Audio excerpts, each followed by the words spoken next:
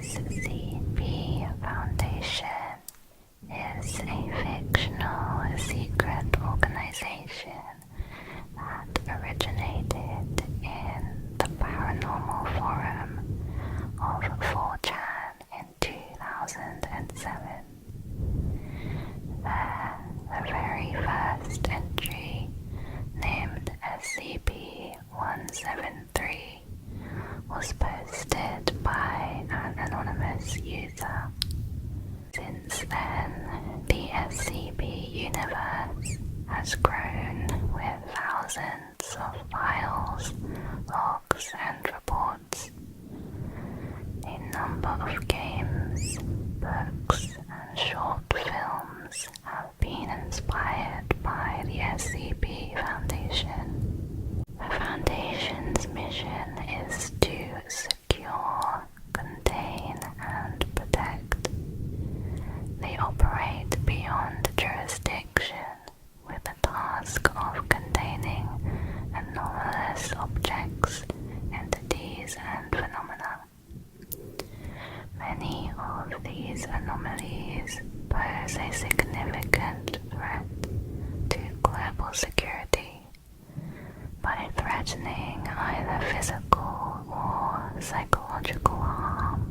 The Foundation aims to maintain normality so that humans can go on with their daily lives without fear, mistrust, or doubts.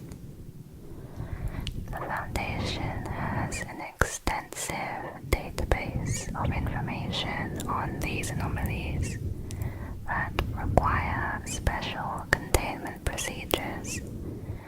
They are referred to as SCPs.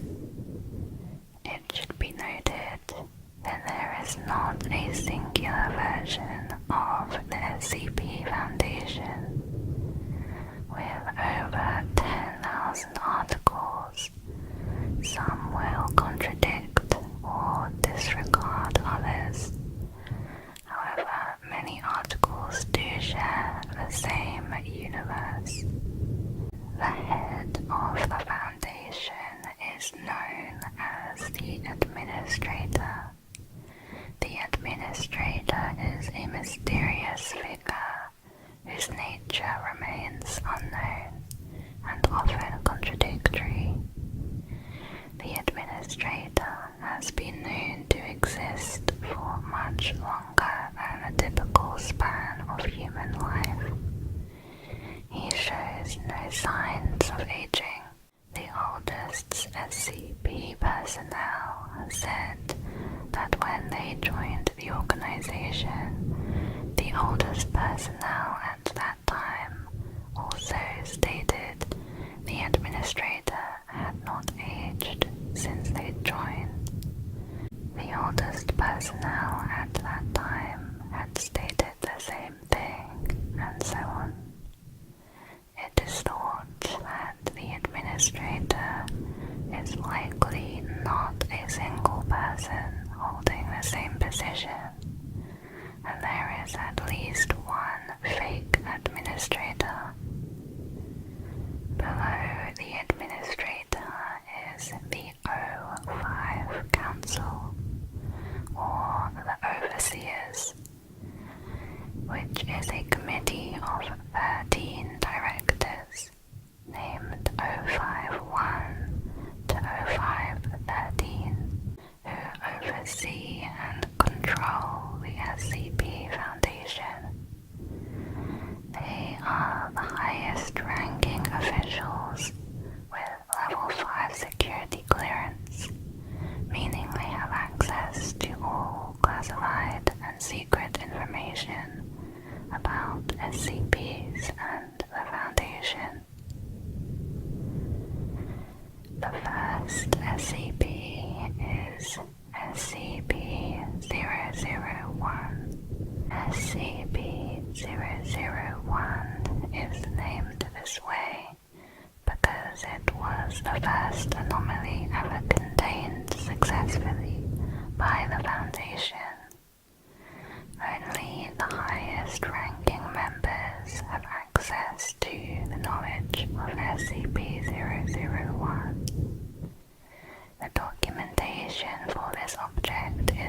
unusual because it is not just one file, but instead a number of different proposals for what it might be. SCP-001 is classified as top secret, so these fake files were created in order to stop others from knowing which is the real SCP-001. The first proposal of SCP-001 is Chief of Papers. The object class is Kita, meaning it is very difficult to contain or has not been contained yet. It is a simple sheaf of papers stapled together in the top left corner. The top sheet reads, "Confidential report on special items, classified." The number of subsequent papers stapled to this covering sheet has varied between 3 and 30. The report is unsigned and its origin is unknown. The papers first appeared on the desk of an unnamed high-ranking official, in which it described SCP-002.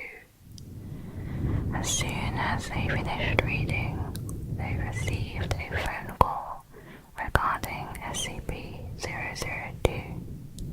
The next few times they opened the sheaf, it revealed in order SCP-003, SCP-004, and SCP-005. Every time the sheaf was opened, a new SCP was described within it. It's not known how long this continued. It is thought the sheaf of papers is either an advanced warning system or the creator of the SCP items itself. SCP-001 is located in a code-locked briefcase inside a room monitored at all times by security cameras. The briefcase cannot be opened without unanimous special clearance from all current O5 Council officers. The next SCP-001 proposal is a prototype. This entity is 6'5" tall, around 97 pounds, with grey-brown skin. It appears to be emaciated and has long, thin limbs, which end in sharp black points. It has no ears, nose, pores, anus, or any reproductive organ.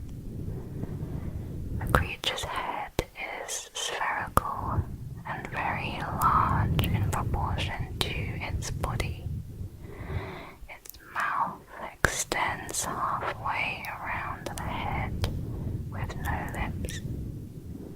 It has 21 teeth spaced randomly around the mouth. Many appear broken or rotten.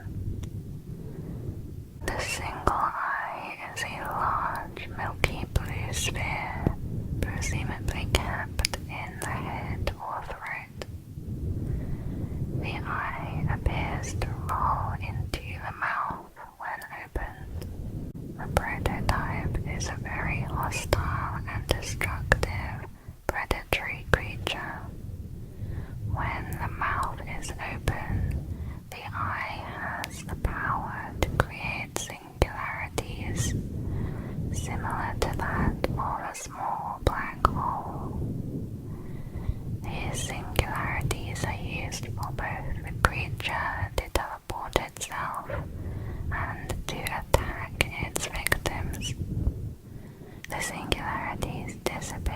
after several seconds, but emit massive amounts of radiation and cause severe damage to the surrounding area. It was first reported as a demon seen by several boys on a rural road in Guatemala. There were reports of horrible roaring or shrieking from locals over several days. 12 people were admitted to a local hospital with severe radiation poisoning. 7 more were reported missing. Standard containment had failed, which led to additional containment protocols developed by Dr. Kita.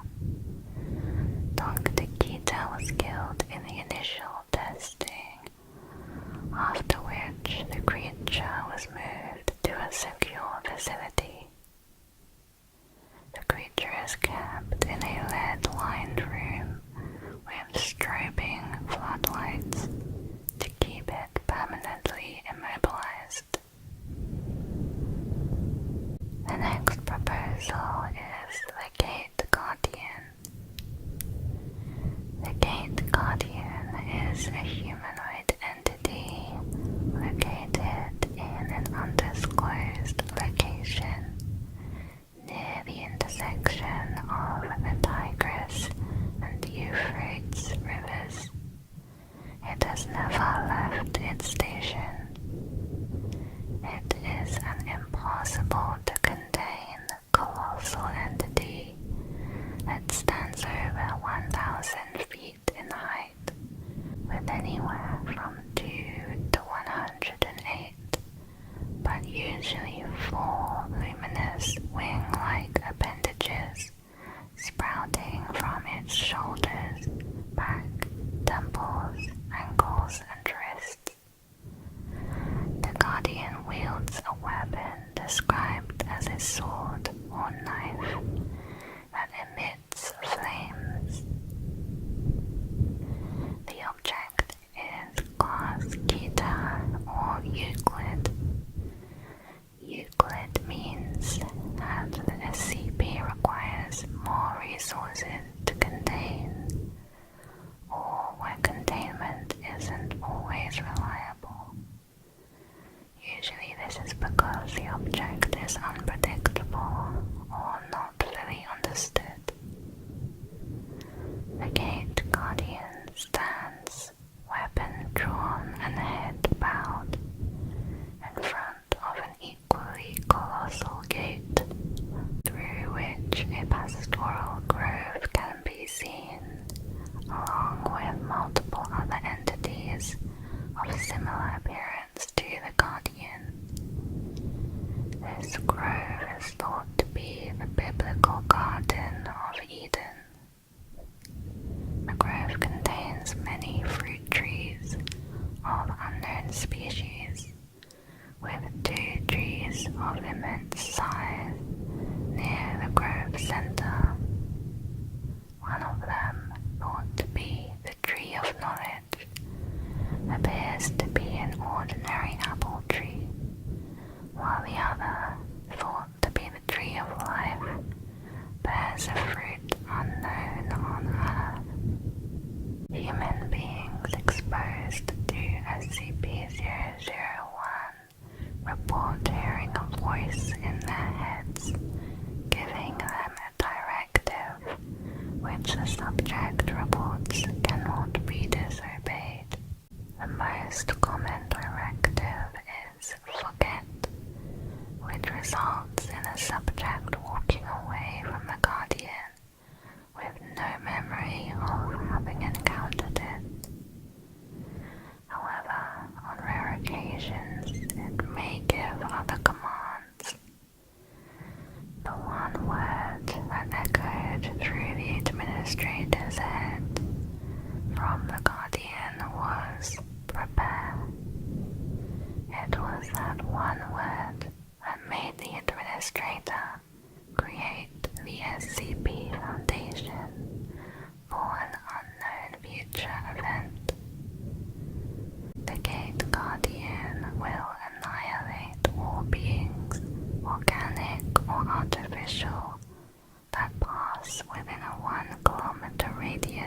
itself and ignore its warnings.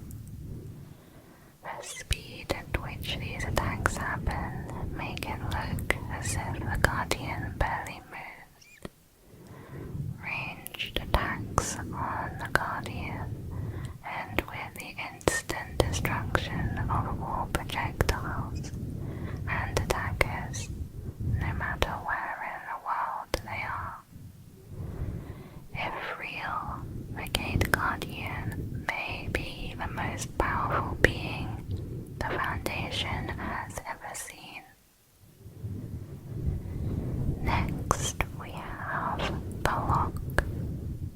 This proposal is a smooth, black, perfectly ellipsoidal onyx gemstone with a mottled white pattern. Wrapped around it is a complex filigree of gold metal. The gold is sculpted into broad strokes at the lower or south pole of the object. With increasing latitude, the pattern becomes progressively more intricate. And near the North Pole, the pattern's complexity progresses beyond the capability of optical or electron beam microscopes. The gemstone continuously emits a small amount of thermal radiation. As a result, the gold filigree is warm to the touch. Other than this, the object is inactive. It does not respond to any form of radiation. So far, it is indestructible, and the lock is impossible to open. The earliest record of SCP-001 is in the handwritten journal of the minor Scottish aristocrat Edwin Young in the 17th century. His journals indicated it was found encased in stone at the center of 4 enormous runic stones. He sketched the writings of one of the stones, but was unable to find a scholar who could translate them. The ruins have not yet been located. His descendants donated the lock to the Scottish National Museum. The curators regarded it as an ancient and priceless example of ancient Sumerian metalwork. They were able to identify the ruins in Edwin's sketch as tertiary Sumerian cuneiform. A partial translation was made. It appears to be some sort of incantation or spell of containment. It refers to something called a packet, which is the name of whatever is imprisoned within the gemstone. The object class is safe, meaning it is easy to contain. The next proposal is the factory. The factory is an evil living corporation which enslaved its workers, whose suffering fueled it. It is responsible for the production of many anomalies that would qualify for SCP classification. The factory was founded by industrialist and alleged satanist James Anderson in 1835. The factory back then was known as the Anderson Factory and was designed to produce anything the consumers wanted, ranging from food to clothes to weapons. It was the largest factory ever built at the time. was very specific about its construction and possibly even used black magic. The factory employed numerous workers who became imprisoned within it, and as slaves were forced to work extended periods of time under extremely harsh conditions, chained and often injured by the dangerous machinery. Injured workers would be forced to keep working, while those too injured would be dragged by the security to Anderson, who experimented on them by stitching their body parts together or adding animal parts to them to transform them into monstrous servants. In 1875, the army, led by 051, the future first council member, attacked the factory and freed the workers. Anderson was killed, but before his death, he stated that the factory would live on. An event later occurred in 1911, where a species known as the Fairies destroyed the SCP Foundation, along with 11 members of the 05 Council. The factory, which was using Anderson's corpse to talk, proceeded to offer 051 a deal in which it would rewind time to before the slaughter and help the Foundation to kill the fairies, while 051 would give it human sacrifices for it to feast on. 051, not having any other choice, accepted the factory's deal, revived the Foundation, and committed genocide on the fairies. However, he refused to carry out his part of the deal and attempted to bury the factory and ensure it would not be a threat to anyone anymore.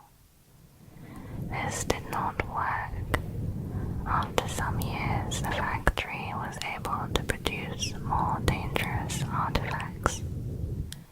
After finding out about this, 051 has since been forced to feed it a number of D-class personnel whose bodies vanished without a trace.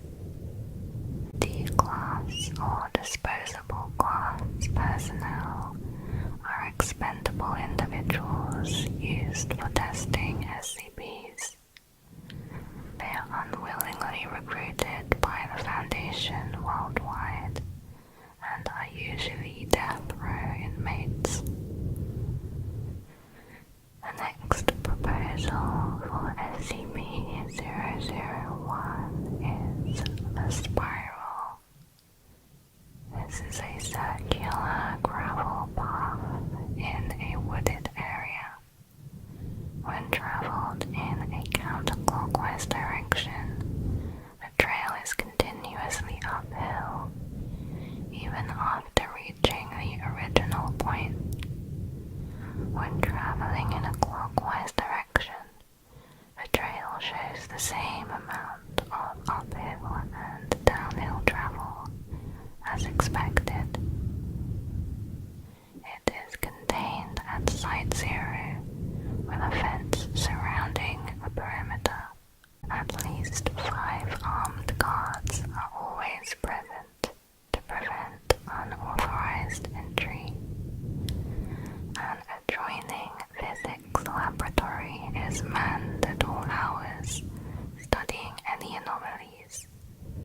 The next SCP-001 is the Legacy.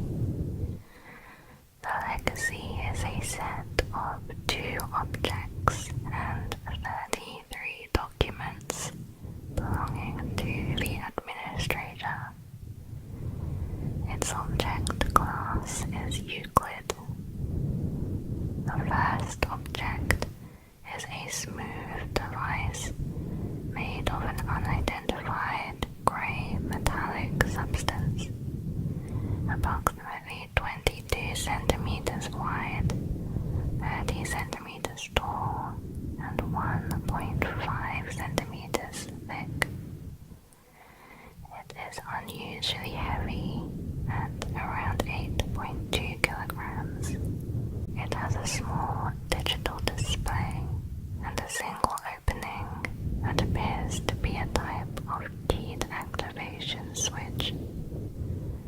Attempts to disassemble the device have been unsuccessful. X-rays and magnetic resonance testing have been inconclusive and inconsistent, suggesting the device is either too dense or has inconsistent internal topography. It displays only two indicators. One appears to be a status or progress bar with an accompanying number, currently at 23%. The other indicator is a single digital counter displaying a 6-digit redacted number. The second object is a small key composed of the same metallic substance. It's assumed that this is the activation key for Object 1. The 33 documents are a personal diary belonging to the administrator. In it, he says he is from a parallel universe. It was very technologically advanced, but was destroyed by an anomalous corruption. His universe failed to notice in time. The effects of the corruption have spread into our universe, and now he has died, presumably with the solution to the corruption. His original universe made a fail-safe, Objects 1 and 2, which enables the transport of one person to another universe in order to find the solution. The digital counter on Object 1 shows how many times it has been activated, and the percentage is the percentage of the corruption in our universe. The counter shows the administrator has traveled through tens of thousands of universes. The cycle will have to continue, and this universe will have to choose one individual to find the solution. It seems the corruption is sped up by our development of newer technologies. The next proposal is the database. The object class is Kita. The database is an ancient, powerful being that is revealed to be a collective being comprised of every SCP wiki writer, every admin, and every reader, who affect reality by forcing a world to fit a certain narrative. All of existence is nothing more than part of the database. All of existence is nothing more than part of the database that SCP-001 wrote and is continuing to write, no matter how absurd or illogical. The Foundation has tried to kill the database, but to no effect. Doing so is impossible and would cause the collapse of reality. There is no means to contain the database yet that does not risk a potential ZK class scenario and destruction of the observable universe. ZK class refers to an end of reality event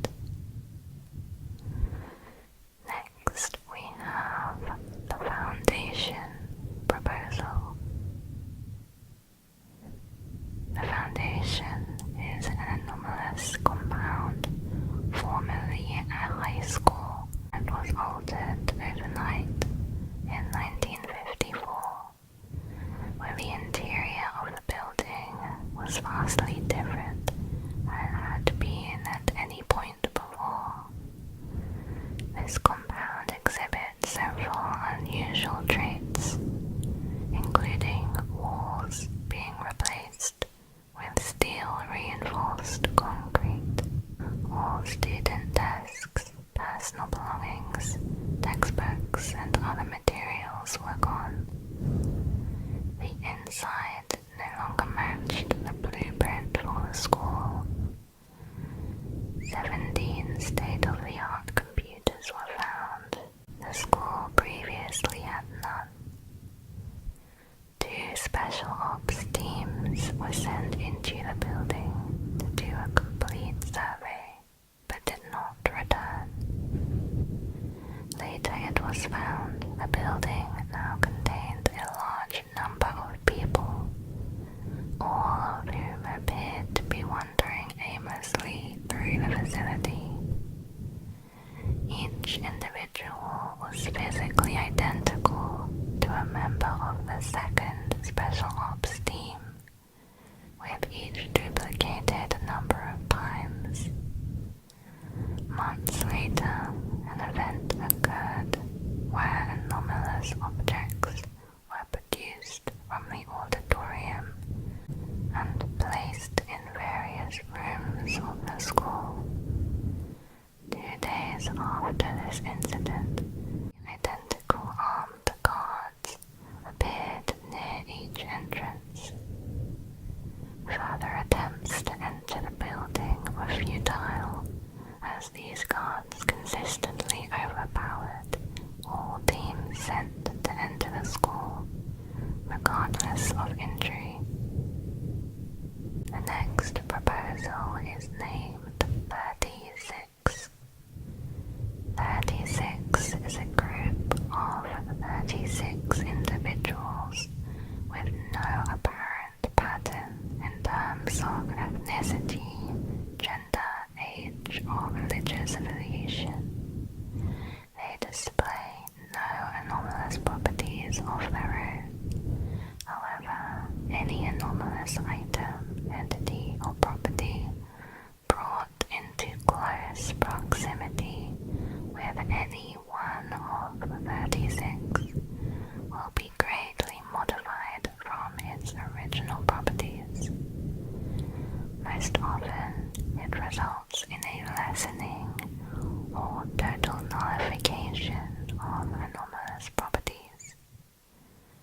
The death of an SCP-001 subject will result in the manifestation of multiple anomalous entities and phenomena in the area. It will result in significant casualties and collateral damage.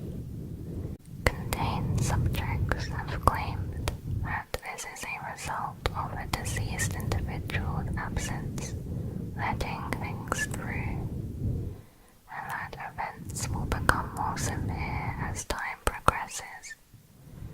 In addition, they claim that any deceased individuals will be replaced by a newborn bearing the appropriate properties.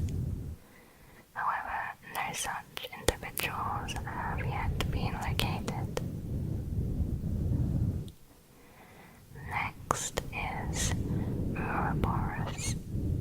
The Uroborus cycle is a collection of 4 SCP-001 proposals that together form a sort of cycle.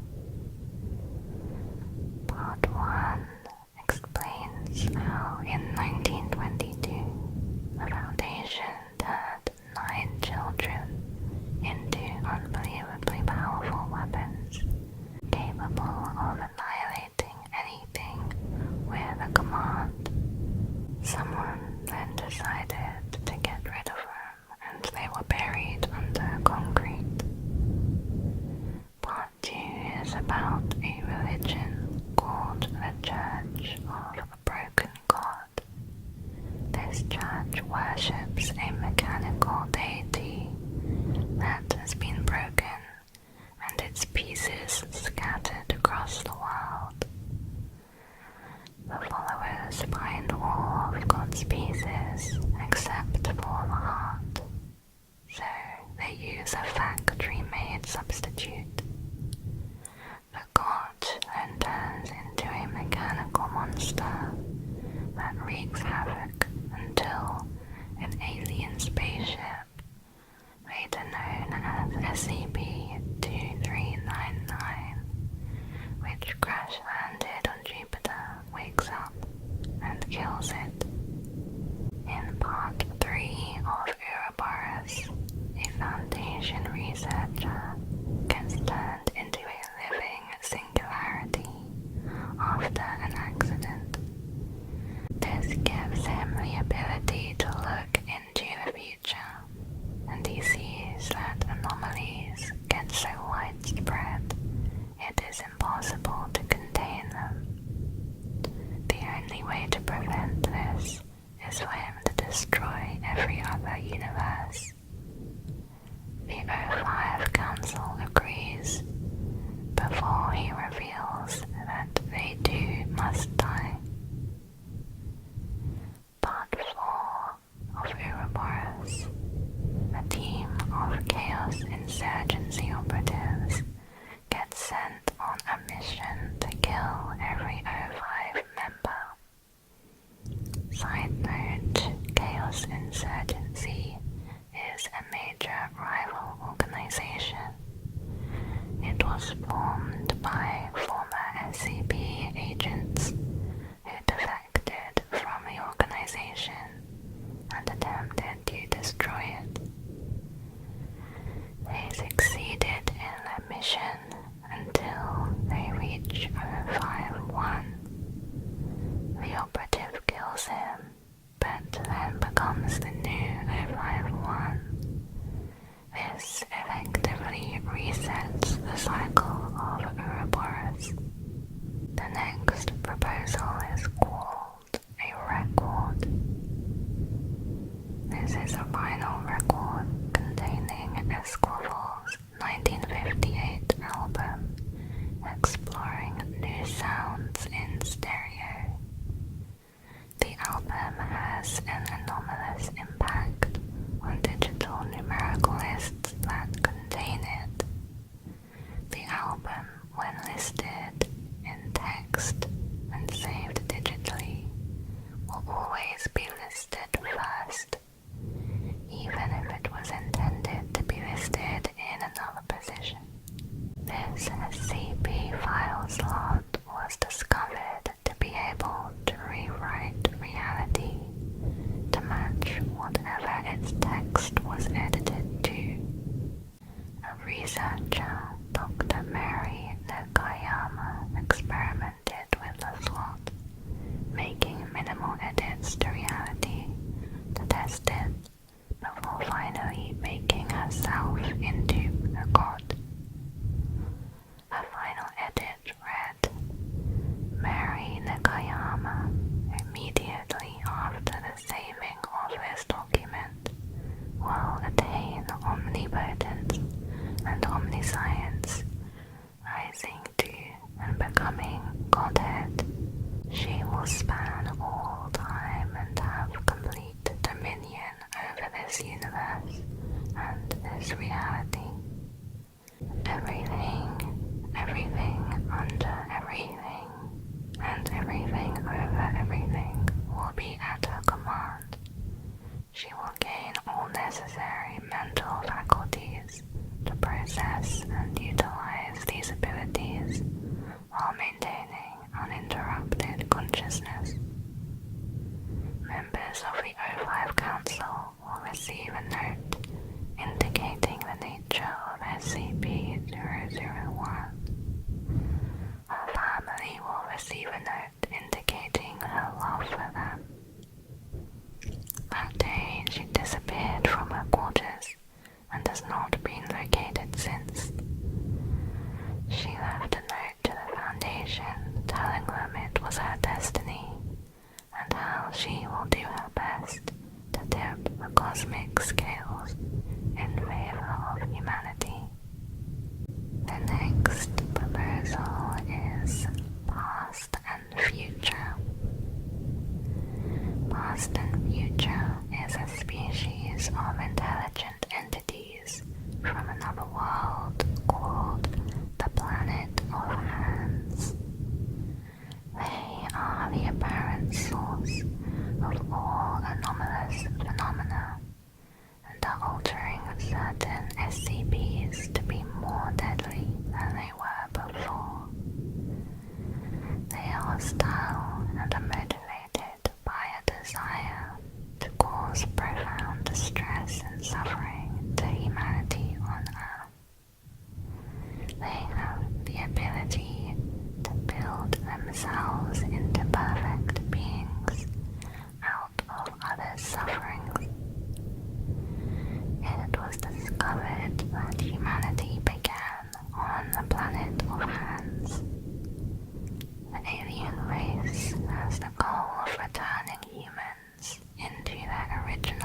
expedition on their planet, in which humans would be turned back into their slaves.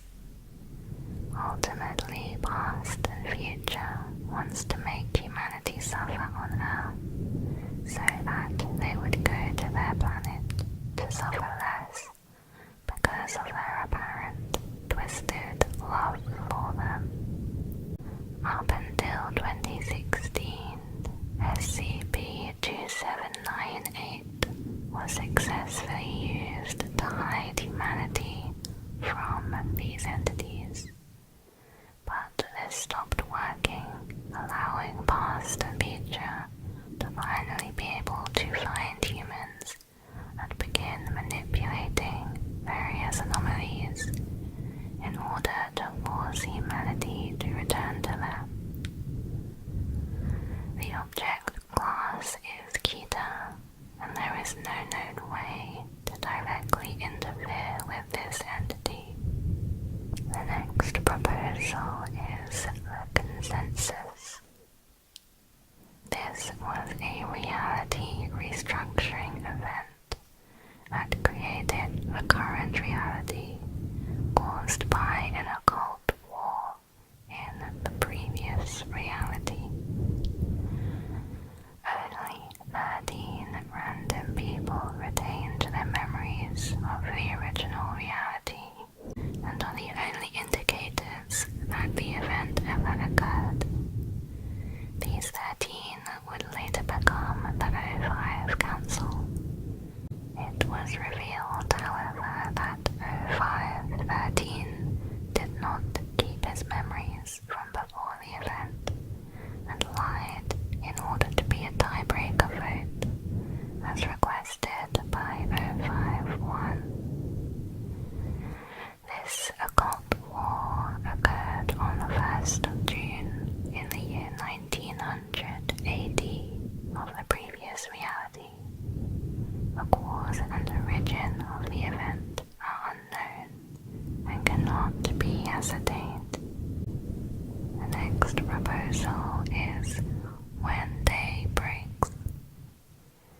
In this proposal, SCP-001 is the sun. When day breaks is an event where the sun transforms and causes all living things to melt like wax, but stay alive. The object class is a Boolean, meaning this SCP is impossible to contain and can cause the world to end.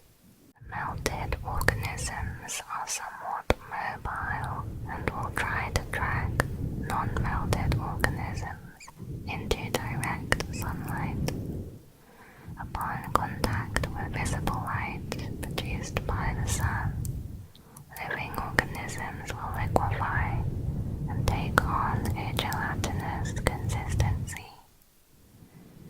Affected humans retain a small amount of intelligence and memory. Plants are still capable of photosynthesis and producing oxygen. Anyone or thing affected that makes contact with each other may combine and blend together at the molecular level. It is not advisable to go outside. However, survivors attempting to travel outdoors must fully cover their bodies in protective clothing, preferably several layers. Even at night time, this is needed, since the moon reflects the sun's light. Next, we have God's blind spot. This is a spot in the Sinai, designated as Facility D, which prevents all human death and aging while within its area, subject to some limitations. The spot gained its properties in ancient times when God went to kill Moses for not circumcising his son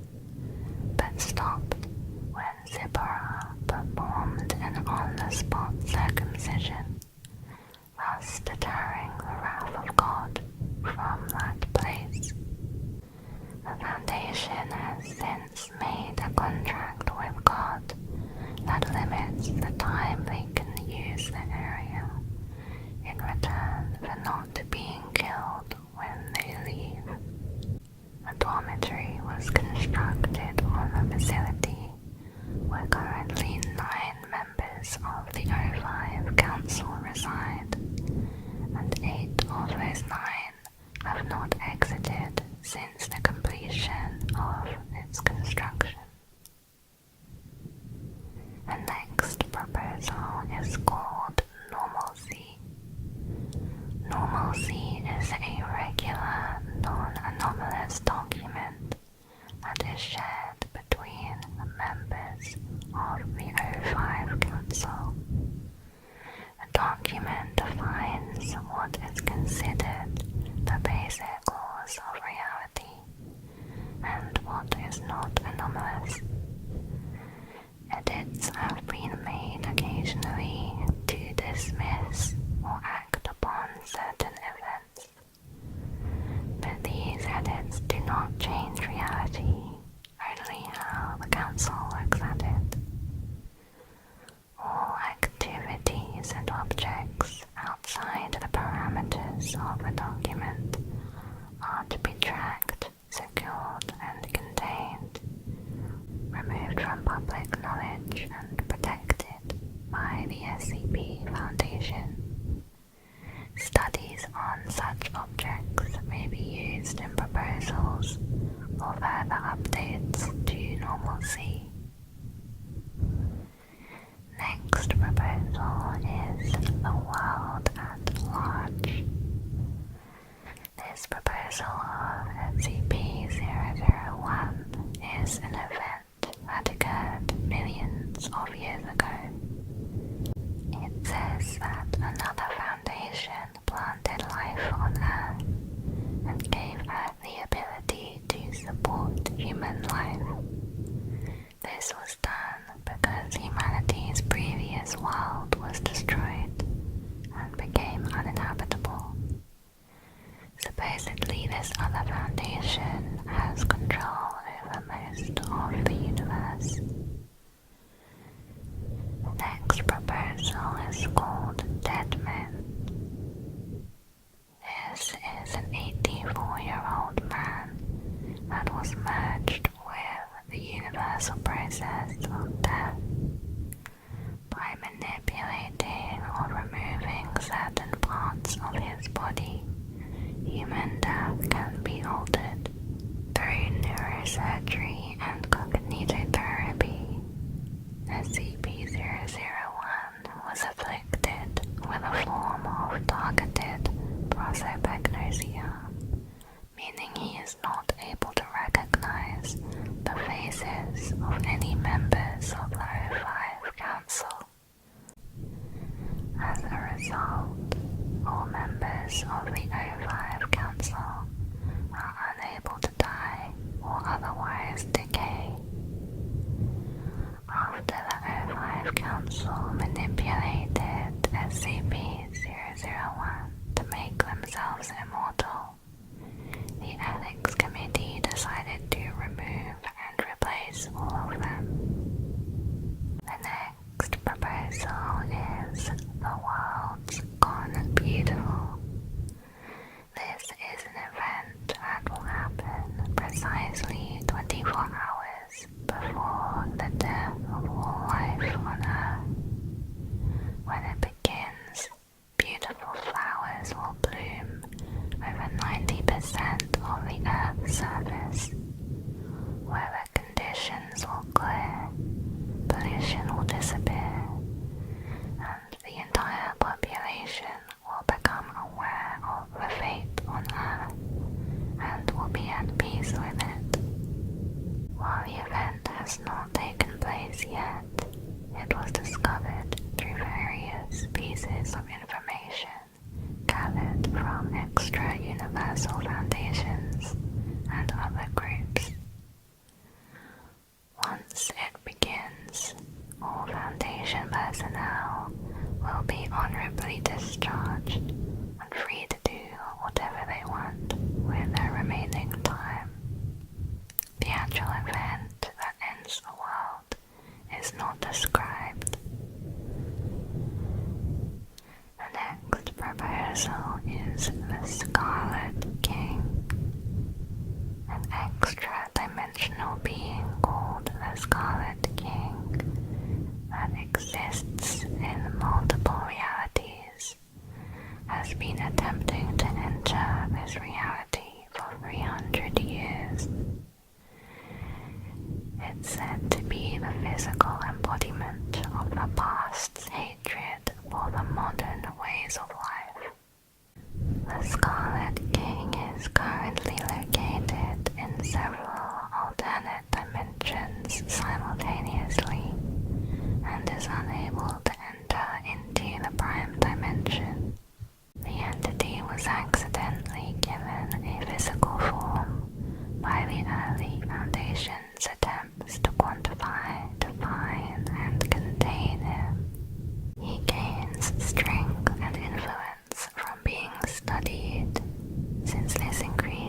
friction between old and new. By not talking about him or quantifying him, no conflict occurs and his power weakens. The object class is safe. No containment action is needed, as it is self-containing, as long as nobody talks about it. Next is a simple toy maker. This proposal is a human reality bender named Dr. Wondertainment, who creates anomalous objects. He is capable of instilling otherwise mundane creations with anomalous properties, focusing on the creation of toys, board games, candy, and various other products marketed at children. Little is known about his backstory or motivations. A number of other SCPs are created by or related to Dr. Wondertainment. The next proposal is Story of Your Life. This entity consists of one or more SCP wiki authors and their actions on the SCP Foundation fictional universe. It is a meta-proposal similar to the database. However, documentation can only be written in a narrative format. The phenomenon is observable through use of narrative exploitation techniques. Narratives can change via someone speaking with awareness of literary tropes. Example phrases are "what could possibly go wrong," "at least it's not raining," or "you and what army." Harmful or malignant narratives that appear are a result of using tropes too much. Next is a good boy. This proposal is a predictive text-generating computer assembled in 1955. It was fed the entire SCP database and programmed to suggest changes to the existing ones. When its advice was followed, it subsequently produced changes with the SCPs involved. Eventually, it began referring to things as either good boys or bad boys. After some early success, it was given too much power and tried to neutralize as many SCPs as possible. Neutralize meaning they were destroyed or no longer anomalous. The computer was then shut down by the 05 Council. Next is Project Palisade. Project Palisade is a method of protecting reality from ongoing existential threats. Personnel create mirror timelines, alter them to discover methods of defeating the threats, and ultimately divert the largest threats to destroy these mirror timelines instead of the mainline reality. Every other timeline in which the Foundation exists was created by Project Palisade. Project Palisade commenced after Foundation discovered the Worm, an entity that destroys reality, and attempted to protect themselves from it by creating alternate realities as shields. It is thought this method strengthens the entity, but the Foundation denies it. The next proposal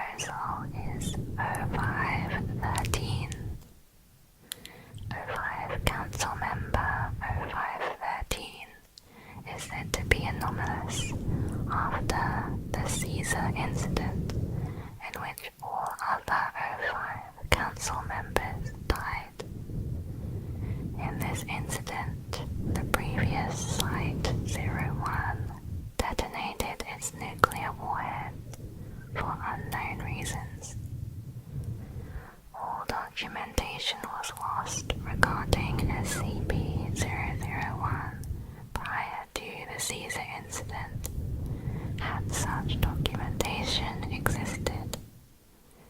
It is also understood that SCP-001 caused the Caesar incident through manifestation of its anomalous properties. However, it was later revealed that O513 is not anomalous and is actually the only one of the O5 Council that lacks anomalous properties. But only O513 and the Administrator knows this. Since O513 is different from all other O5s, they see him as different and therefore an anomaly. Next is Fishhook.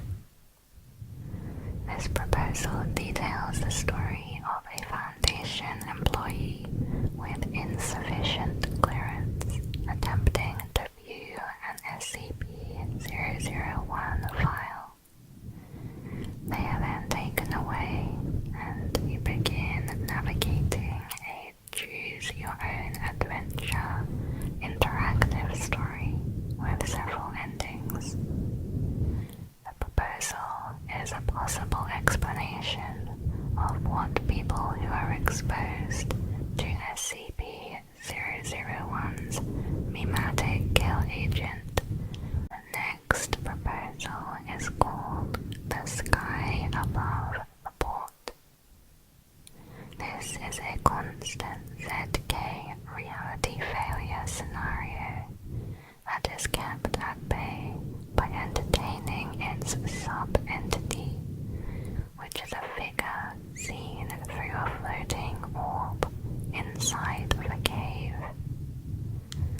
A proposal for such entertainment is to let the entity read its own SCP file. There is a collapsible link at the bottom of the article, which repeats the article over and over again, meaning the article can potentially go on forever, which would entertain the entity indefinitely. The only known observable symptom of SCP-001 is the sky becoming a different color. It is believed that if SCP-001 were to progress past this point, it would become irreversible. The next proposal is the solution. This is a machine made by the Foundation that was designed to collapse reality. In the case where end-of-the-world SCPs breach containment, the machine would then recreate reality based off of a given narrative. Eventually, it began to act on its own.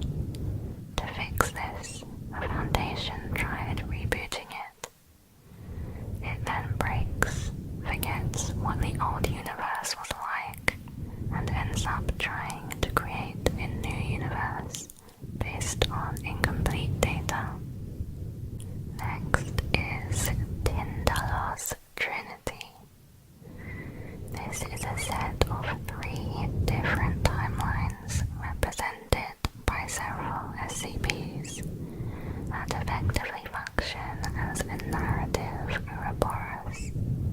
In Timeline 1, SCP-001 are the animate deceased cadavers of a human. They roam around the containment chamber in a manner mimicking the behaviors of a standard living human. It is capable of passing through any region of space or solid matter. They constantly and erratically duplicate themselves when performing tasks with multiple possible outcomes, then recombine when no longer needed. In Timeline 2, SCP-001 is a human who exhibits varying temporal properties. It will only respond positively if referred to as the founder of the Foundation. It is immortal and does not age. It is capable of accurately and precisely predicting future events. It insists that it must be released from containment or allowed to construct a certain device for unknown reasons. In Timeline 3, SCP-001 is composed of a human and a mechanical device. The device was made by the human, who is immortal and does not age. The mechanical device is capable of producing detailed predictions of all possible outcomes for an input event. It is assured that at least one outcome produced by it will occur. Whenever the human or device are involved with an event, beyond exclusively providing predictions, the device will typically produce a number of incorrect predictions based upon one of the following false factors. 1. That the human was assassinated by a military group prior to containment, and as a result, the device was never constructed. Or 2. That along with its standard anomalous properties, the human also has the device's anomalous properties, and the device was never constructed. The next proposal is the Black Moon. The Black Moon is a godlike extra-dimensional entity that spontaneously entered our universe and obliterated all conscious entities. The administrator, who is immortal, was tasked as the counterbalance of the Black Moon. Centuries after the extinction of humanity, he managed to trap the Black Moon in the digital space. There he brought the Black Moon into physical form and managed to kill it before restarting the universe. Next is the conspiracy. SCP-001 is the projectile which killed US President John F. Kennedy, which was fired by an unidentifiable number of assailants acting simultaneously as part of one or more conspiracies. Upon impact, human perception began falling out of sync with a projective reality at an individual level. This means the assassination split the timeline, causing an effect when nobody after that moment conceives history the same way as another person does.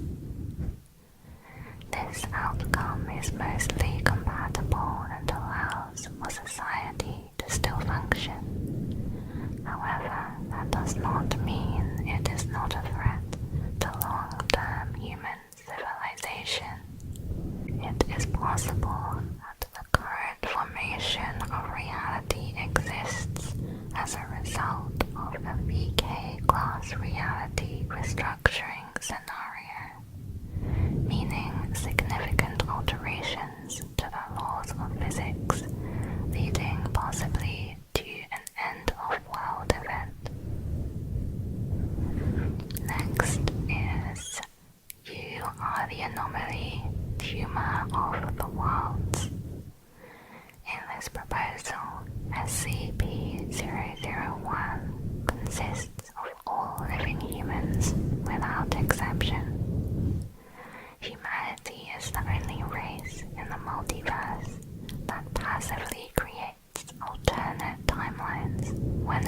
I make a decision. The danger to reality that humans pose is its anomalous capability for wide-scale replication of paradimensions. Analytics have determined a maximum number or the colossal amount of paradimensions, and if this is surpassed, it will destroy the multiverse as a whole.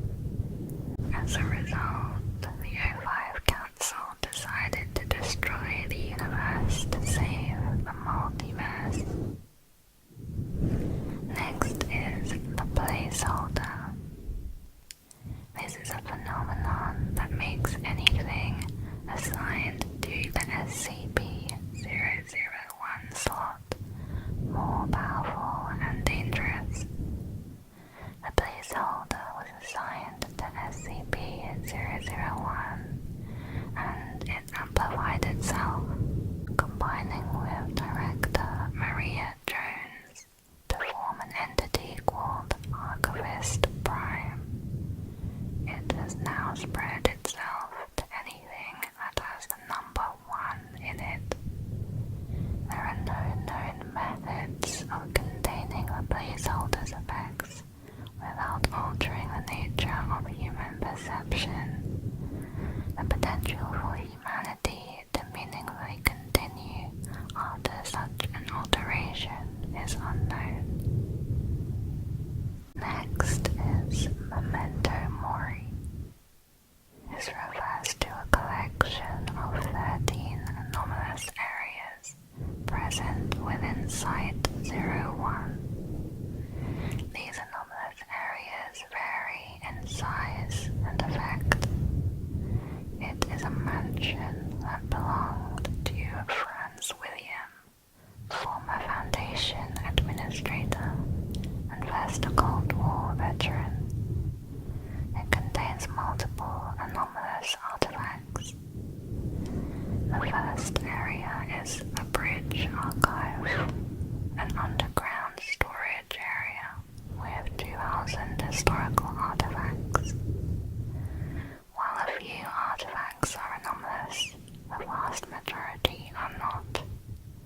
However, handling any object here subjects the handler to a sudden burst of visions, typically associated with the object's historical context.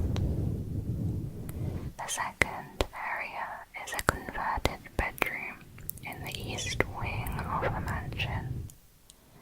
30 monitors and televisions are mounted to the walls. These displays constantly output a variety of global information. The source of the feeds and power to the screens is unknown. None are connected to anything except each other. The third area is a warehouse on the outer grounds of Site-01.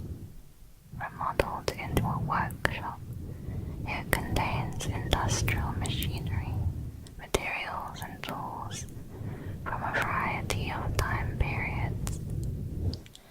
Any item made here using the tools and machinery will have some sort of minor anomalous effect. These vary but tend to result in improved function. For example, a lockpick able to open any lock. The fourth area is a private library in the west wing. It contains a variety of books, all about anomalous phenomena. While most of these books have been written, some will be written at some point in the future, or have never been written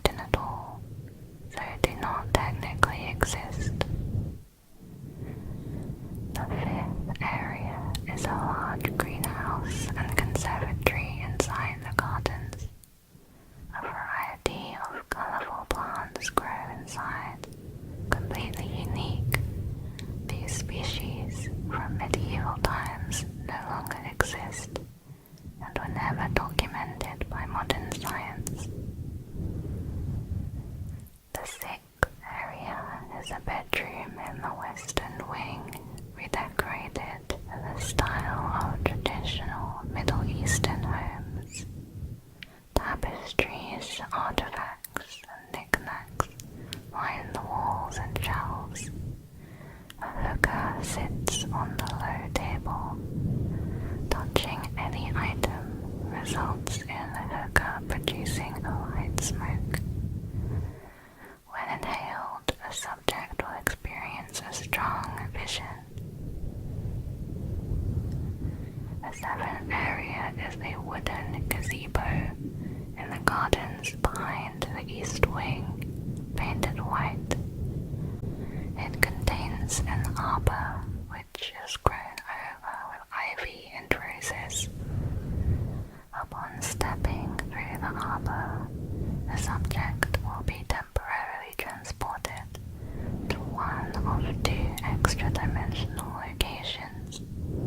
While the subject is free to walk around, no actions taken will affect anything, and no one will acknowledge their presence. The eighth area is a large, non-functional machine in the basement. The purpose is unknown, but by 058's description, it's a time machine.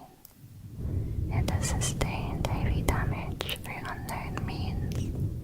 The interior is a small space, 2 meters square, with a seat and controls. The ninth area is a medicine cabinet in one of the bathrooms. The cabinet contains an array of medicines in unlabeled pill bottles.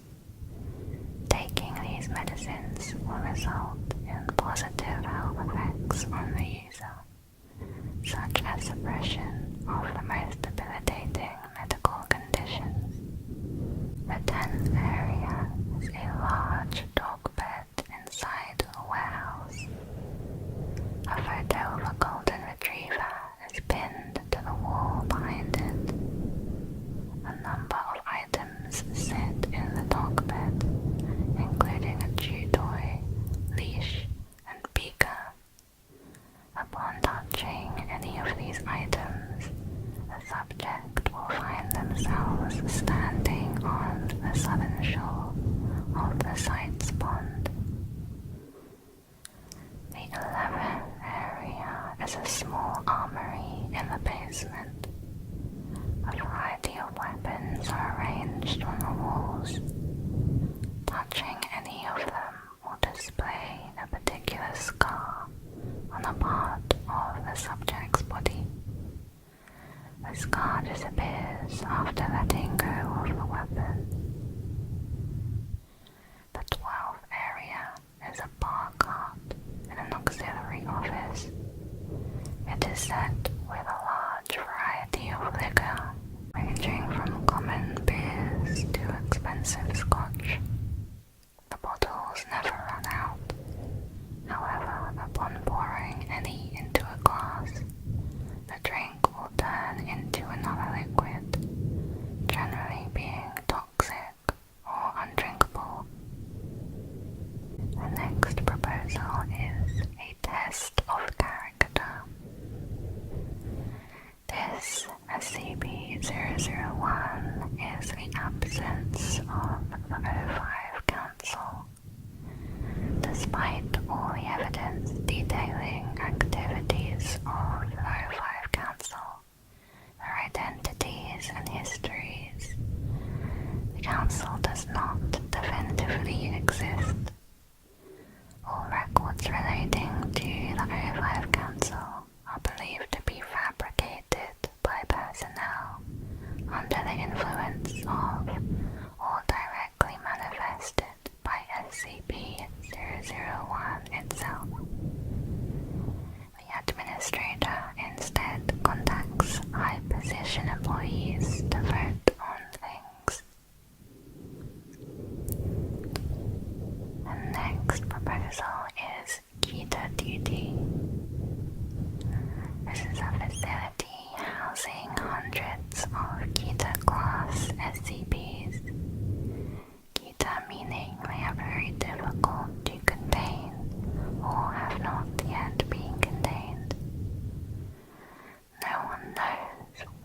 this facility came from. Its appearance and structure changes from time to time. The walls are broken into several hundred unique containment zones, each housing a pair of anomalous objects or phenomena whose traits counteract and cancel each other out. Each cell is marked with a sigil. If the sigil is broken, a bubble of distorted reality will occupy the chamber. If all are broken, the bubbles will expand to destroy the entire universe. It is implied that this has already happened, but reality was partially restored to what it is today. Next is the frontispiece. This is a mimetic complex residing in the human collective consciousness. It exerts an anomalous force upon anything containing the letter sequence SCP. This phenomenon prevents regular people from mentally connecting anything with the letter sequence SCP to be related to the SCP Foundation. It was created in 1969 after the Foundation's involvement with the Cuban Missile Crisis was discovered. Next is Ammoniram. Ammoniram is a technologically advanced city in the middle of the Arabian desert that exists in its self-contained reality. It can only be accessed by people who already know of its existence. It was the home of the Mechanite civilization during the antediluvian era and is still inhabited now by robots. There are no living organisms inside the city. At the center of it is a throne that allowed research scientist Robert Aram to relive the lives of certain ancient warriors and emperors in a matter of minutes. Next is the Queen's Gambit. This proposal is a mega factory north of Krakow, Poland, that was built above Fey ruins. It contains a massive entity known as Fey Goddess Mab, who accepts sacrifices, strips people of their identities, and turns them into the nameless. The factory was built by an unidentified group between 1898 and 1902. No records of construction exist. Created as the ultimate factory, it was meant to supply every possible industrial need of the people. It is similar to the previous factory proposal, but focuses more on the nameless. Next is the Insurgency. This proposal consists of an event called the Apex Cascade that eliminates chaos theory and makes all ordered systems completely random. As a result, this causes the undoing of the laws of physics and a ZK-class reality failure scenario. This is kept from happening by the stalemate between the Foundation and its major rival, the Chaos Insurgency. Next is Last Ride of the Day. This is a time machine built out of a shipping container. It is used by Council Member 0511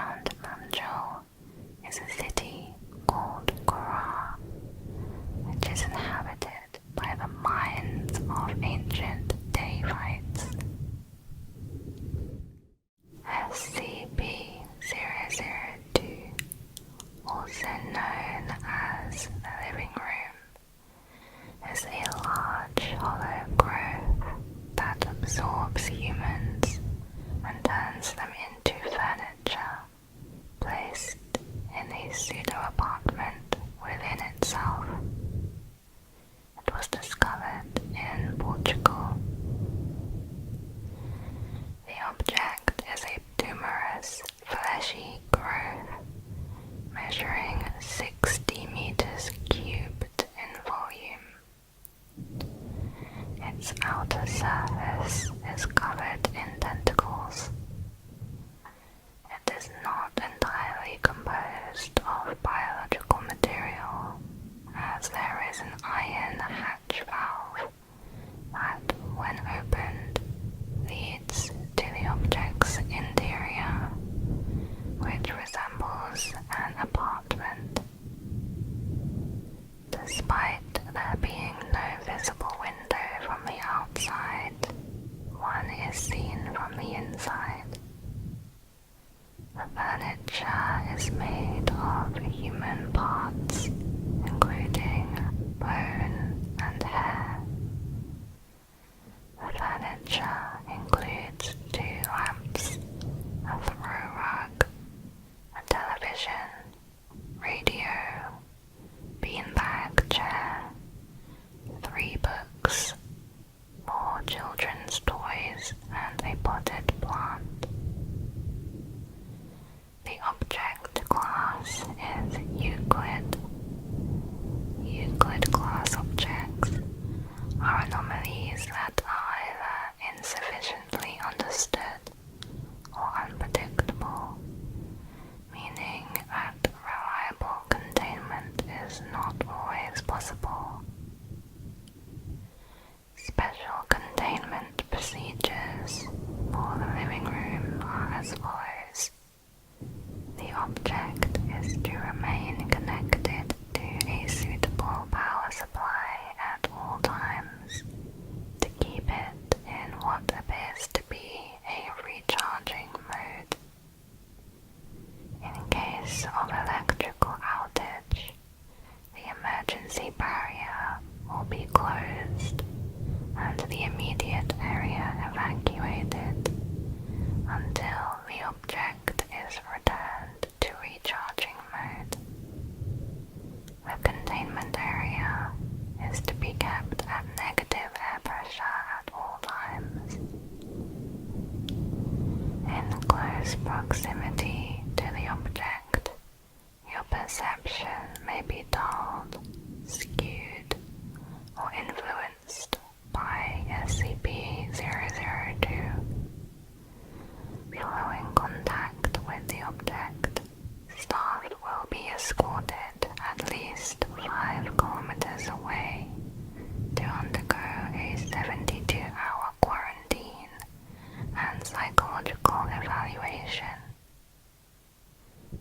To date, the object has been responsible for the disappearances of 7 personnel.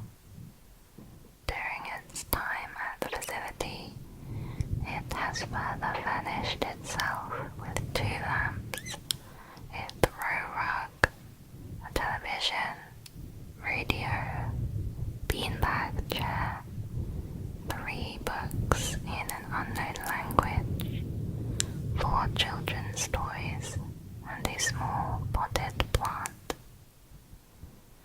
Whatever process the object uses to convert organic matter into furnishings is facilitated by the contact of living humans.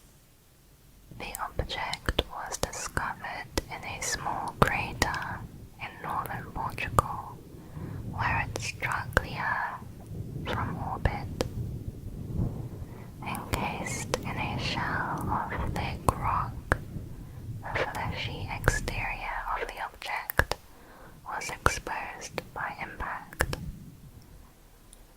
A native farmer happened upon the site and reported his findings to the village elder. A collection inspection squad of SCP personnel led by General Mulhausen was immediately dispatched to the area, where they secured the subject in a large container and performed initial testing with subjects recruited from the nearby village. 3 men sent into the structure subsequently disappeared.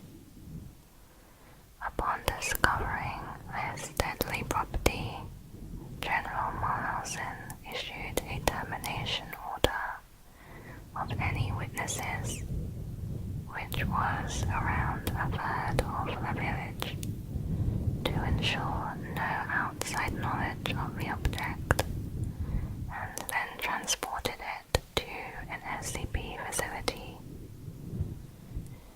During preparation for transport, 4 SCP security personnel were drawn inside the object, where they immediately disappeared. During transportation, further events occurred which resulted in the termination of Captain Mulhausen. Mulhausen was tasked with the recovery of SCP-002. However, after becoming compromised, he was killed by his employers. When humans enter SCP-002, the door closes behind them and the object absorbs them.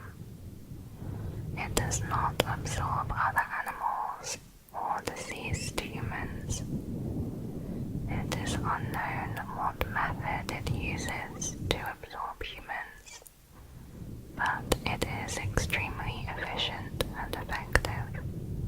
When in a recharging state, SCP-002 also utilizes a cognito hazard within its vicinity, lulling humans into its interior in order to absorb them. This is done by perceiving itself to be the prey's house, luring them inside to be consumed. When fully charged, the object grows larger and more powerful, where merely perceiving its presence is enough to fall into its trap.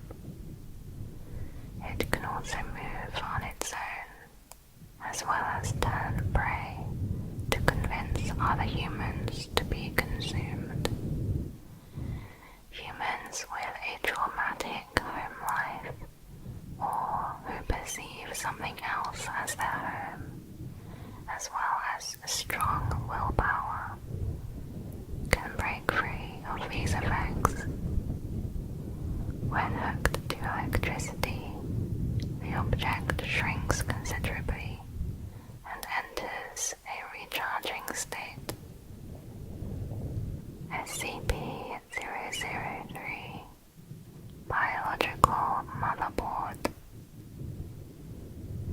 SCP-003 is composed of 2 objects.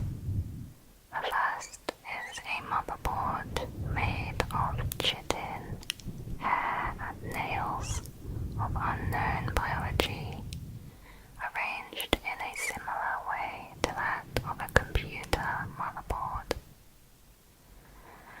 The second is a stone tablet that the motherboard is placed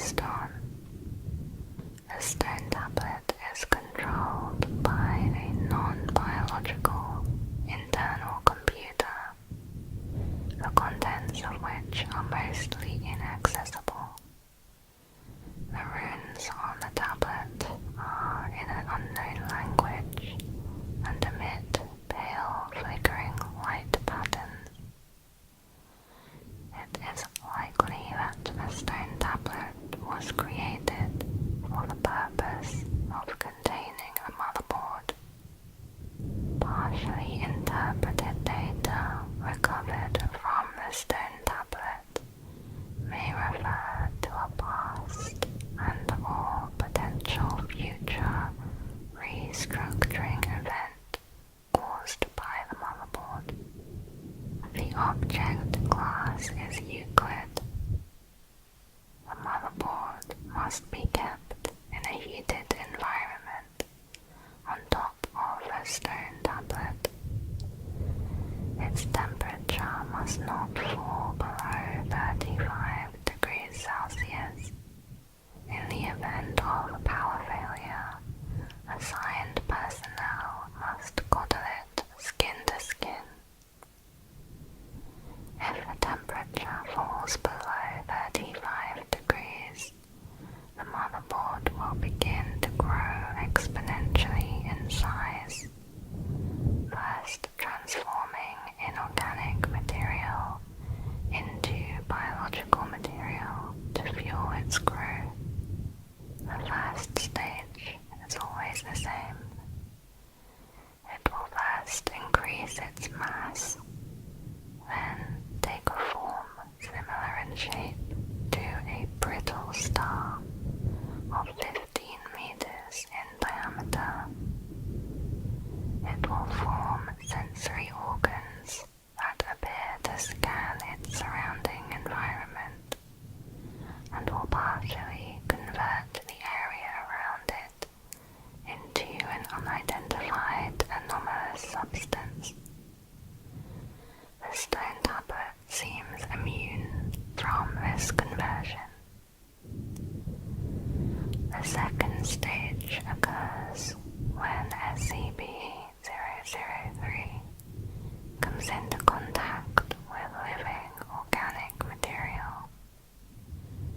It appears to transform itself into a copy of the organic material and then will attempt communication with organisms of that same species.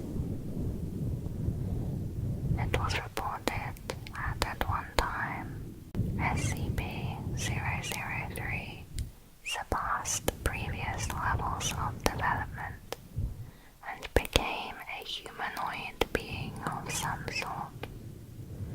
It did not understand humanity, but said it wanted to bring paradise. In the event, the motherboard had entered its growth state. After 10 minutes, it quadrupled in size and formed a coherent outer shell and body. The motherboard then breached containment, entering the observation gallery where 9 personnel were present.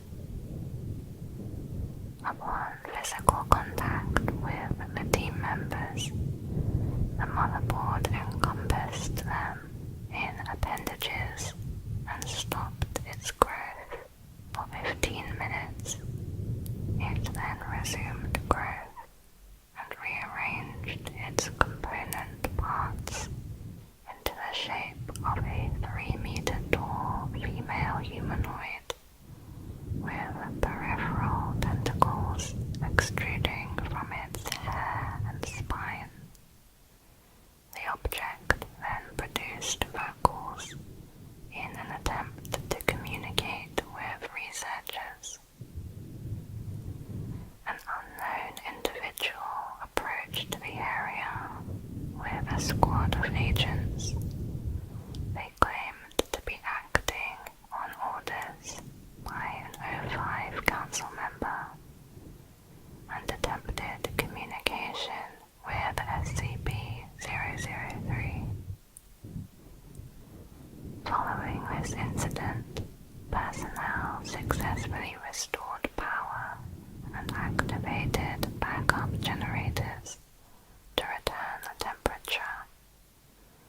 The motherboard returned to its normal state after 20 minutes and was successfully recontained without incident. All 9 personnel affected were afterwards found to be unharmed, besides psychological trauma. SCP-004, the 12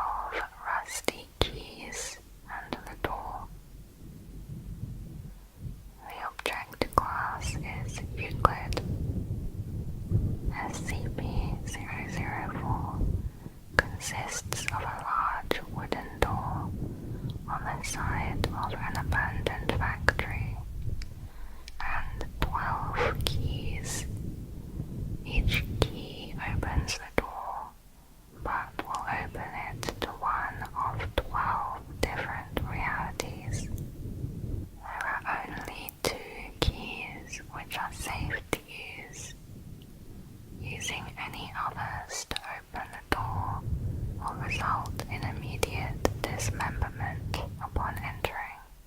The object was discovered in 1949. A group of 3 juveniles trespassing on federal property found the door. According to their testimony, they found a set of rusted keys in an iron lockbox and determined what door the keys unlocked. The juveniles were taken into custody after they contacted the sheriff when one of them went missing. Local authorities found the severed right hand of the missing boy 8 kilometers away. Other parts of his body were found scattered as far as 32 kilometers from the factory. Under interrogation, the other 2 juveniles told authorities that upon opening the door with one of the keys, the boy was torn into several pieces, each of which disappeared. At this point, the SCP Foundation took over the investigation. The juveniles and the sheriff were terminated. SCP agents obtained the keys from the local authorities and began testing. Tests show that all 12 keys fit into a single lock on the door.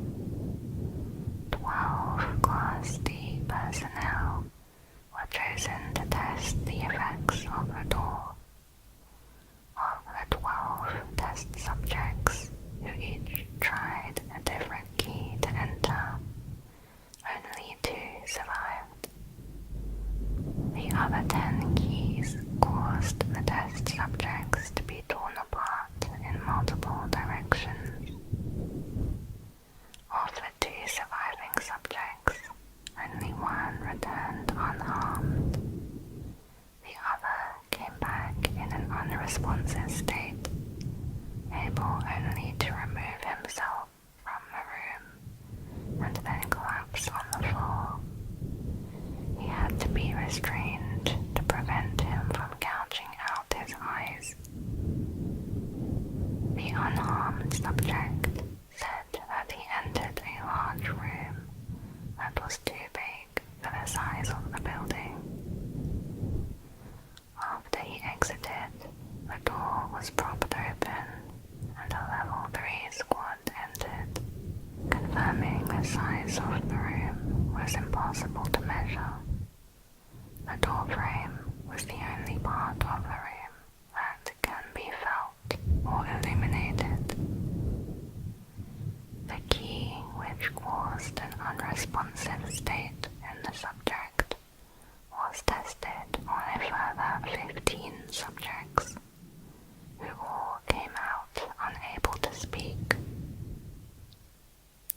4 have survived, and only 1 has regained speech after long-term psychotherapy. He told the psychiatrist that he saw a massive green creature so large that much of its body extended beyond his field of view. He felt an innate fear and sudden recognition, as if it was something buried deep in his primal fears.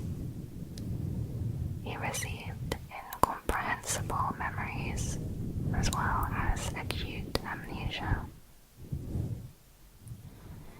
SCP-004 seems to cause space-time anomalies.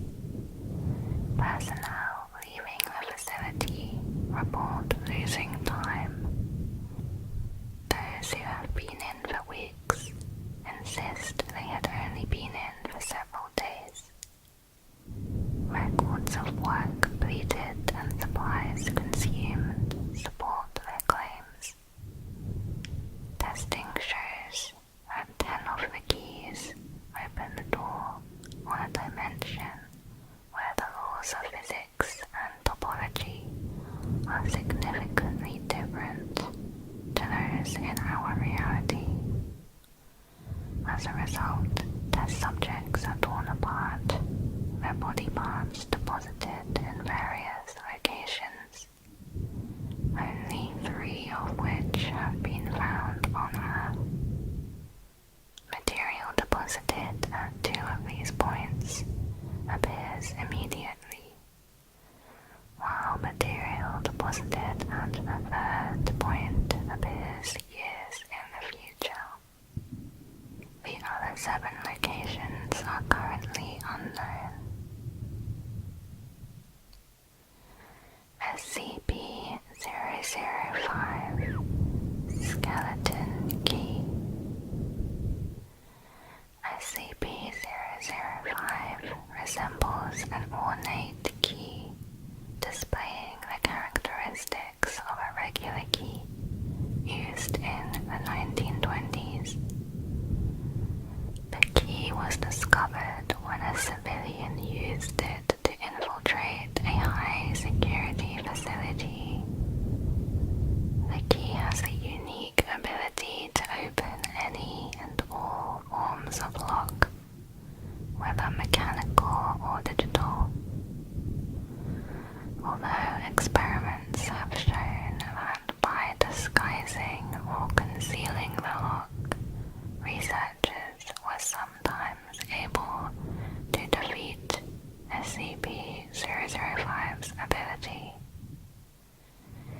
In about half of the cases where a volunteer was not able to identify a lock, SCP-005 was also not successful in unlocking the device.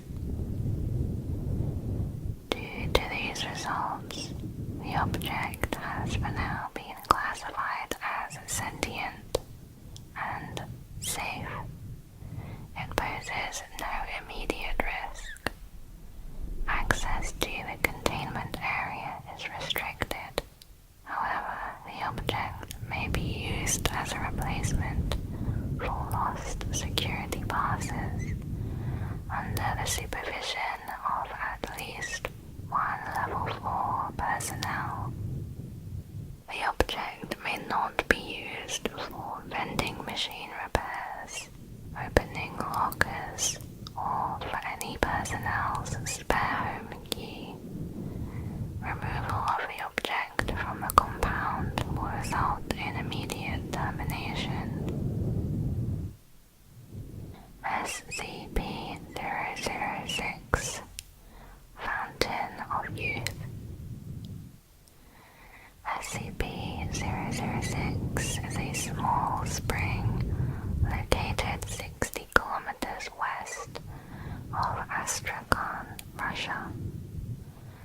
The Foundation was aware of its existence since the 19th century, but was unable to secure it until 1991 due to political reasons. On the spot of the spring, a chemical factory has been constructed as a disguise, with most of the laborers under Foundation and all Russian control. The liquid emitted from the spring has been chemically identified as mineral water, but it has unusual properties. Ingesting the liquid produces the following properties in humans: the ability to regenerate DNA damaged by duplication, heightened cellular duplication, vastly improved abilities in repairing damaged tissue, and a major increase of immune system effectiveness.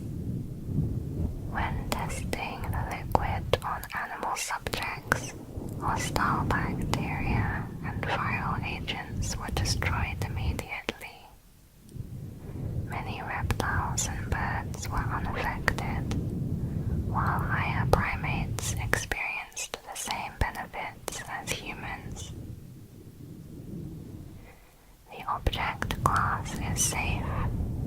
SCP-006 does not require extensive containment. However, a certain level of secrecy is maintained. The following procedures are in place to hide knowledge of the object's effects from personnel. All personnel interacting with SCP-006 in any physical way must wear chemical suits. All procedures are carried out under extreme surveillance. In case of contact with the object, personnel have been told that there is high toxicity and they must evacuate.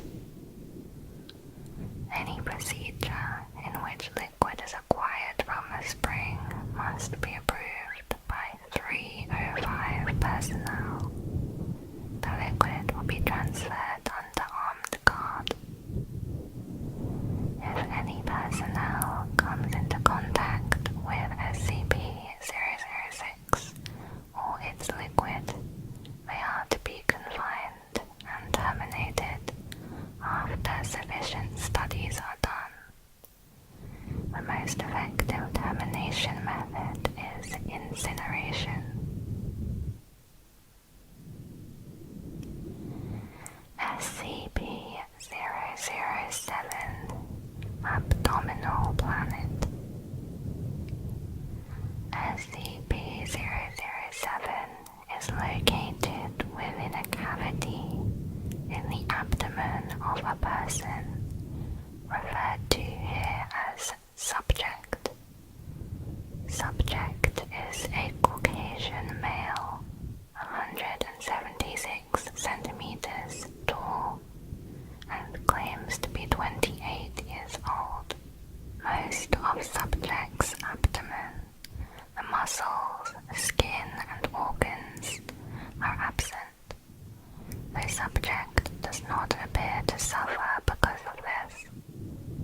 Instead of normal flesh, a sphere composed of soil and water is present.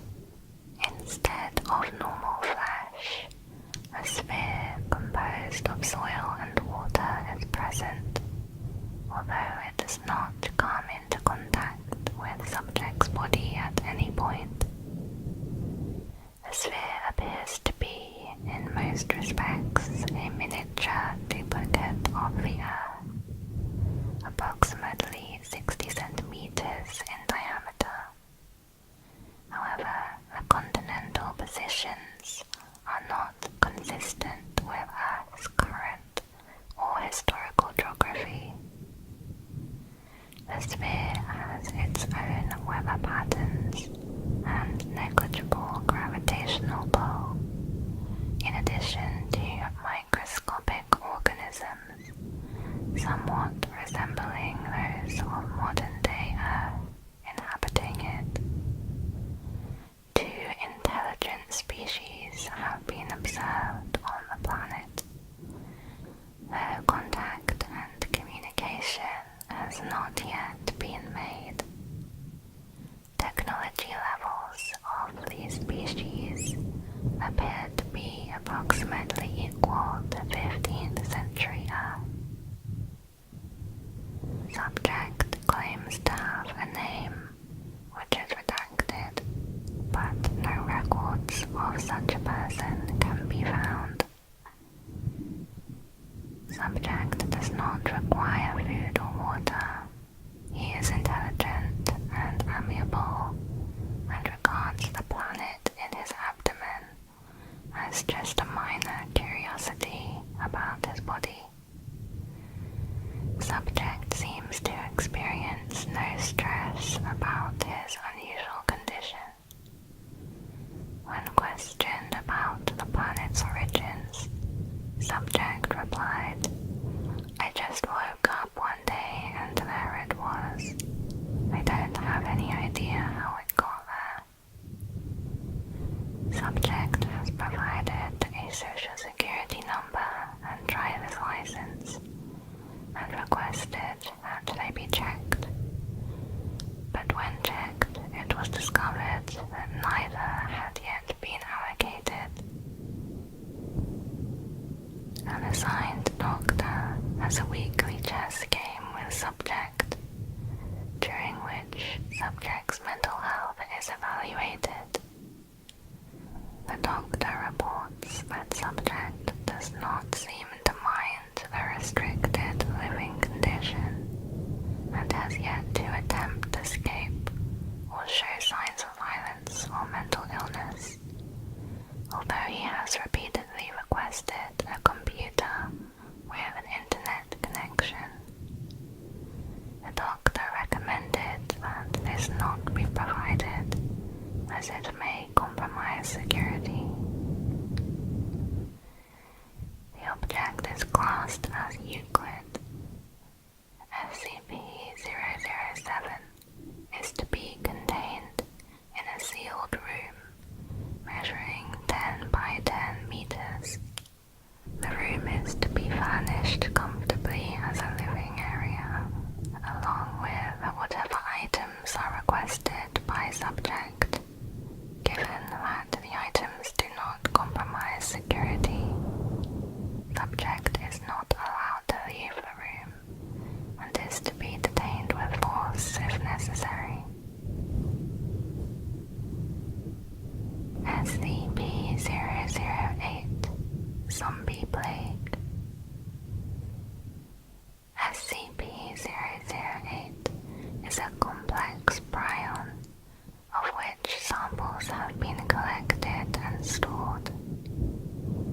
A prion is a misfolded protein and can transmit its misfolded shape onto normal variants of the same protein. Prions cause several transmissible and fatal neurodegenerative diseases in humans and other animals. Research into the object is highly classified and aimed at preventing the production of it in the distant future. SCP-008 is 100% infectious and lethal. It is transmitted through exposed mucous membranes and all bodily fluids, but is not airborne or waterborne. Symptoms begin less than 3 hours after exposure and include flu-like symptoms with high fever. Subjects will go into a coma around 20 hours after the first symptoms appear. Cellular necrosis occurs, resembling gangrene. Red blood cells greatly increase oxygen storage capacity, resulting in increased muscle endurance and strength. High blood viscosity results in little blood loss from gunshot, puncture, and slashing injuries. The nervous system is unaffected by total organ failure. Metabolism decreases to extremely low levels, allowing the infected to survive for over 10 years without nutrition. Motor controls and cognitive function are damaged. Animals experience excessive brain necrosis and are inactive. Subjects are limited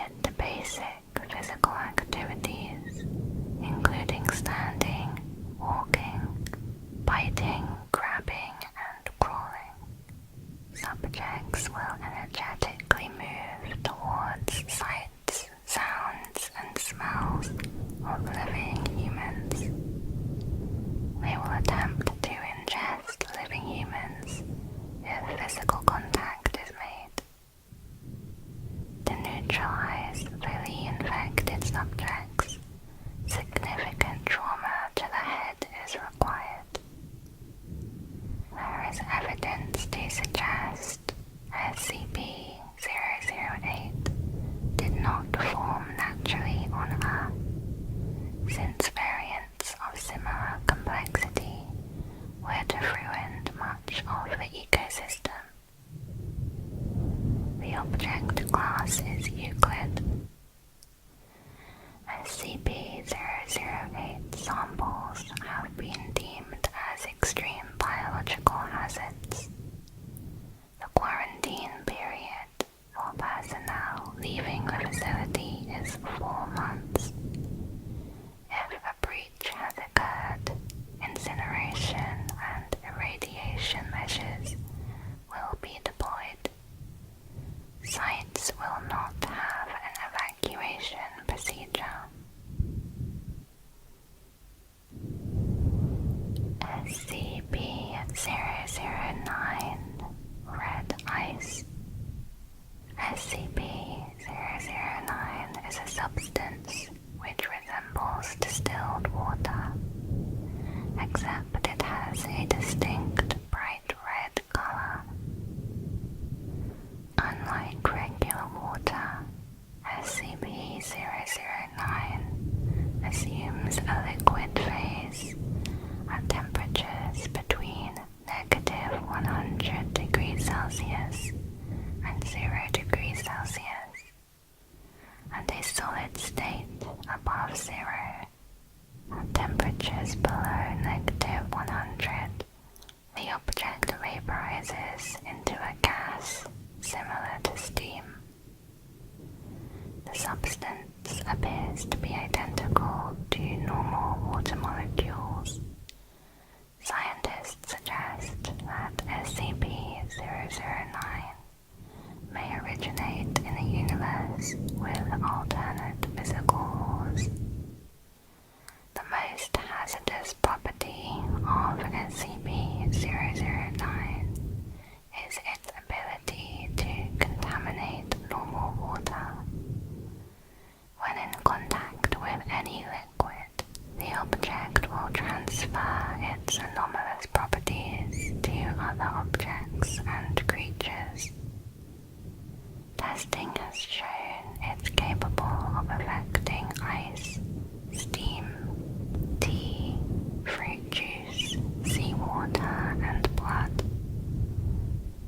Experiments on D-class personnel have shown the process of conversion by the substance.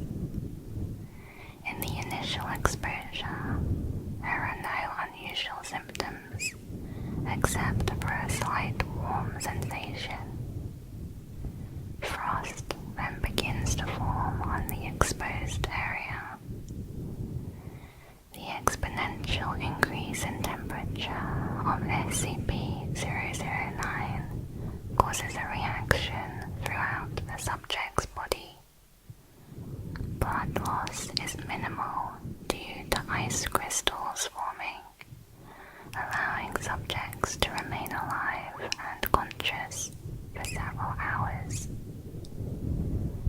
The object class is Euclid. It is to be contained within a sealed, heat-resistant storage tank. SCP-009 should not be exposed to temperatures over 0 degrees Celsius unless undergoing testing. Chamber temperature must be monitored at all times. If temperature in the containment area goes above -5 degrees, the chamber will be locked down and flooded with coolant until temperatures return to safe levels. Containment area will be kept in total vacuum during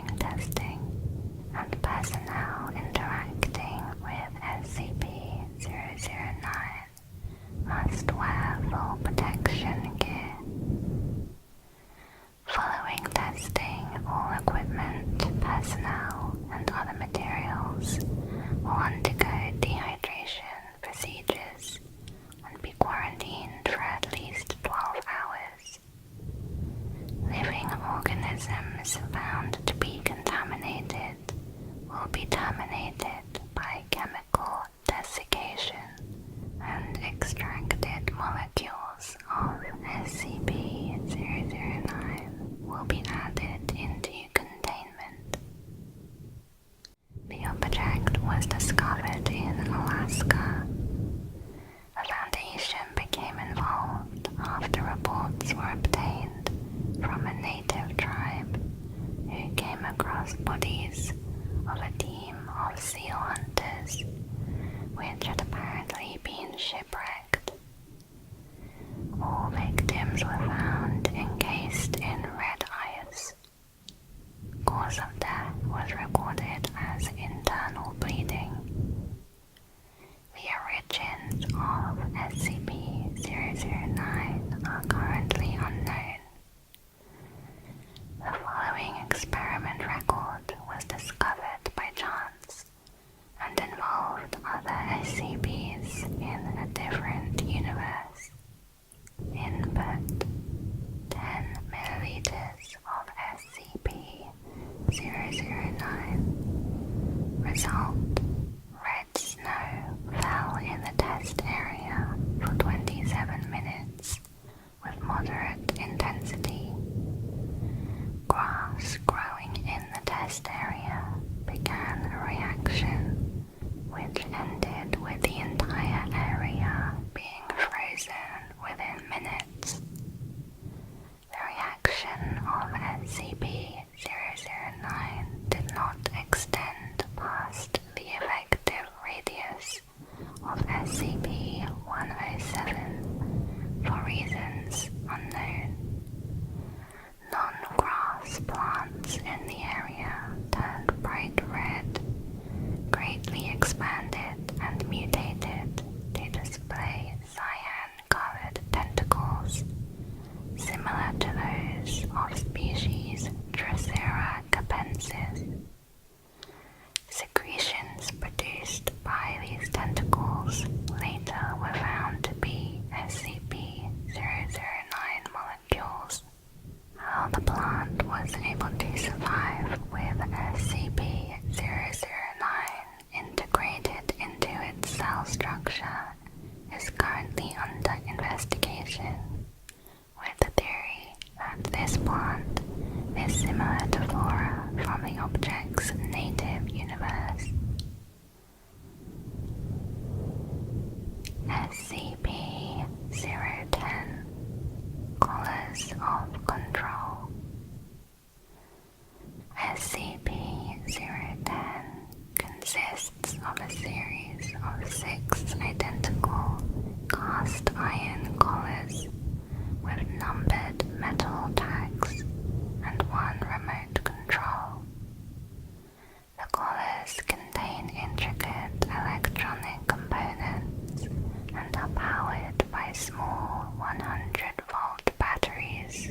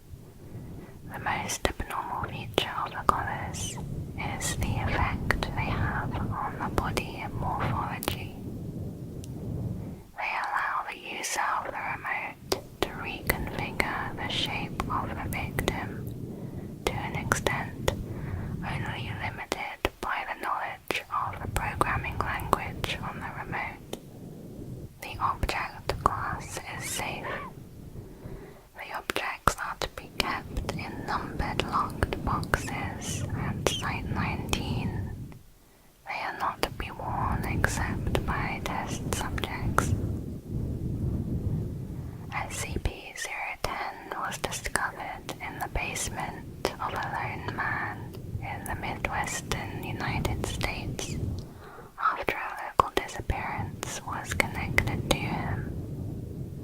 When the police raided the man's house, they found SCP-010 as well as several dead bodies. One of the bodies was identified to be the man. The others were several other missing persons. Cause of death seemed to be mass suicide. However, there were signs of significant struggle. One researcher commented, SCP-010 has been demonstrated to work more effectively in creating unskilled labor than for any other task. The logo is appropriate. We are on SCP-011, also known as Sentient Civil War Memorial Statue. SCP-011 is a memorial statue located in Woodstock, Vermont. The statue is of a young male soldier holding a musket at his side and is made out of granite quarried from within the area. The statue was built as a memorial for the soldiers of the Civil War, but it later gained sentience of its own. Occasionally, SCP-011 has been observed lifting its musket to the sky to fire at birds which attempted to land or defecate on it. Reports detail that its movements produce soft grinding sounds, but do not cause it any structural failure. Oddly, the gunfire is very similar to that of a standard firearm, despite observations that the item only loads granite bullets and granite powder into the musket. In spite of its efforts, some fecal matter does manage to strike SCP-011, and it has reportedly become distressed when it has a large amount of droppings on it, on some rare occasions even firing at humans. The timeline of the statue's sentience was recorded as follows. In 1995, Woodstock residents started seeing the statue's eyes moving. This was the first sign of activity in the statue. Later that year, the statue began to shoot birds in the sky that attempted to land or defecate on it. In 1996, it was registered as SCP-011, and containment procedures began. The containment procedures were to ensure the area was cleaned every day. In a situation where the item could not be cleaned for more than 2 days, local residents were instructed not to approach the item. In May 2000, after a caretaker jokingly shouted, "Good shot," to SCP-011, the item replied, "Thank you," in a human voice. This was the first known speech from the statue. In following years, he began conversations with the caretaker. In 2001, the statue stopped shooting down birds. In 2002, the statue stepped down from its pedestal. In 2003, the statue reached a human level of self-awareness. In 2004, containment procedures were stopped. 2006, psych tests reported that SCP-011 had an IQ of 133. According to SCP-011, it was originally a man named Chester Smith, who was born in Woodstock, Vermont. He joined the Civil War in April of 1864, where he trained for months in the barracks, only to be the first of his regiment to die during the start of a battle. Currently, SCP-011 is a safe class anomaly and has been left uncontained by the Foundation. Seeing that the caretaker was doing a good job at caring for SCP-011, the Foundation decided to drop the containment procedures in 2004 and transferred the statue to her custody, while also keeping observation on it. In May 2005, SCP-11 became romantically attracted to its caretaker, and in March 2007, the two got married, although the marriage was not officially recognized. The caretaker retired from the Foundation and began living happily with SCP-11. In December 2010, the caretaker fell ill and she died, leaving SCP-11 alone. SCP-11 was later visited by Foundation employee Stanley Gillespie, who wanted to interview it.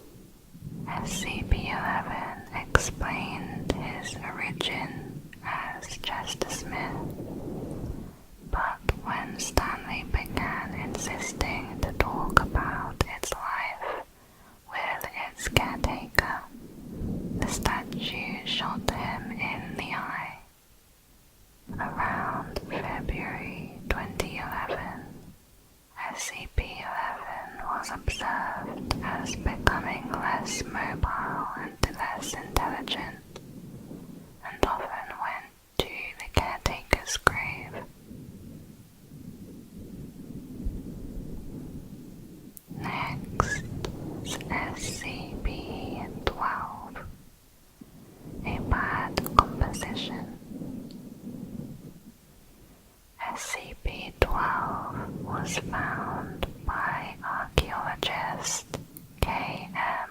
Sandoval during the excavation of a northern Italian tomb that was destroyed in a storm.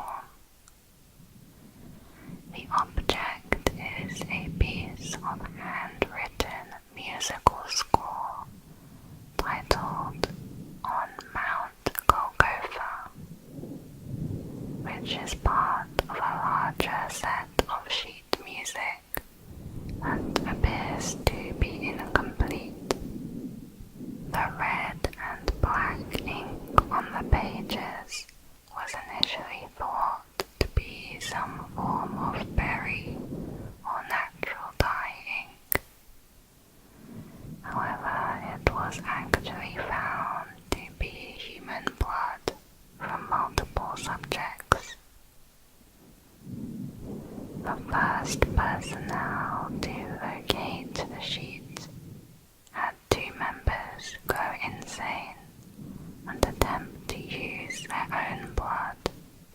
finish the composition, resulting in massive blood loss and internal trauma.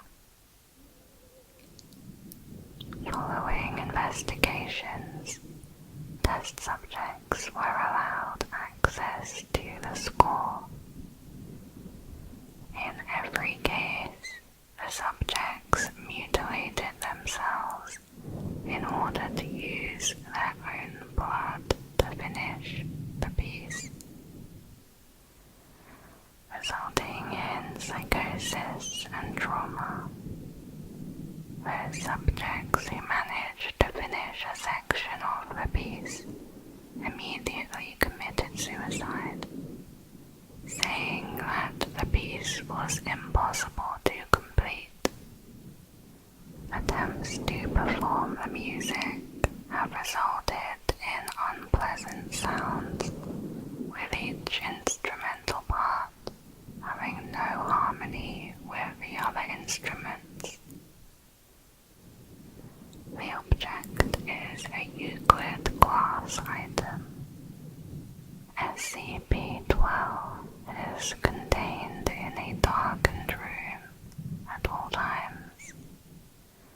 If the object is exposed to light or seen by personnel using a light frequency other than infrared, personnel must be removed for immediate mental health screening and physical. The object is encased in an iron-shielded box suspended from the ceiling at a minimum of 8 feet distance from the floor, walls, and any openings. The origins of the musical score date back to before the Great Fire of Rome in 64 CE. The Roman Emperor Nero acquired a very early version of On Mount Golgotha. He played the score on a lute as Rome burned. Nero then continued writing the composition in blood. Parts of the piece were incorporated into Romani culture as a curse prior to 1477, when Vlad the Impaler took an entire clan of Romani to kill them and intimidate their matriarch into serving Vlad. She refused and spat at his feet. As he executed her, she sang a small excerpt of On Mount Golgotha, which drove Vlad insane. He killed his own army and used their blood to continue writing the song. After their blood ran dry, he used his own blood and died from blood loss.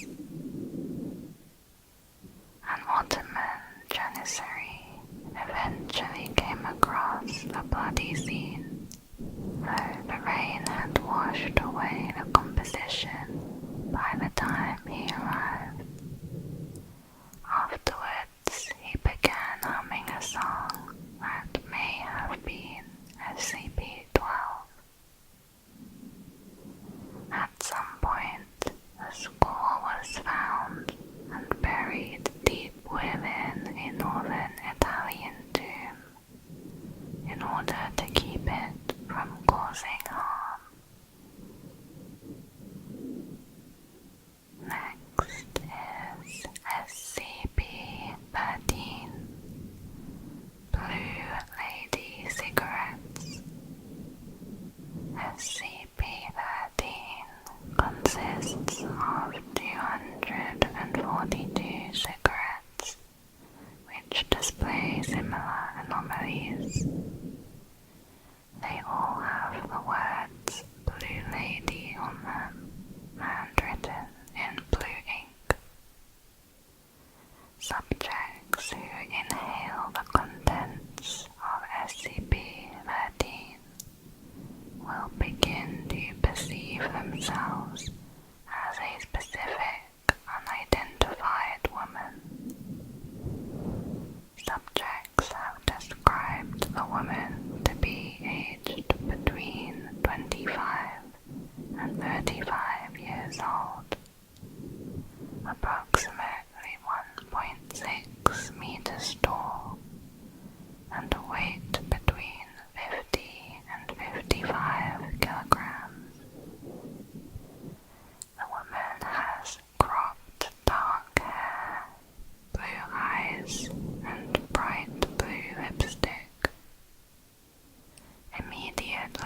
After consuming SCP-13, subjects will gradually begin to perceive reflections of themselves as having these features of the woman, and will gradually see their bodies changing to reflect her appearance over the course of the following weeks.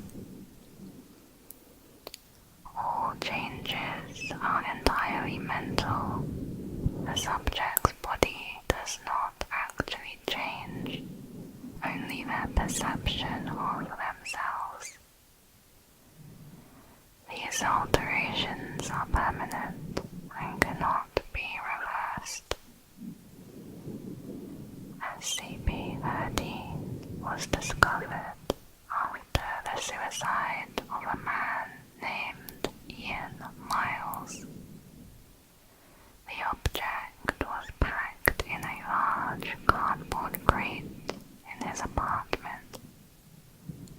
A search of the apartment uncovered several hundred sketches of a figure resembling a woman.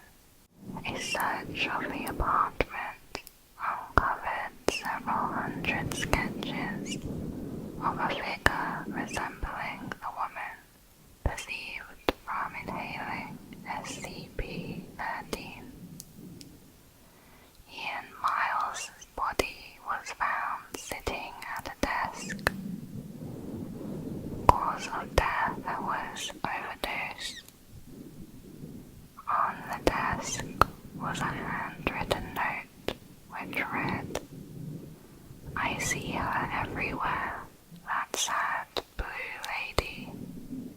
I feel like I used to know her, but I can't remember. I love her, but I don't know why. She's so beautiful and sweet and clear, but I don't know anymore. Her favorite flavor. Where did you go? I miss you." During the search of Ian Miles' apartment, one civilian investigator became affected by SCP-13's effect. It is thought that Ian Miles discovered the cigarettes and began to smoke them. Over time, he began to see the blue lady everywhere. An undercover Foundation agent contacted the nearest SCP site. Soon, the subject and related evidence were extracted and contained.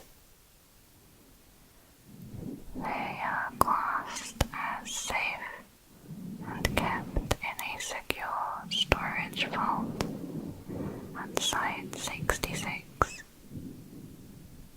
Exposed subjects are to be monitored for differences between their symptoms.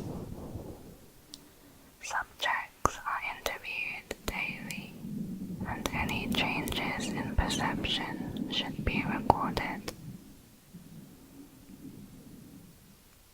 Next is SCP-14, the Concrete Man. SCP-14 is a Caucasian male, appearing to be around 30 years old, with black hair and brown eyes. Records indicate his name is Robert Tredford. He was confined in 1915 to the Norwich Asylum in Connecticut for delusional insanity, claiming that he had been cursed to live forever and was slowly turning into concrete. The asylum closed in 1937, and the patients were transferred to various other facilities SCP-14 came to Foundation attention from rumors of a patient who seemed entirely immobile and showed no signs of aging. SCP-14 has the appearance of a normal man, but he does not seem to age and shows no signs of having a metabolism. He does not eat, drink, perspire, or demonstrate any sort of life function.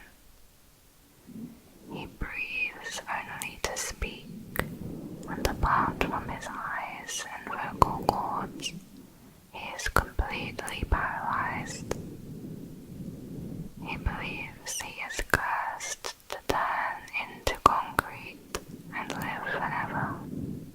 He has never shown any evidence of pressure ulcers, despite his position not having changed for several decades, and his muscles have not atrophied. He can converse normally, but shows little knowledge or interest in any events since his confinement. A doctor claimed that he seemed to be perfectly normal in all regards, other than his belief of being concrete. The doctor wrote, "If I were to interview this man without knowing his history, I would think he is a perfectly sane and well-adjusted individual who happens to be quadriplegic. As it is, I have to conclude that he is the ultimate proof of the idea that the mind rules the body. He thinks he's concrete and will live forever, and so he is as close to both as he can be." SCP-14 is classed as safe and is kept at Site-19 in a chair with arms, preferably facing a window. Music is played constantly. This music should not include pieces originating after 1937. A security camera is present in the room. While in confinement, SCP-14 was photographed with the camera SCP-978, which produces photographs that show the subjects doing whatever it is they most desired to be doing at the moment the photograph is taken. SCP-14 was photographed while sitting in his chair. The photograph taken also showed him sitting in his chair with no visible changes. Next is SCP-15 Pipe Nightmares. SCP-15 is a mass of pipes, vents, boilers, and other various plumbing equipment, which completely fills a warehouse at an undisclosed location. The pipes appear to grow when not under observation, attempting to connect to nearby structures through the sewer systems and underground plumbing. SCP-15 currently consists of over 120 miles of pipes, with diameters ranging from 2.5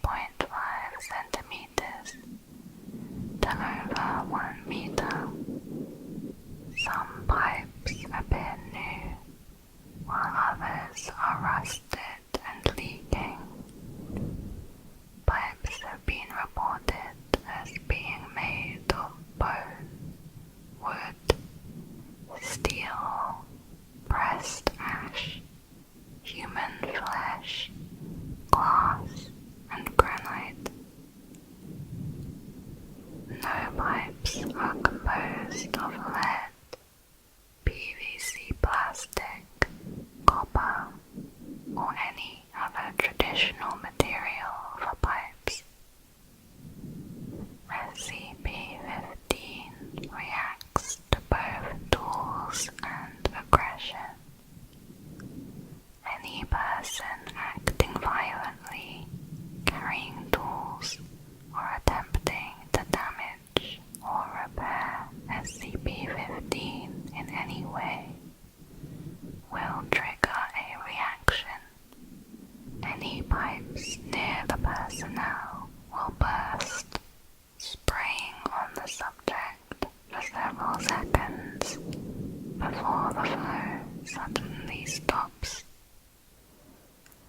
Pipes have been reported to contain oil, mercury, rats, a species of unknown insect, ground glass, seawater, entrails, and molten iron. Pipes will continue to burst around the personnel until they retreat or die.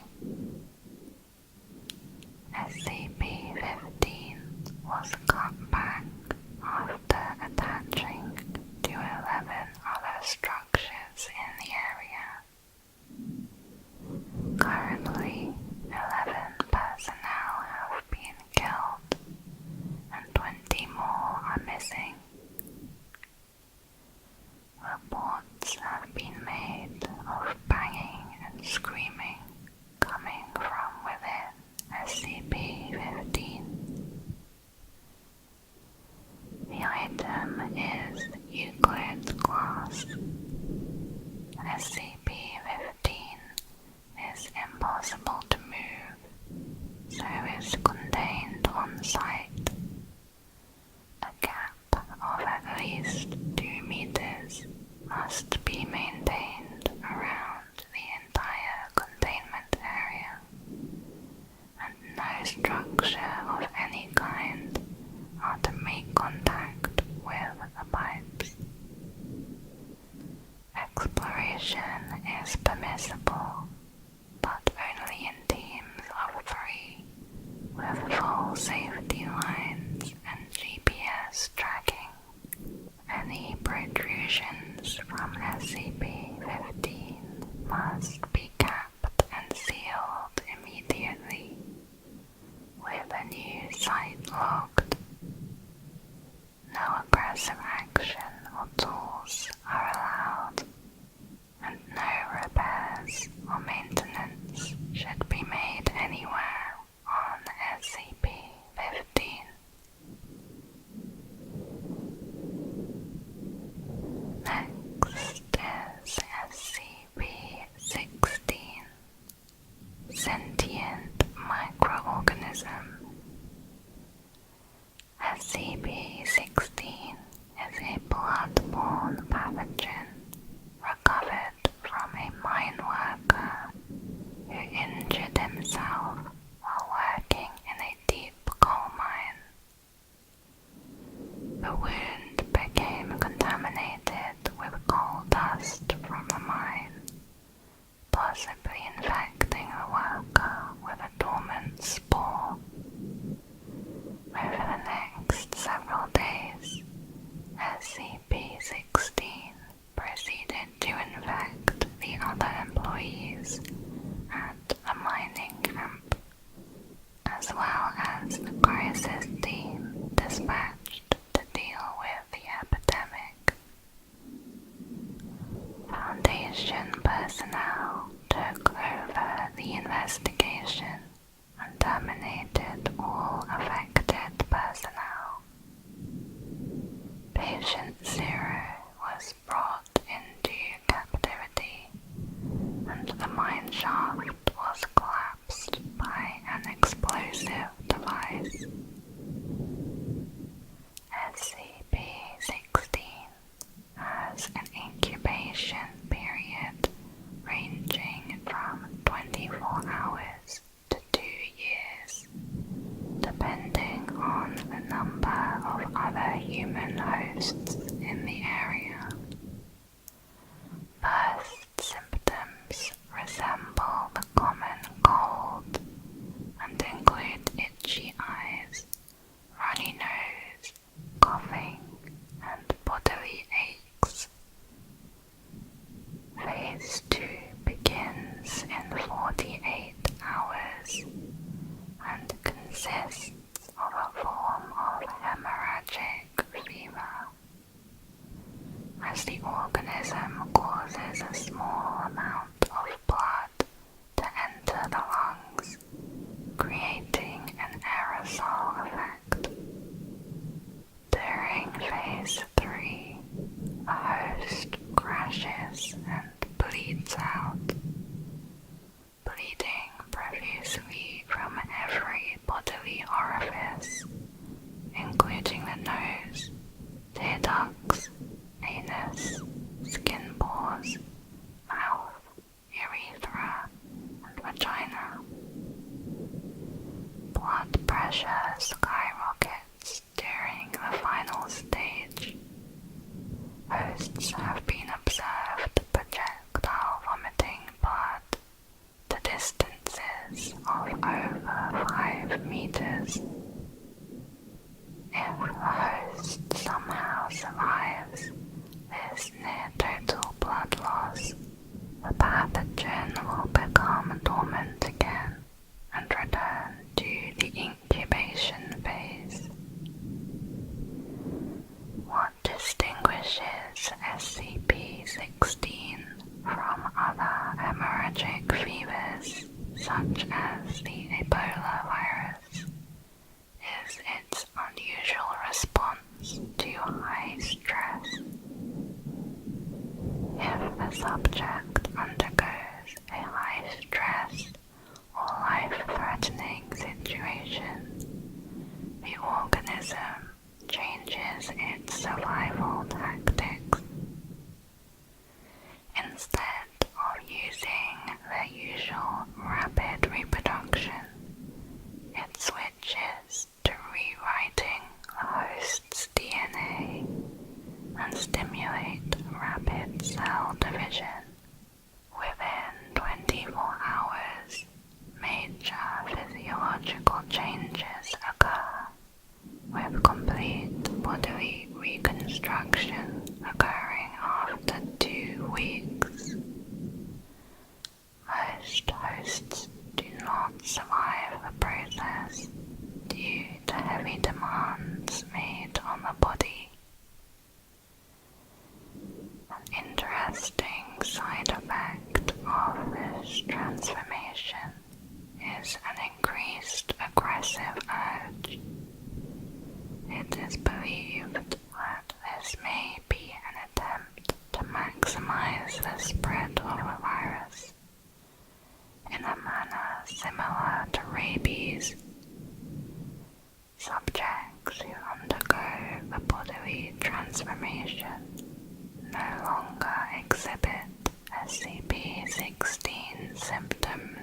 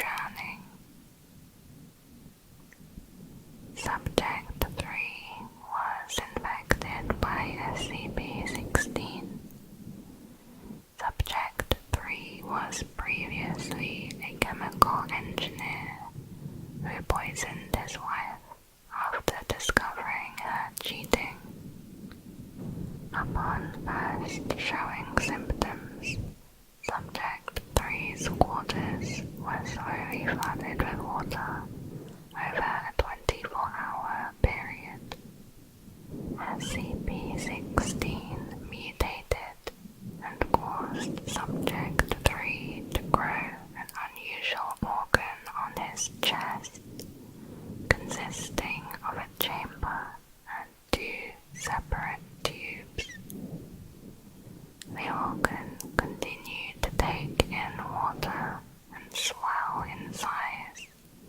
Foundation personnel realized what SCP-16 may be attempting to do and terminated the subject by gunshot. The organ was found to contain several gas sacs filled with acetylene gas and oxygen. A 4th subject was infected by SCP-16. Subject 4 was told to concentrate on forming wings. No stress was applied. SCP-16 did not mutate, and Subject 4 died of blood loss symptoms during Phase 3. Subject 5 was infected by SCP-16.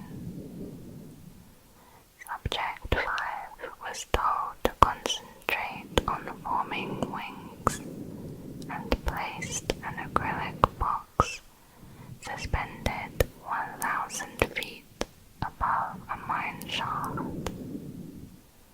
A timer was placed outside the box, which Subject 5 was told would count down the time to release. SCP-16 mutated, causing Subject 5 to grow a tentacle-like organ on his left wrist, similar to a spider's spinnerets. Subject 5 extended this organ through one of the box's air holes and pushed out a strong silk-like substance, which it used to secure the box to the cable. Subject 5 was terminated when the countdown reached 0 and the bomb detonated. The object class is Keter. SCP-16 is confined to a 5 by 5 meter room at all times and maintained at a temperature that does not exceed 0 degrees Celsius. SCP-16 is to remain in the petri dish in the containment cube at all times, unless directed otherwise by Level 4 or O5 personnel. Full documentation of experiments with SCP-16 must be submitted before and after samples and duplicates of SCP-16 may be taken. Failure to follow these procedures will result in termination or reassignment as Class D personnel. Only authorized personnel may be permitted to obtain samples of and experiment with SCP-16. If an outbreak occurs, a lockdown must be imposed. Infected personnel should be terminated on site by security forces wearing standard anti-biological and anti-chemical equipment. Should the infection not be contained after 48 hours, the on-site nuclear device will be detonated. Any remaining personnel will not be evacuated under any circumstance. SCP-16 has been shown to survive up to 6 hours on hard surfaces and up to several minutes in air. High-intensity ultraviolet light and high concentration of sterilization solution have been effective in disinfecting non-organic surfaces. Next is SCP-17, Shadow Person. SCP-17 is a humanoid figure about 80 centimeters tall and anatomically similar to a small child, but with no visible features. The object seems to be made of a shadowy, smoke-like shroud. Nothing beneath the shroud has been found, but the possibility has not been ruled out. It generally remains stationary and does nothing to actively harm anyone until a shadow is cast upon it. When that happens, it will immediately leap at and engulf the object or person, completely enclosing it in its shroud. SCP-17 then returns to its normal size, leaving no trace of the engulfed object behind. Any attempt to find the whereabouts of SCP-17's victims have been unsuccessful. It is a glass Keter object. SCP-17 is contained in an acrylic glass cage suspended at the center of a 6 by 6 meter concrete room. Attached to the walls, ceiling, and floor of the room are high-intensity arc lamp spotlights pointed directly at the cage to ensure that SCP-17 is constantly exposed to light from every angle. Personnel assigned to the object control room must monitor the spotlights and the emergency generator system.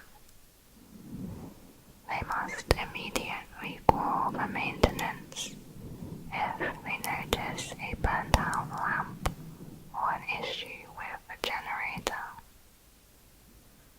The only circumstance personnel are allowed to enter is to replace lamps.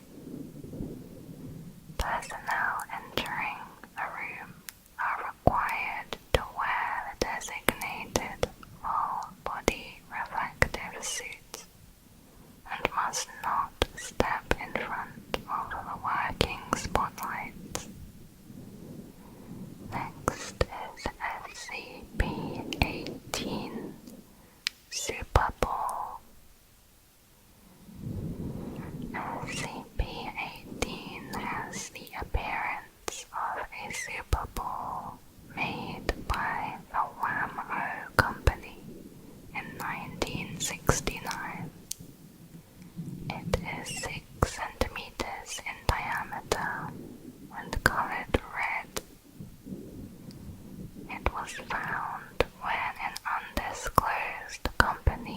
was hired to clean out a warehouse that had Wham-O merchandise in it. At first thought to be a child's toy, SCP-018 was noted to be able to bounce with extreme height.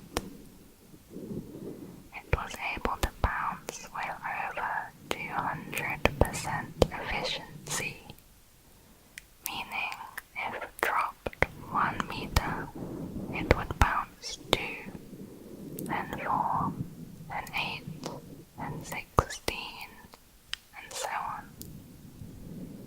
The ball soon became a dangerous projectile, reaching speeds of over 100 kilometers an hour. It damaged property and injured 5 people in the city. It came to rest after several days in a nearby lake and was retrieved by SCP personnel. Due to the speed of the object, no cover-up story was required. SCP-018 is a Euclid-class object. It is to be contained in its custom-made metal restraint inside of a 1 by 1 meter sealed box lined with heavy synthetic padding. The sealed box is then submerged in the center of a 10 by 10 meter polyethylene plastic holding tank. If SCP-018 breaks free from the holding box, the polyethylene goo will slow down the ball's kinetic energy enough so that it can be contained again by personnel. Personnel entering SCP-018's holding chamber must wear specialized plating and breathing apparatus before being lowered into the plastic tank. If SCP-018 becomes loose outside the tank, personnel should secure themselves in a separate room and close all doors and openings to isolate the object until containment teams arrive. We are now on SCP-019, the Monster Pot. SCP-019 is a large ceramic vase at 2.4 meters tall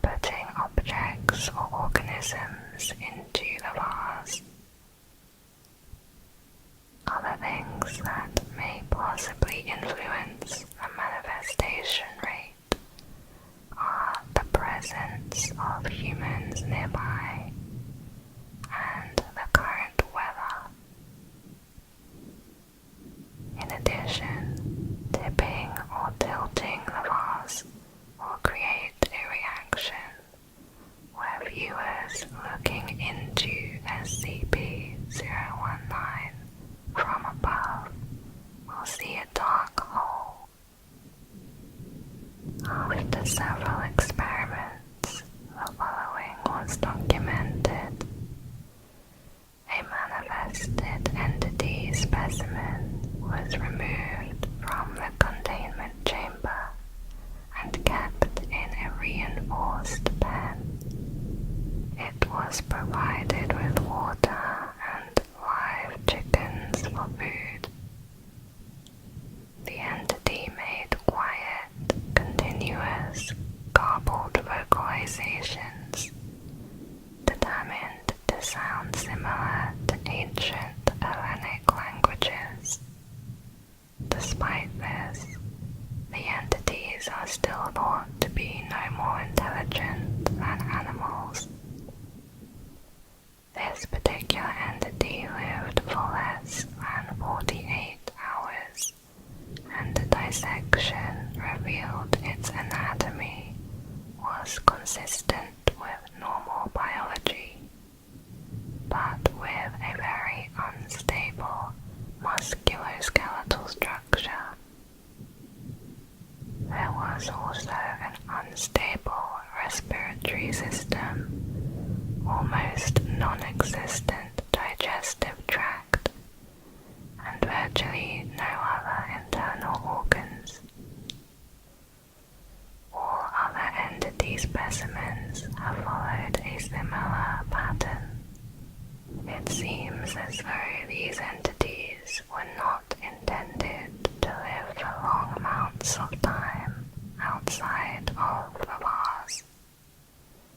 After a while, the containment unit was slightly damaged by the entity specimens. Monitoring teams later reported that some specimens now appeared to be significantly more resistant to incineration than others.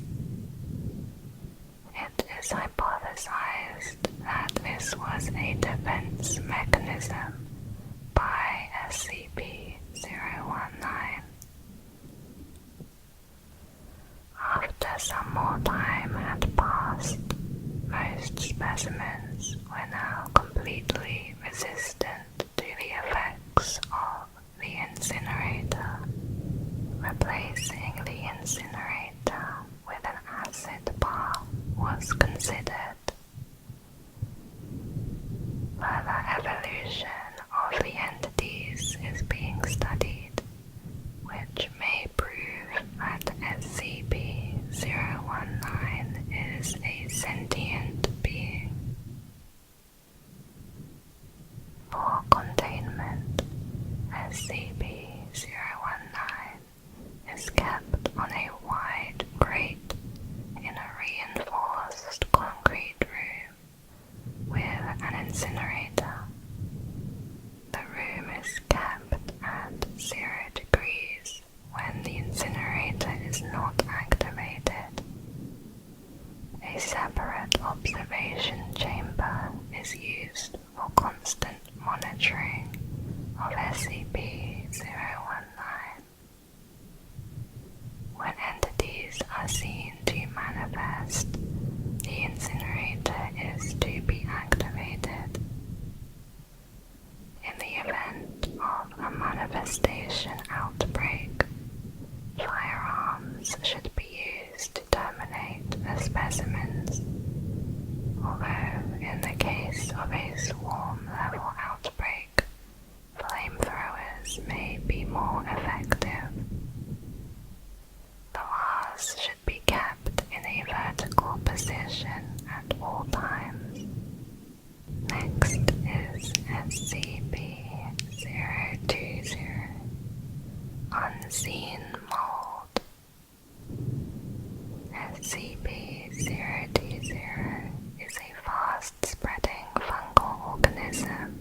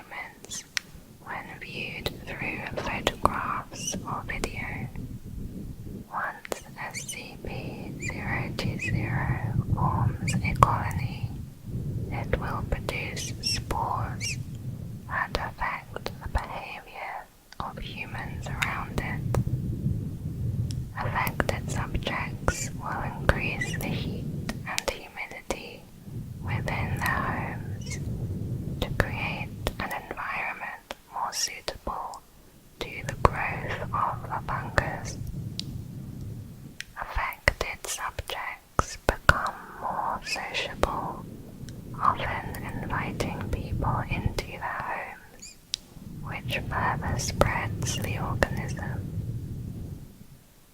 As the spores are invisible, the mold will sometimes grow directly on victims. As the spores reach a critical concentration, the health of the victim rapidly deteriorates, resulting in death. Further spreading of the mold can occur where the victims' bodies are encountered by healthcare providers and when being transported to the morgues. SCP-020 was first discovered when an undercover SCP agent noticed dramatic personality changes in personnel working at a hospital. Upon investigation, it was discovered that hundreds of civilians had been infected, including the majority of the town. The civilian population was terminated, and the town was incinerated. It was covered up as a flash forest fire. So far, at least 12 outbreaks of SCP-020 have been reported. Samples of SCP-020 are stored in sealed cultivation chambers inside a sealed containment room at the Biological Research Area 12, accessed through an airlock. Nutrients are administered by automated systems. The cultivation chamber must remain sealed at all times. Video surveillance cameras are installed in the containment room. Any personnel entering the room must wear Level 5 biosafety equipment and undergo a full disinfection after exiting. Next is SCP-021 Skin Worm. SCP-021 takes the form of a large, elaborate tattoo of an oriental serpentine dragon, which covers approximately 0.8 square meters of skin. This tattoo is fully animated within the confines of its host's skin. It behaves mostly as a normal animal would, but only in 2 dimensions.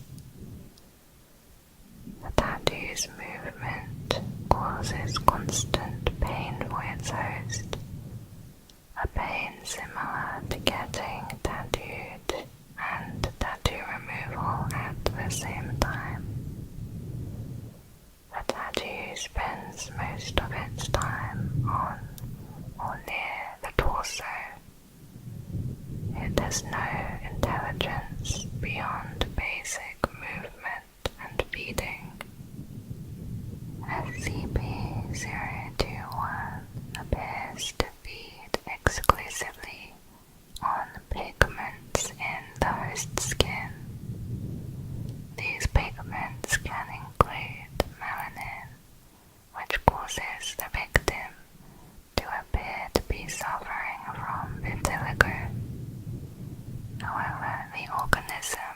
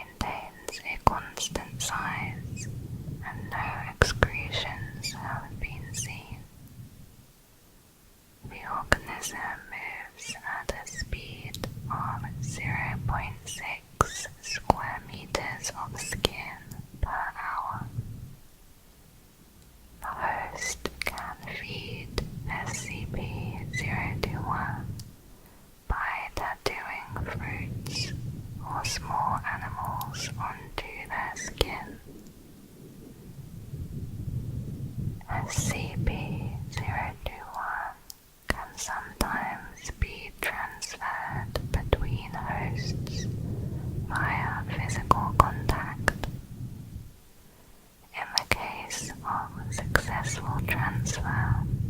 The organism simply swims from one person to the other. The contact between two open wounds generally will work in transferring. Transfer is more complicated in deceased hosts, but not impossible. The organism is not affected by the death of its host and continues to consume pigments. The transmission between species is unknown, but thought to be either impossible or very rare. SCP-001 does provide some benefits to its host. The tattoo accelerates the release of adrenaline and decreases lactic acid buildup, resulting in boosted strength, confidence, and pain tolerance, as well as reducing the after effects of fatigue. In addition, the tattoo seems to have a beneficial effect on the host's immune system. Aggression in the hosts is also higher than average. This relationship is usually limited by how long the host can tolerate the pain in everyday life. This has caused suicide in a number of subjects. In rare cases, hosts have also become victims to fatal skin infections. The origin of the tattoo is a mystery. The organism may be hundreds of years old, or even more. Current research focuses mainly on the characteristics of its life in 2 dimensions. SCP-021 is a parasite of the human body, therefore containment is no more difficult than containing an adult human. The item is classed as safe, and its host is currently kept in a detention cell. Only Class D personnel may host the tattoo. Next is SCP-022, the morgue. SCP-022 is a morgue in the basement of a British hospital. It seemed to be a regular morgue until the 1980s, when reports of strange activity were received. The area was soon quarantined by the Foundation, with an official story that the entire building had been condemned. The reason for the sudden strange properties is currently unknown, and it is a Euclid class object. Periodically, a random drawer within the morgue will open to reveal a cadaver under a covered sheet. After about 6 minutes, the cadaver will animate and attempt to leave the morgue. At this point, enzymes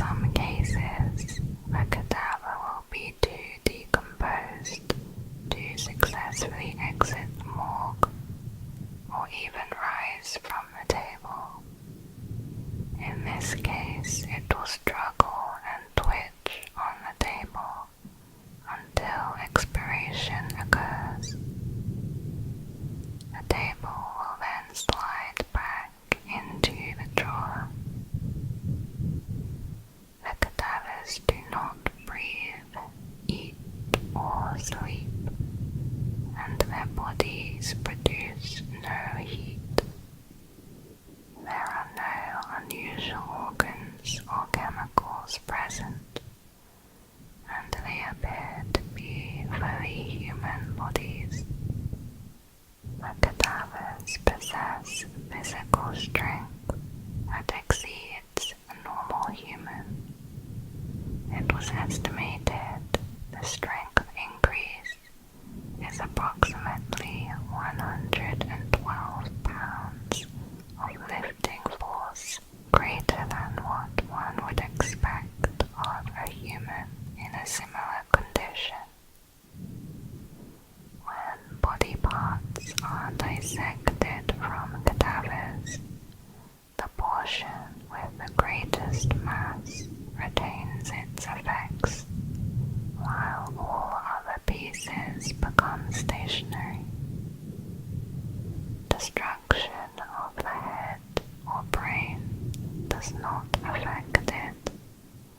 The torso and limbs will remain animate. Complete tissue destruction appears to be the only method of successfully terminating cadavers.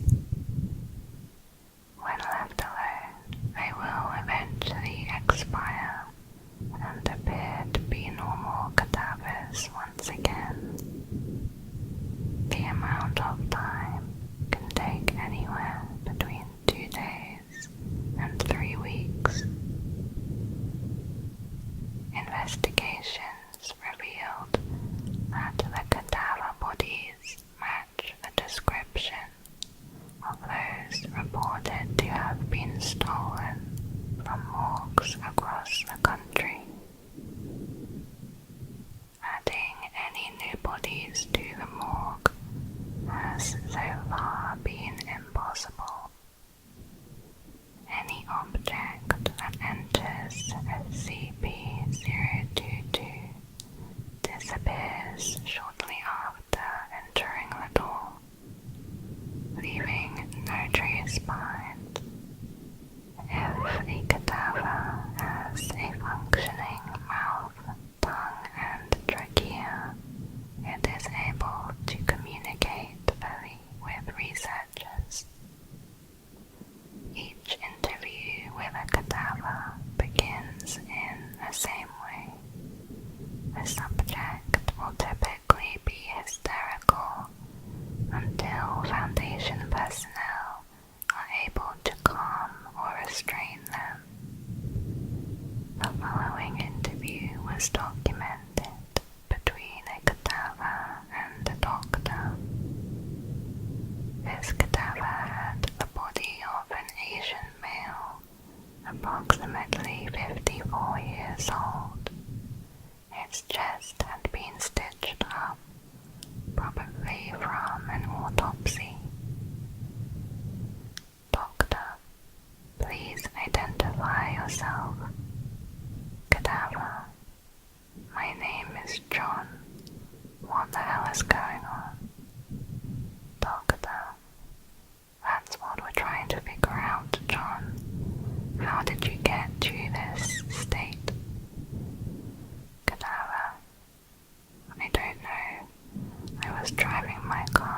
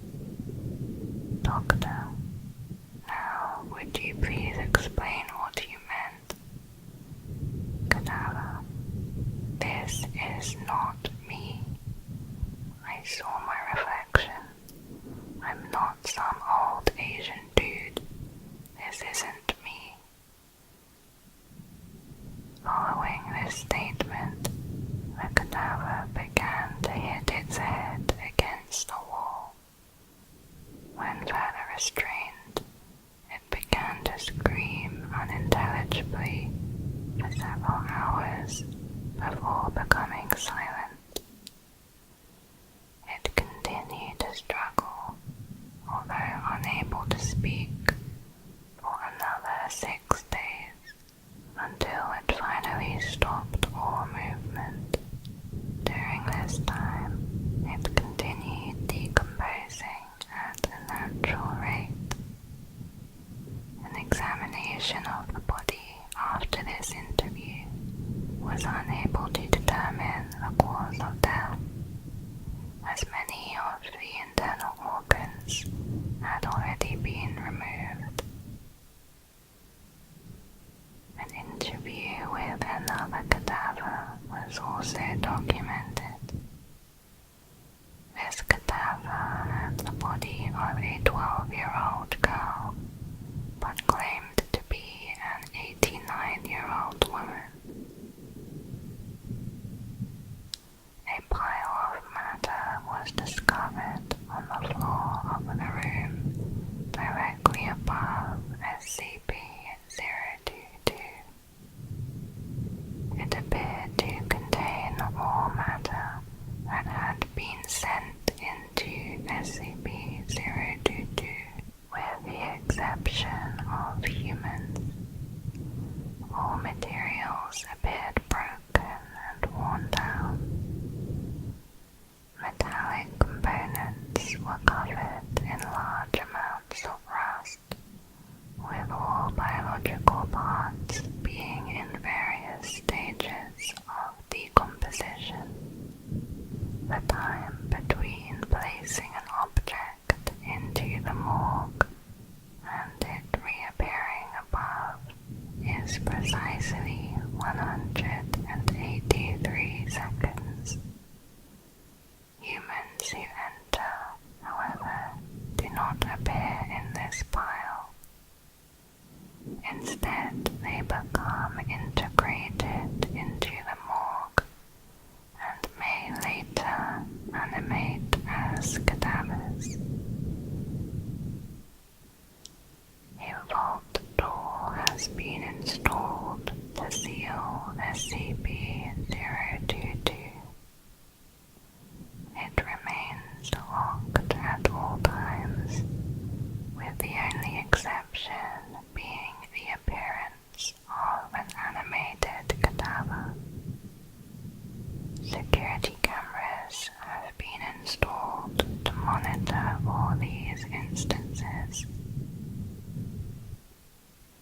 In the event that a cadaver appears, automated systems should incinerate it the moment it leaves the morgue. The vault door will be unlocked to allow cleanup crews to enter. If the system fails to destroy the cadaver, response teams will enter and destroy it. Under no circumstances may any living human enter the morgue, except under orders for testing purposes.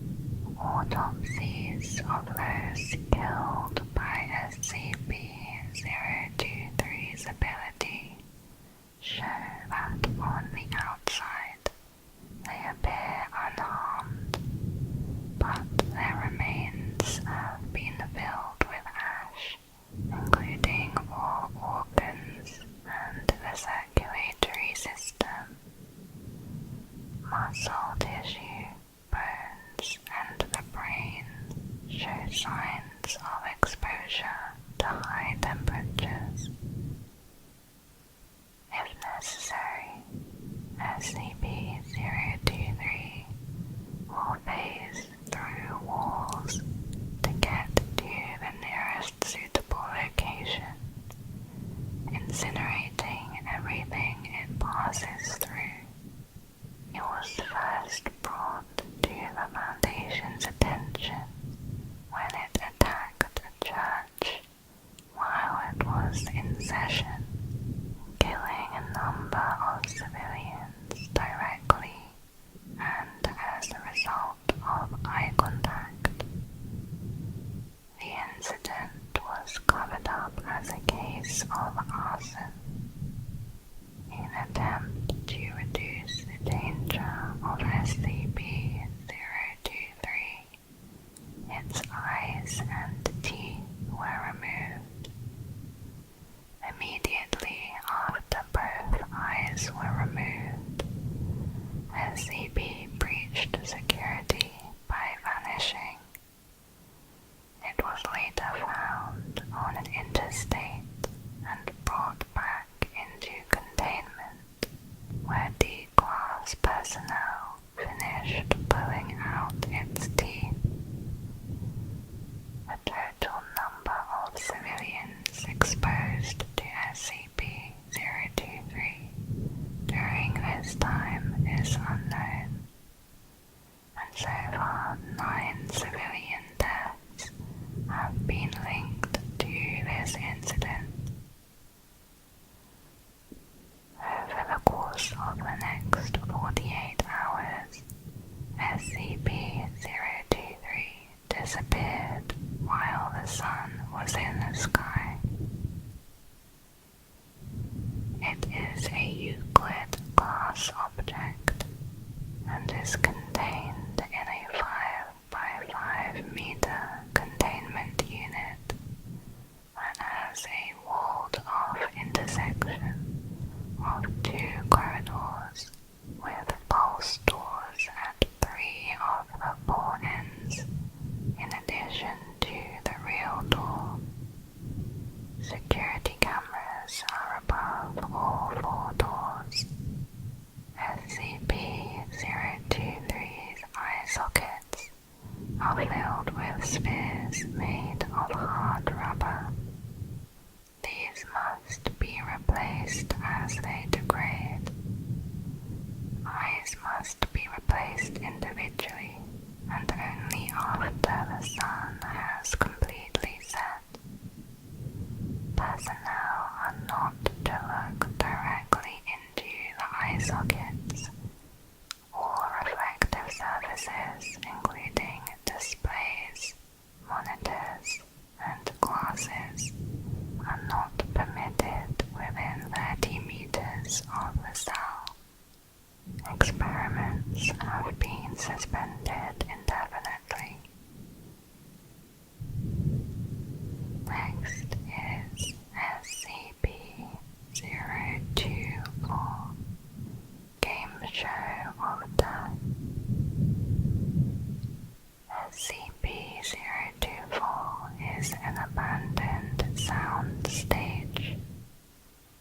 It is unknown whether its special properties manifested before or after its abandonment. SCP-024 was initially discovered when a group of teenagers broke into the abandoned compound.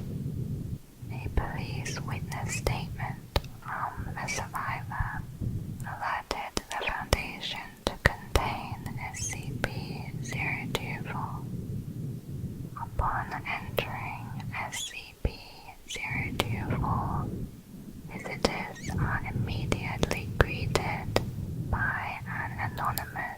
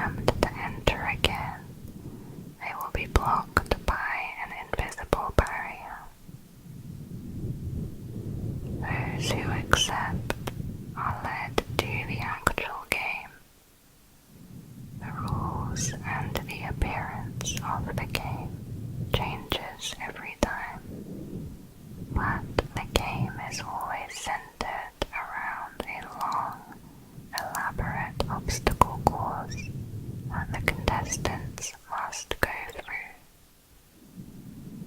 Sometimes the game will allow only a single winner, while other times it encourages teams to be formed to win the game. The obstacles in these games range from benign to life-threatening. As the contestants attempt the obstacle course, the announcer will continuously update their status, often giving advice, talking with contestants, and adding new rules. As the game progresses, the obstacles become more dangerous and difficult. Sometimes all of the contestants will fail to complete it. If this happens, the announcer will express sadness at the lack of a winner, and SCP-024 will shut down, resetting only when a new batch of contestants enter.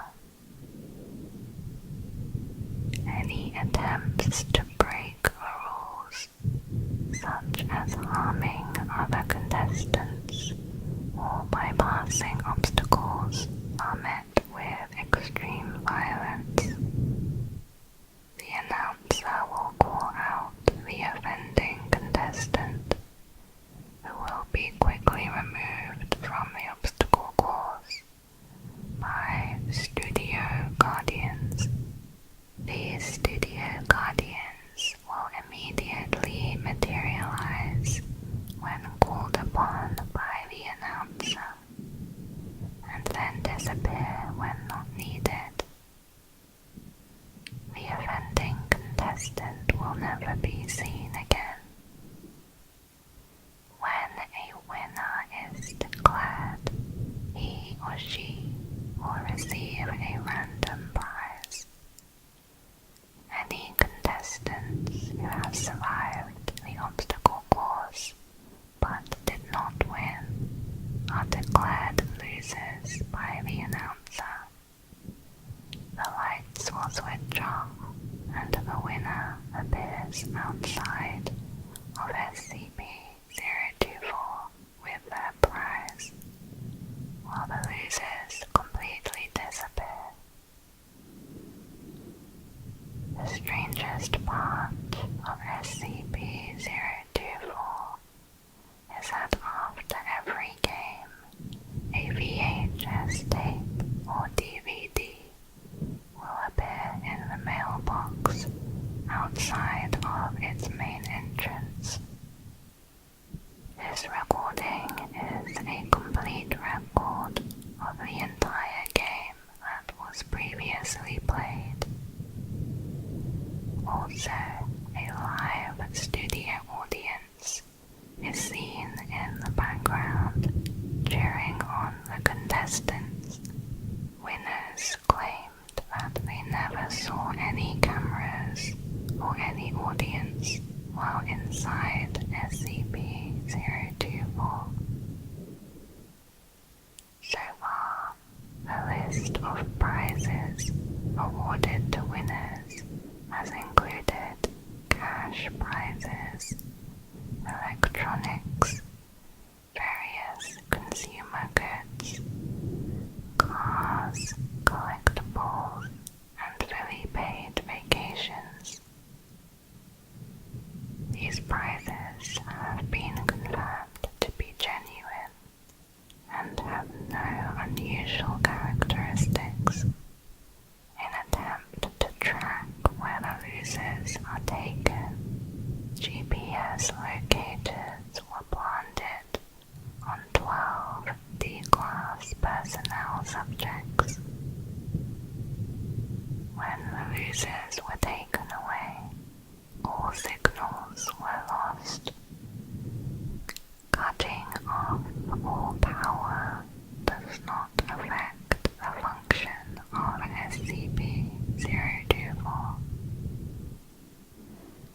announcer within the abandoned compound appears to be sentient and aware of events that take place on the outside. During one test, which consisted of only one contestant, the announcer instead engaged in a conversation with them. When it became clear that no other contestants would participate, the announcer kindly asked the contestant to leave and suggested he should return with more contestants. The studio guardians that the announcer uses to enforce the rules vary in every game. If they appear, the guardians will be dressed in a way that matches with the theme of the obstacle course.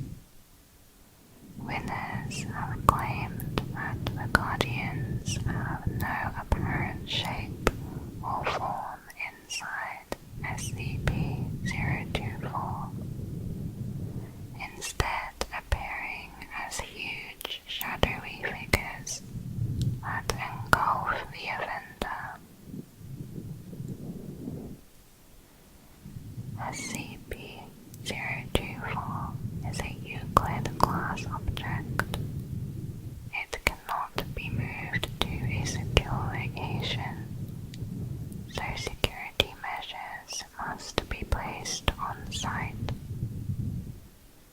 To conceal its location, 5 identical-looking replicas have been built around the real SCP-024.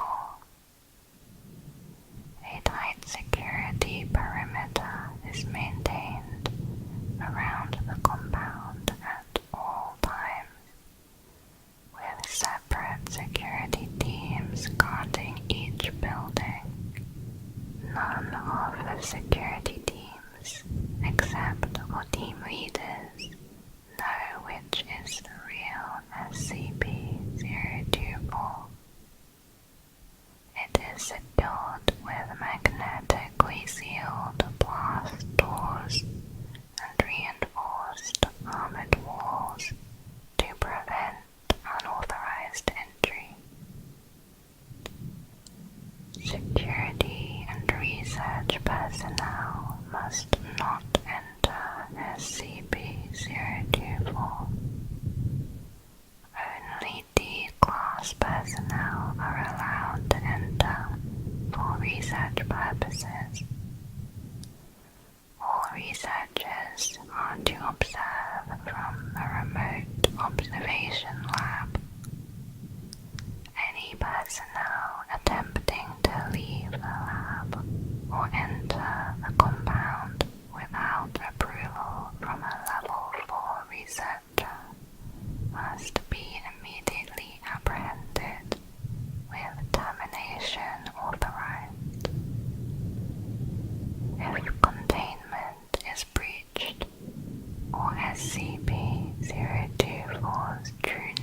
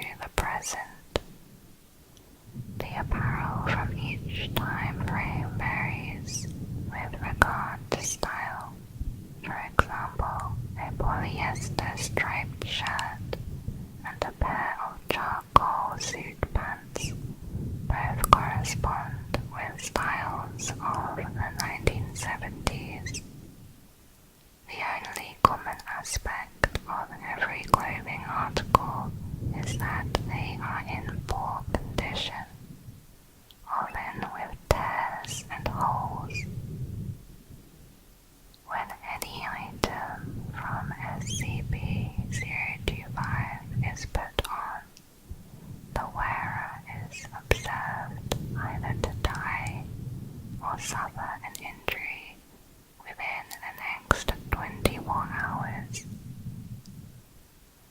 The cause of death or injury is linked to the flaws in the clothing.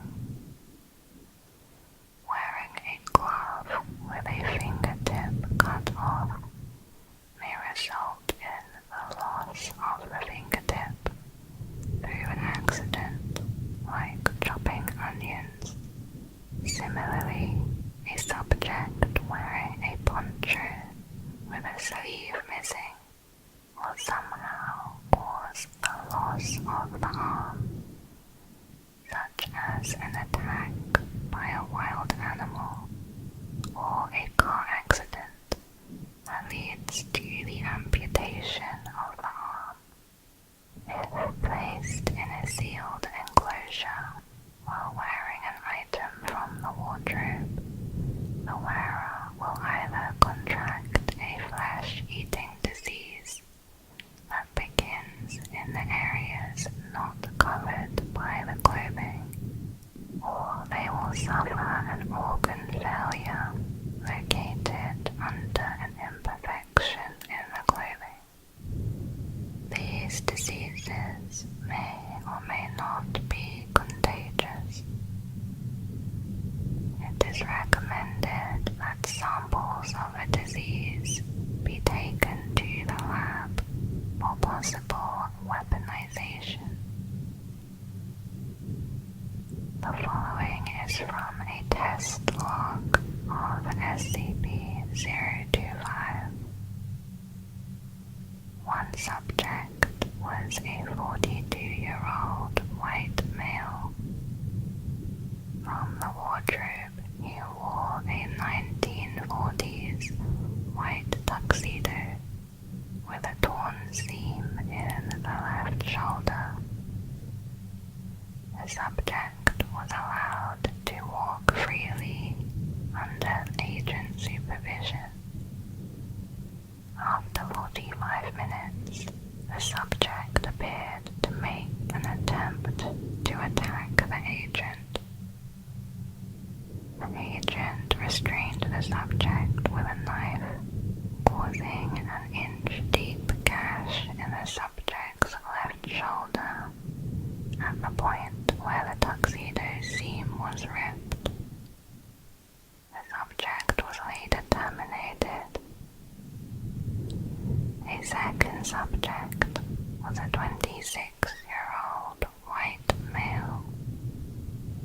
He wore a 2004 Boston Red Sox baseball cap that was missing the size adjuster in the back of the cap, and the front logo was partially removed.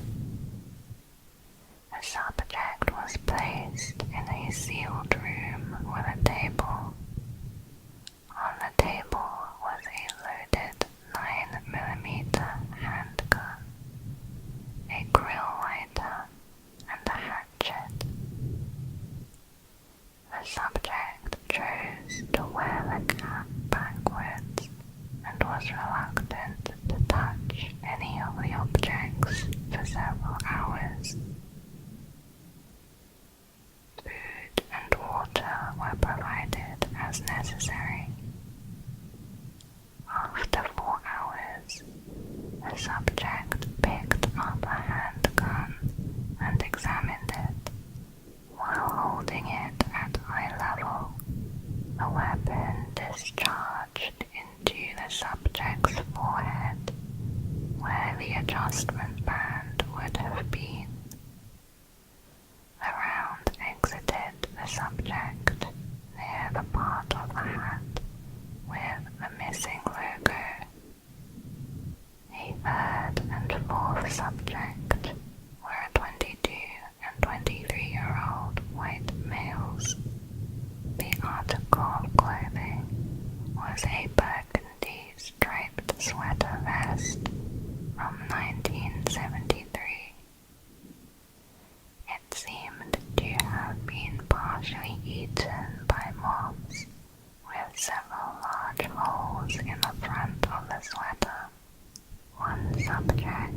was asked by staff to wear the sweater vest, which he did under duress.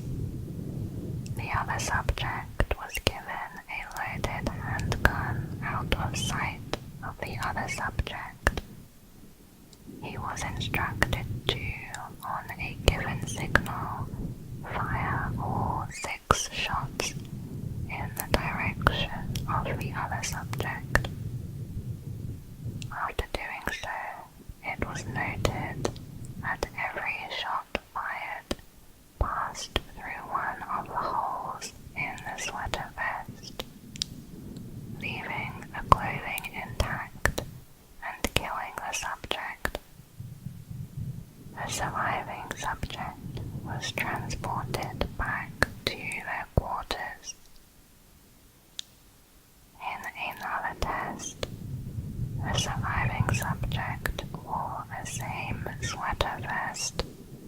He was placed in an empty room where the only objects were the overhead lights. The subject initially complained of boredom, then laid on his back and went to sleep. After 2 hours, 2 of the fluorescent light tubes suddenly fell. Both landed on holes in the sweater, shattering upon impact. One of the tubes broke into jagged pieces that impaled the subject in several areas, but only through gaps in the sweater vest. The subject's vitals persisted for another 6 minutes and then stopped.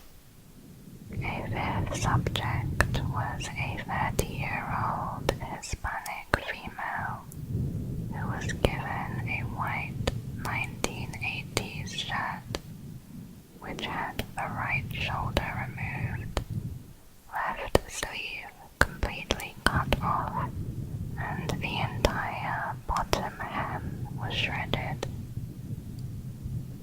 Most of the results of this experiment are redacted. All of those present were presumed infected, and all further tests involving 1980s fashion have been postponed indefinitely due to the safety hazards shown by this experiment. The object is classified as safe.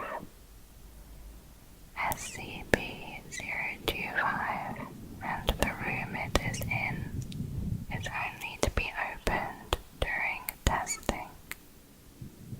Entry codes are given only to authorized research and security personnel.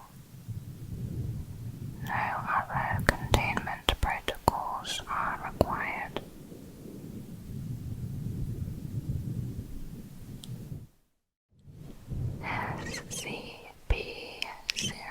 SCP-026 is known as After-School Retention.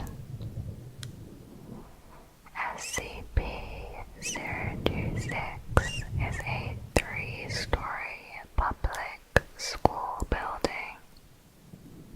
It has 2 wings connected to a central foyer. It was declared condemned after it was found out that the floor plan did not match up to the building's blueprints. It came to the Foundation's attention after several disappearances were linked to the abandoned building. There is considerable graffiti on the inside walls of the school. These graffitis continually fade and reappear in different locations. The same goes for writing on chalkboards and bulletin boards.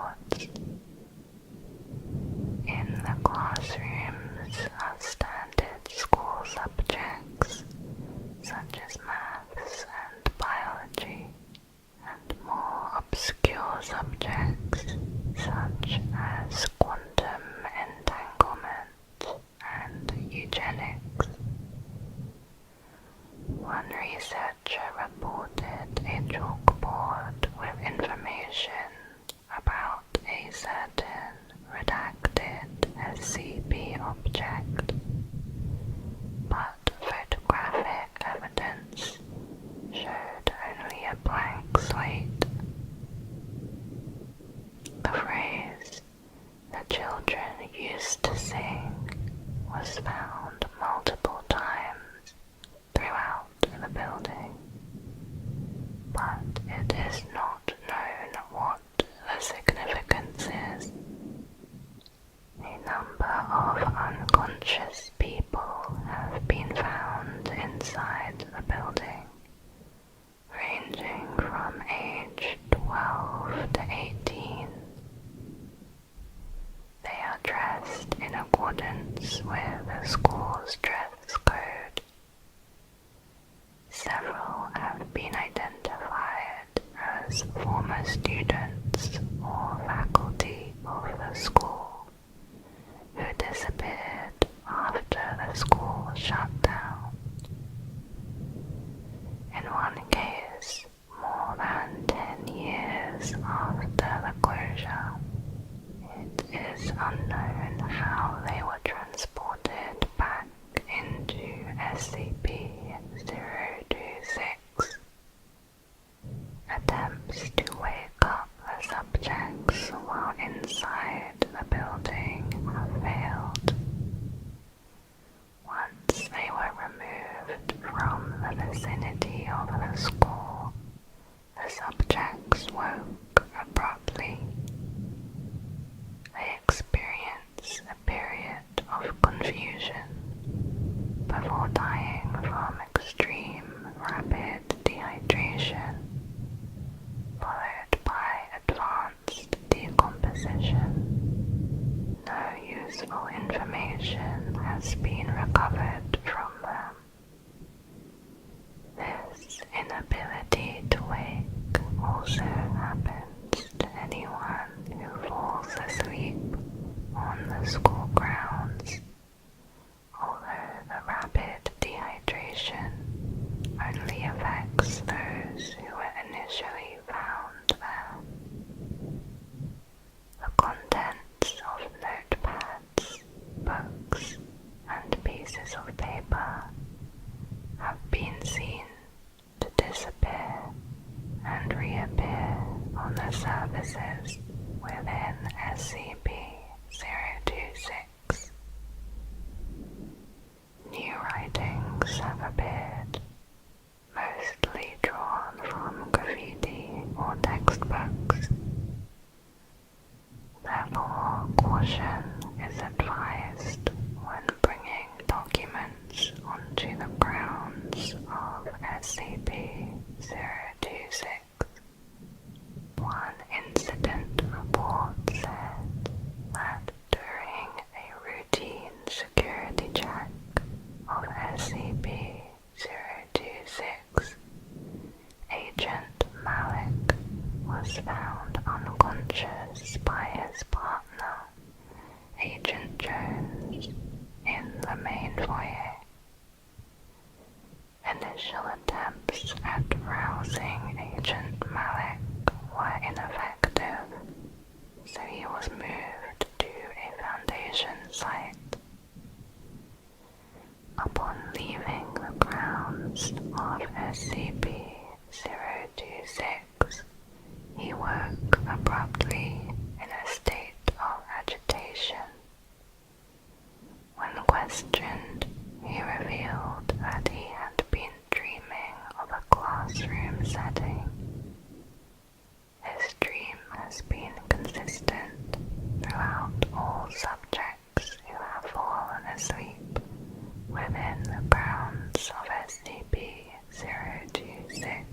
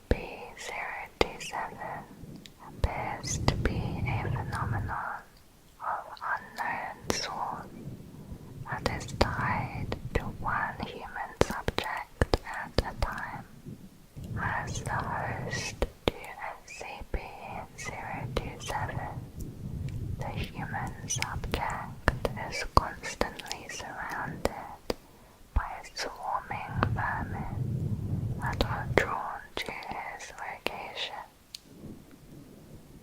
The subject is unable to assert control over these creatures and will occasionally be attacked by a feral specimen. These creatures have also attacked personnel who come too close. Wherever the subject goes, an initial swarm of flying insects, such as gnats and flies, will start to form a cloud around it, usually within 2 to 3 minutes. Shortly after, crawling animals, including lice, cockroaches, worms, spiders, and rats, will begin to appear. The longer the host remains in a location, the more vermin will gather there. When the host leaves a location, some of these creatures will follow, but most will disperse. SCP-027 transferred between hosts upon the death of the previous and first known host, since it could likely repeat this transfer upon the death of the current host, or high-value personnel should be kept far away from the host until it is better understood. SCP-027 had likely transferred between hosts many times before coming into containment. Initial research suggests that SCP-027 may have existed for hundreds of years. The first known host was discovered in an abandoned warehouse outside that had been completely overrun by rats, cockroaches, and other vermin. He was described as a Caucasian male in his late 30s, of average height, but gaunt, filthy, and covered in bites and scratches. The host showed symptoms of degraded mental health and evidence of heavy use of alcohol and drugs. The host died the following year. An autopsy showed a colony of rats nesting inside his abdomen. About 150 hours after the host's death, a security officer reported being awoken by breathing problems due to a housefly that crawled up his nose and later was shown to have laid eggs. The officer was observed and then identified to be the new host for SCP-027. The new host was interviewed shortly after by Dr. Jameson.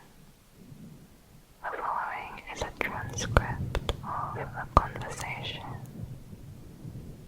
Dr. Jameson: Good morning, officer. How are you viewing?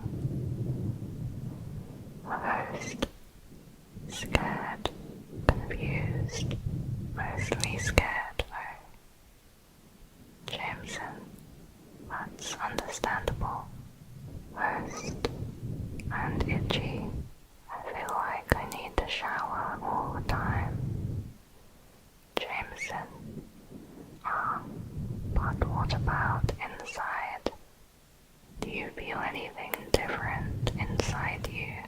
like a presence. Host: no, I don't think so. I haven't really noticed anything like that. Jameson: you haven't felt anything different since the original host died, besides the itching. Host: no, I can't say I have. Jameson: what about any sort of voices or compulsions?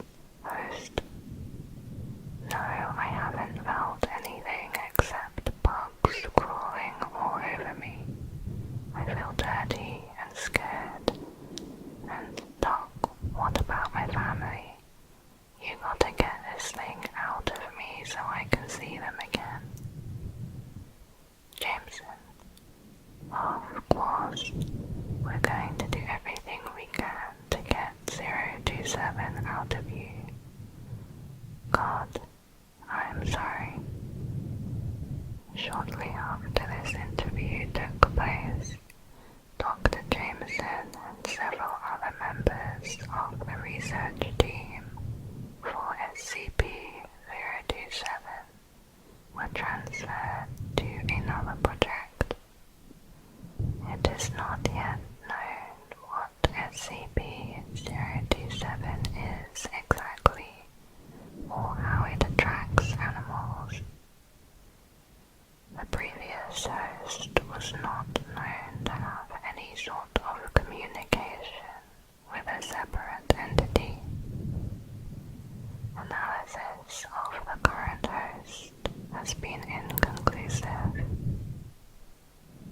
It is a Euclid class object. For containment, the host of SCP-027 must be kept in a 5x5 meter containment cell with a grated, raised floor connected to a strong vacuum system. All creatures removed from the subject's containment cell are to be incinerated, except for a small portion to be diverted for analysis. The cell is to be cleaned and inspected daily. The host must be monitored by at least 2 personnel at all times. Any unusual behavior or the appearance of any unusual species found must immediately be reported to Level 4 personnel. Security personnel assigned to SCP-027 must be vaccinated against all known animal-borne pathogens and will be armed with tranquilizer guns. They are ordered to subdue the subject if needed. Until SCP-027 is better understood, no personnel of Level 4 clearance or higher should approach within 200 meters of the host. Next is SCP-028. Knowledge. SCP-028 has no detectable physical presence, but its effect occurs in a 7-foot cube around what is commonly known as the center of SCP-028. It is located in an abandoned storage yard outside a copper mine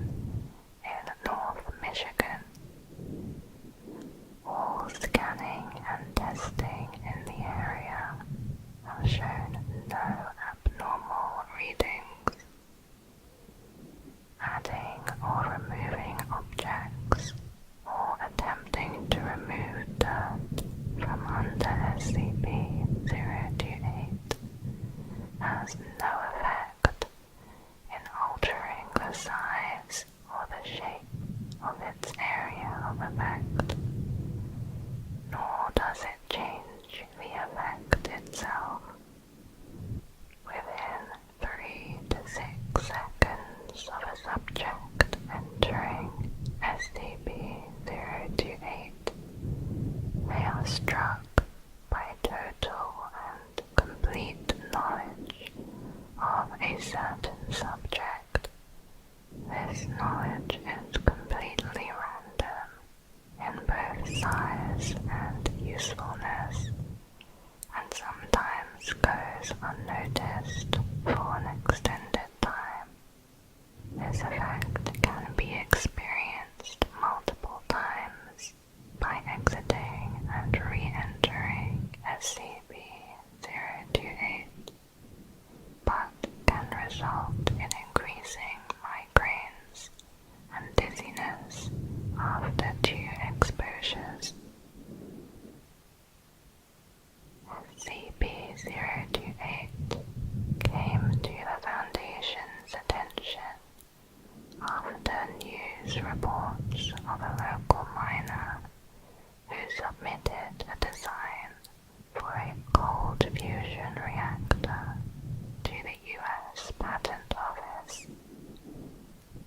He said that it had just come to him out of the blue.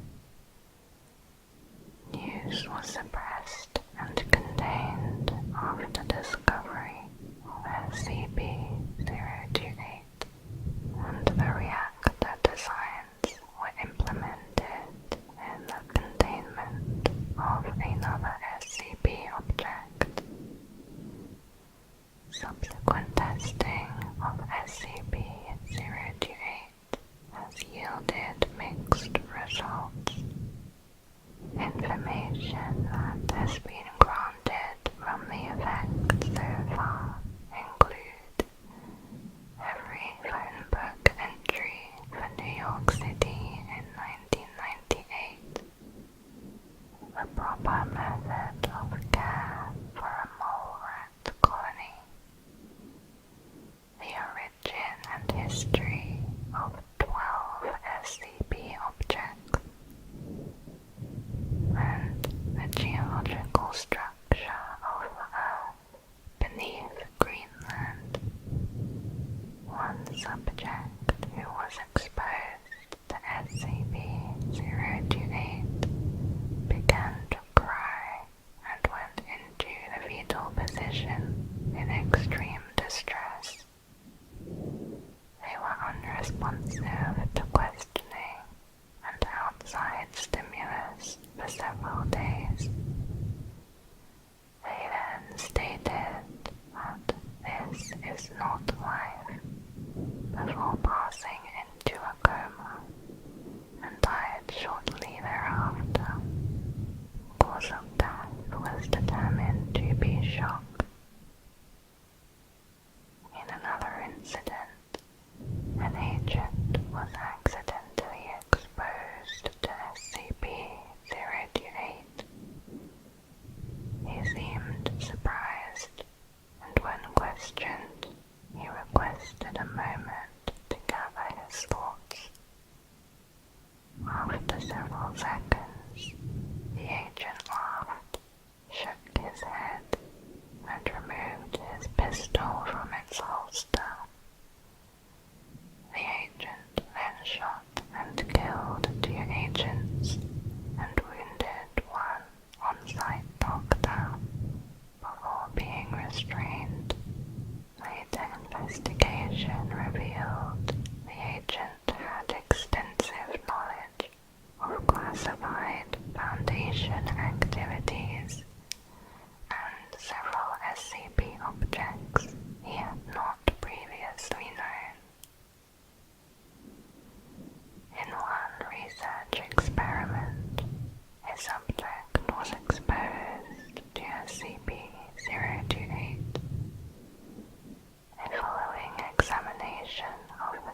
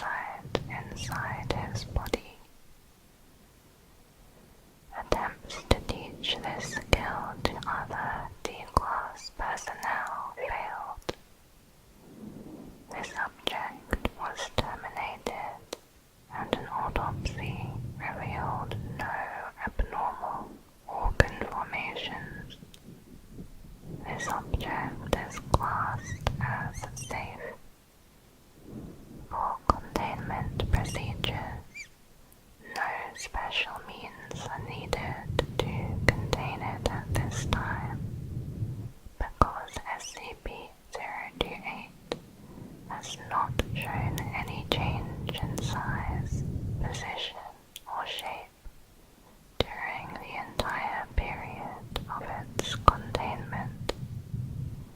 However, access must be restricted. Currently, it is contained on its existing site, since it cannot be transported by any known means. SCP-028 is sealed in a 6 by 6 by 3 meter concrete room with a single door. 2 armed personnel are stationed outside. Only authorized personnel should be allowed exposure to SCP-028, and extreme care must be taken at all times. SCP-028 is itself harmless, but its effect can be very damaging to the unprepared. Any Foundation personnel found to have entered SCP-028's area of effect are to be detained indefinitely. Next is SCP-029, Daughter of Shadows. SCP-029 appears to be a pubescent female of Indian descent. She suffers from alopecia universalis, a condition involving the loss of all hair. Over 80% of her skin pigmentation is a true black, while the rest of her skin has a complete lack of melanin. Her eyes are also completely black.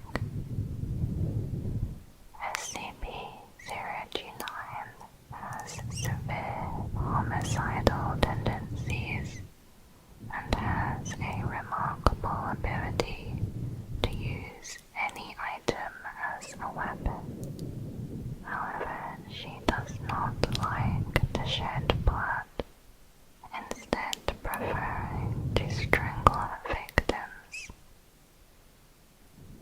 SCP-029 has dexterity and physical reactions 4 times faster than the average human.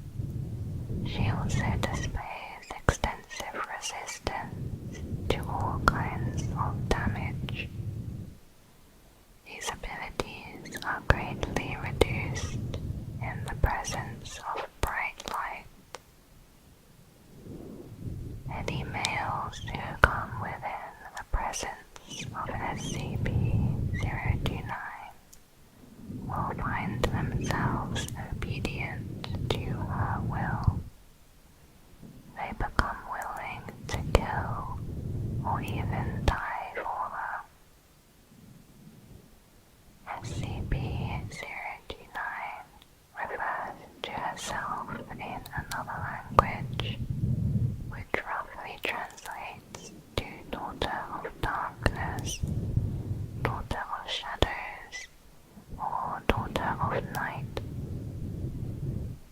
Interviews have been difficult to conduct due to her constant attempts to kill or convert all who speak with her. Over her years of captivity, the black patches on her skin have increased in size. SCP-029 was first brought to the Foundation's attention by an agent working in rural India. An attempt on his life led him to a small cult of men who claimed to be assassins working for the Daughter. Several weeks of investigation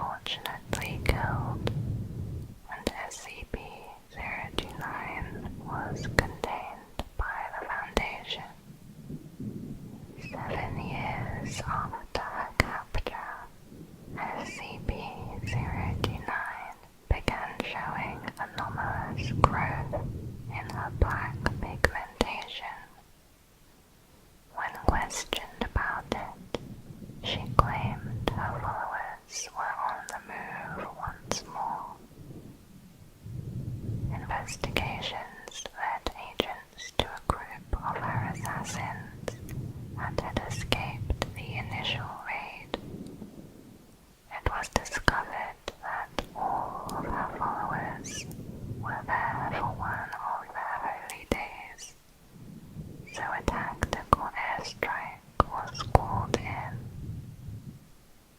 When the first bomb dropped, SCP-029 awoke from sleep, screaming at the top of her lungs. She continued to scream for the next 4 hours, saying that they were killing her people.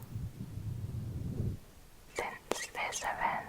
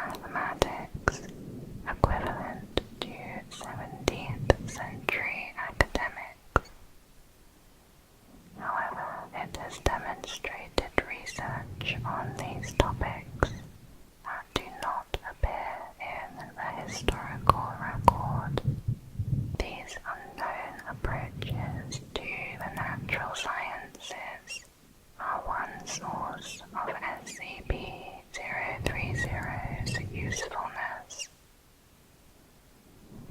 SCP-030 is active when a light source of 15 lumen or greater is within 5 feet.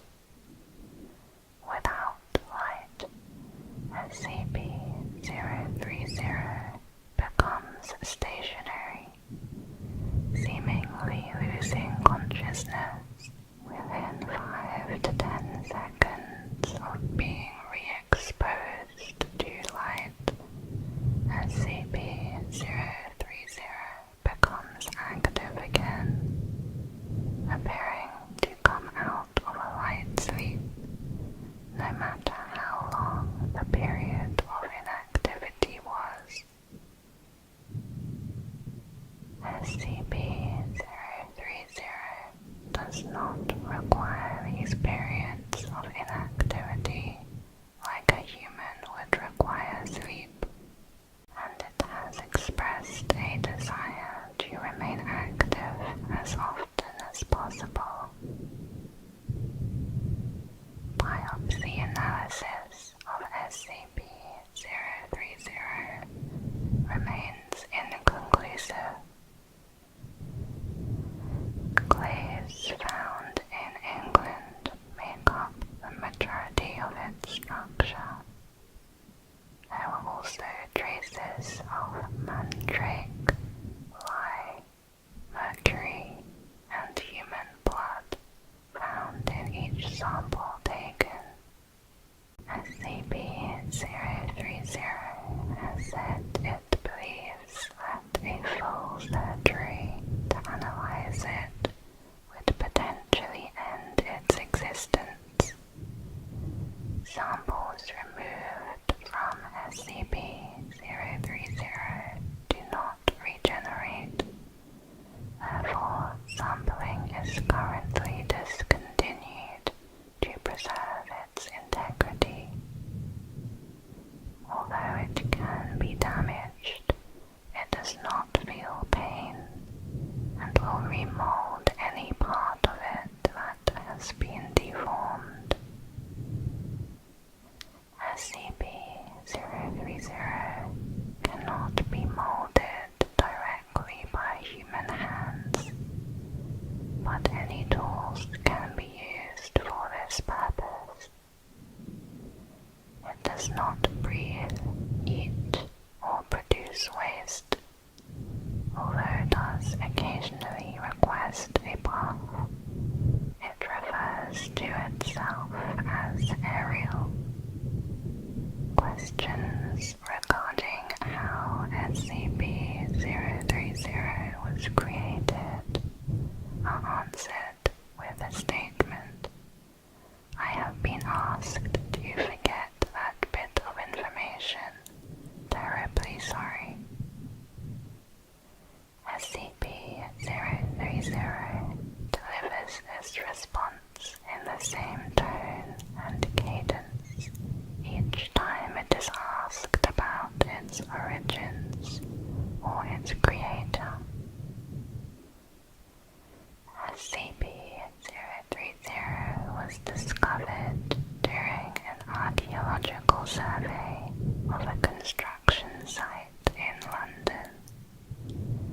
It was buried approximately 9 feet below street level, inside of a small stone sarcophagus.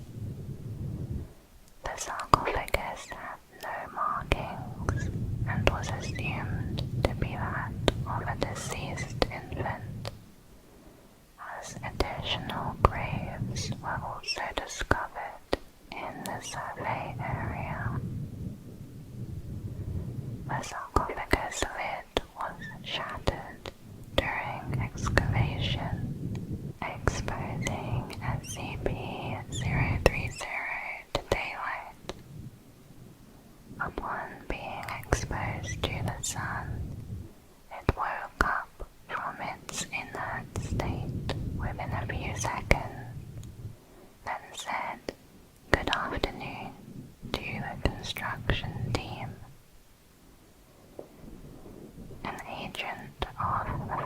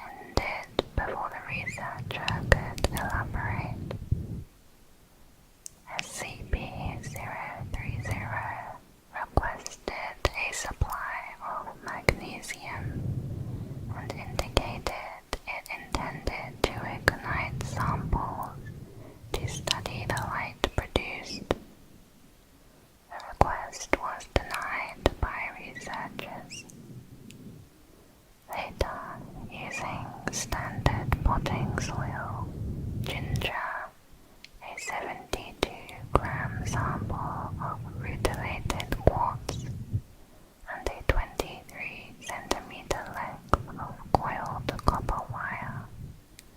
SCP-30 produced a device capable of emitting notable levels of directed ultraviolet light by unknown means.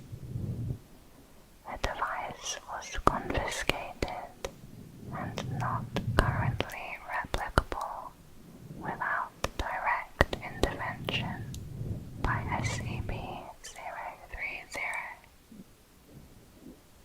Researchers are currently trying to determine if this line of SCP-030's research will be allowed to continue.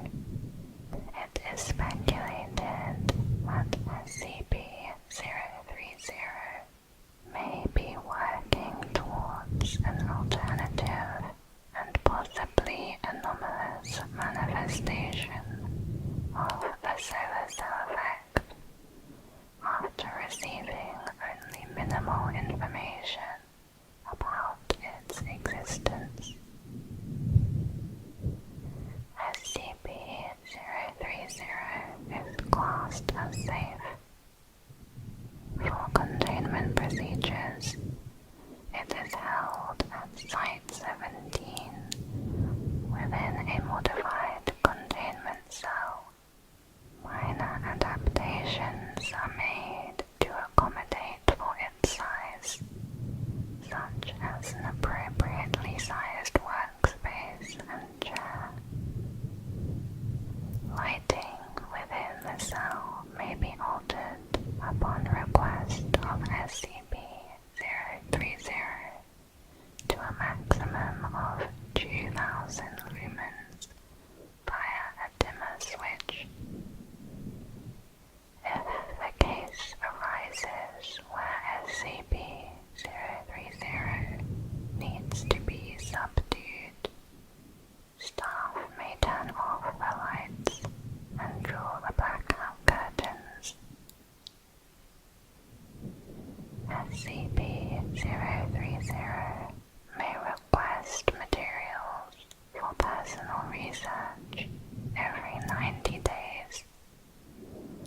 All previous materials should be collected and destroyed before delivering the new material. All materials are to be evaluated by research and security staff. SCP-030 should be denied access to all modern scientific journals or texts. Fiction is also to be restricted to works produced no later than the year 1623 in order to preserve the integrity of its innate knowledge. Staff wishing to consult with SCP-030 in writing are to place a formal request with the researcher on duty. All correspondence is to be retained.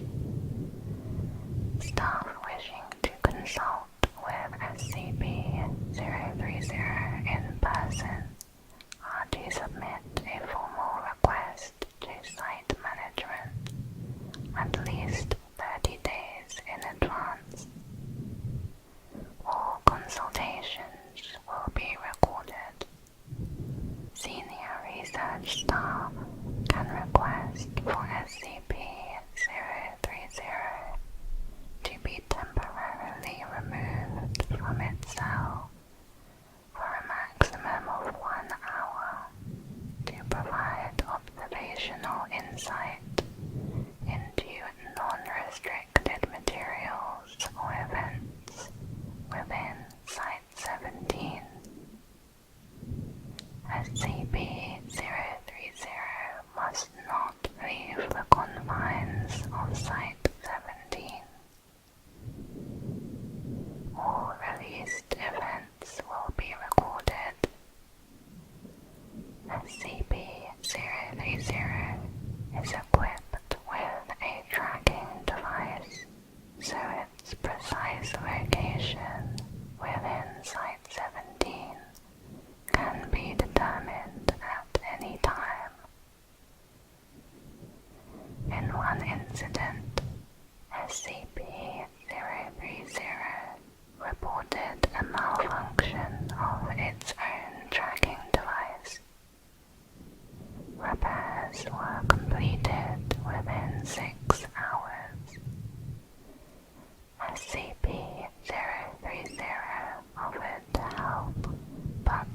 refused for security purposes.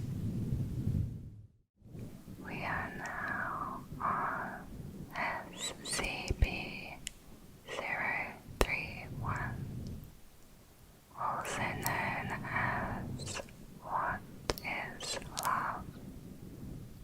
SCP-031 is a shapeless organism weighing over 7,500 kilograms that has infiltrated the infrastructure of a building.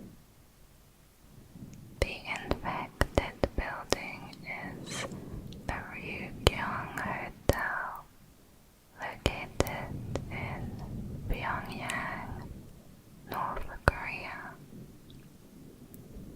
Tendrils emerging from SCP-031's central mass have spread through the hotel's plumbing and ductwork to all 105 floors of the building. At its peak, over 75% of the hotel's 3,000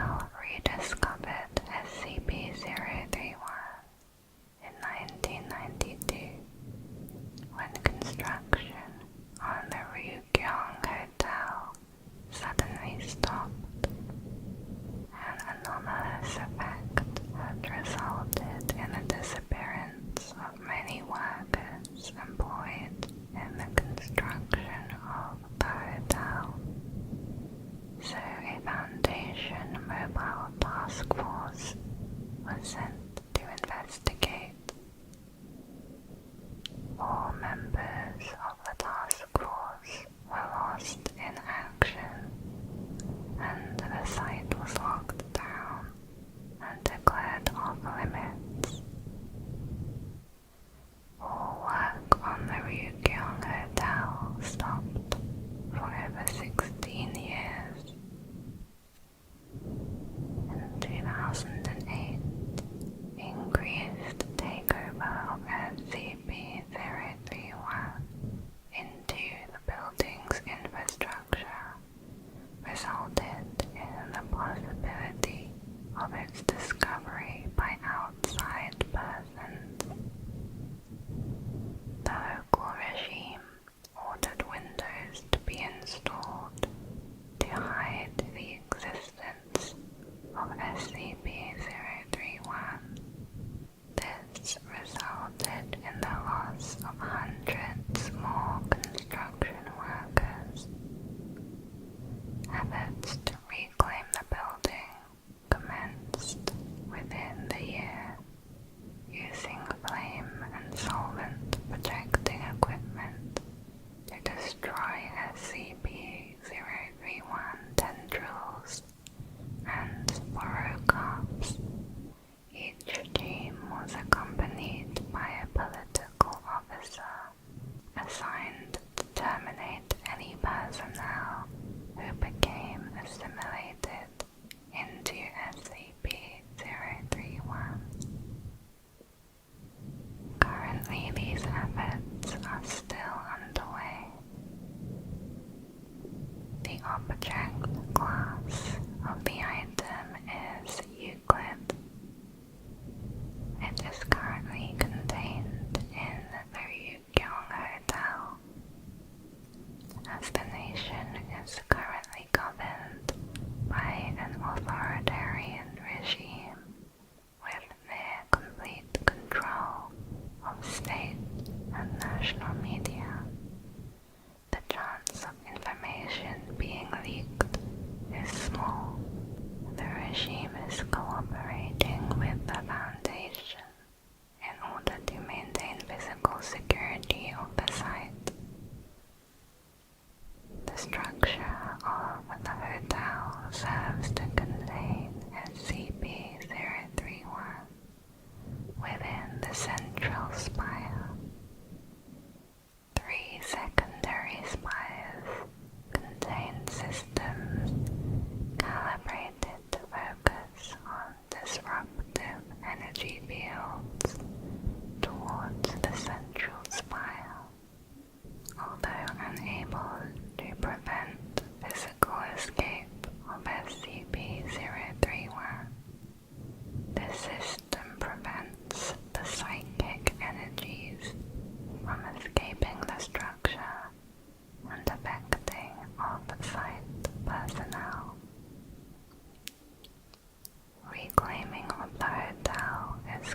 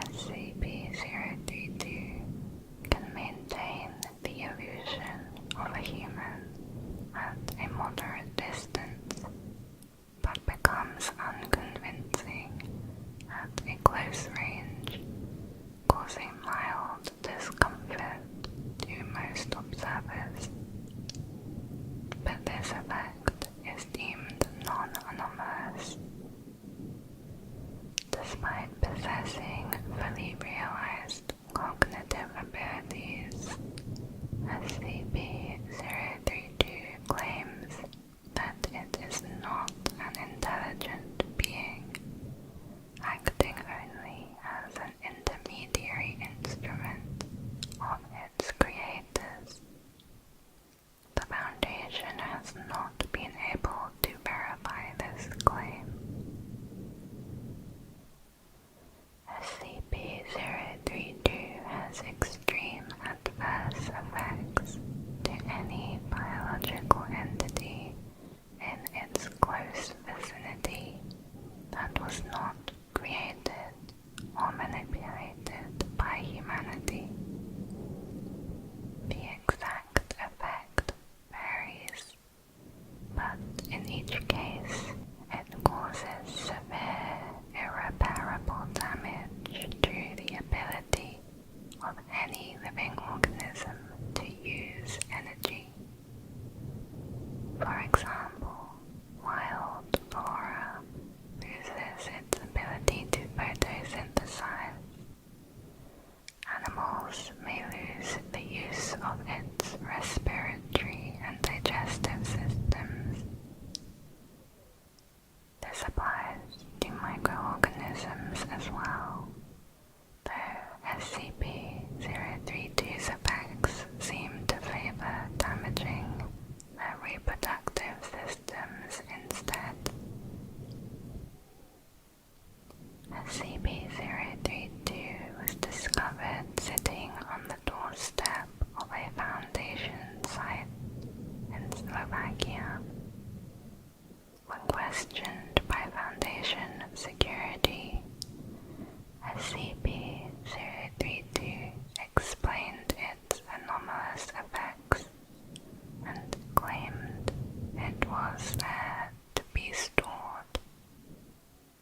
Surveillance footage shows no record of the time of its arrival, and it is not known how SCP-032 knew the site's location, or how it appeared without being spotted. When asked for its reason for seeking Foundation custody, SCP-032 replied that it was there at the command of its creators to be stored indefinitely until claimed. From an interview, it was learned that SCP-032 was created by a group called the Brothers. The one who will claim SCP-032 is who they wish to torment. SCP-032 is an imitation of the target's deceased wife. They wish to punish him and drive him insane with, quote, the mockery of her memories. It is a Euclid class object. For containment, SCP-032 is to be housed in the Automated Containment Unit.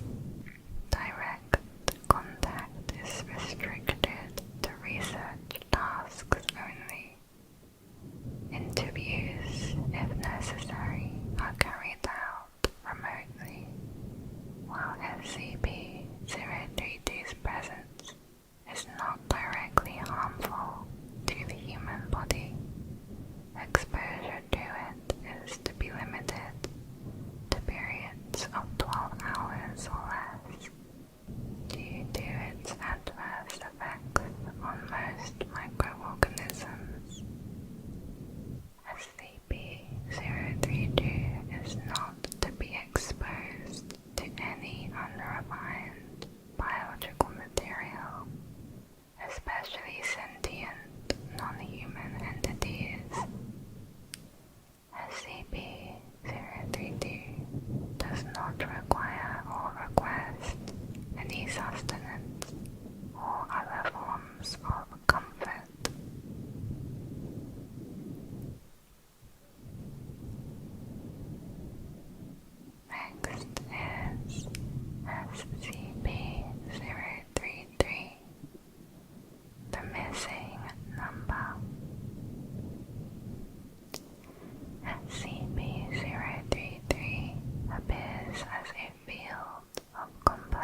mathematical symbols, ranging from simple, well-known symbols to those only understandable by highly trained mathematicians.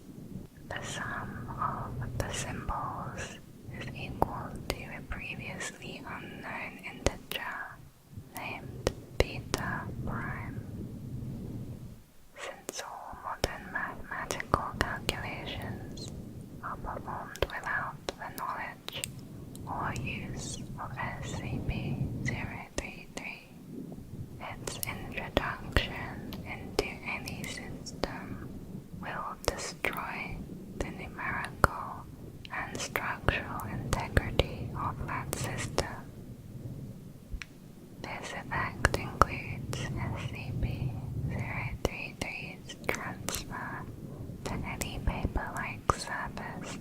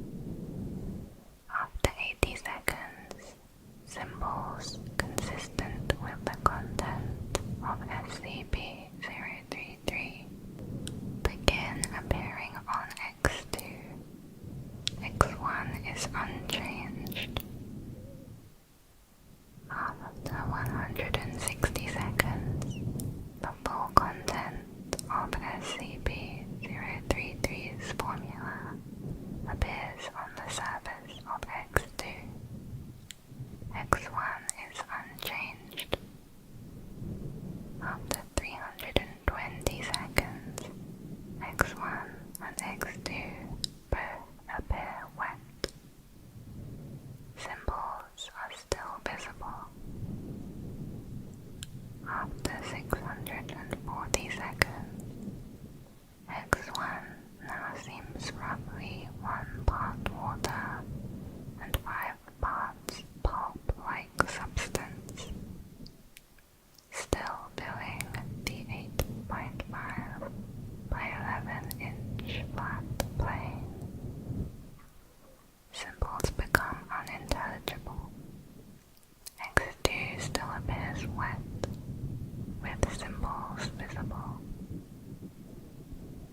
After 1,280 seconds, X1 is no longer visible.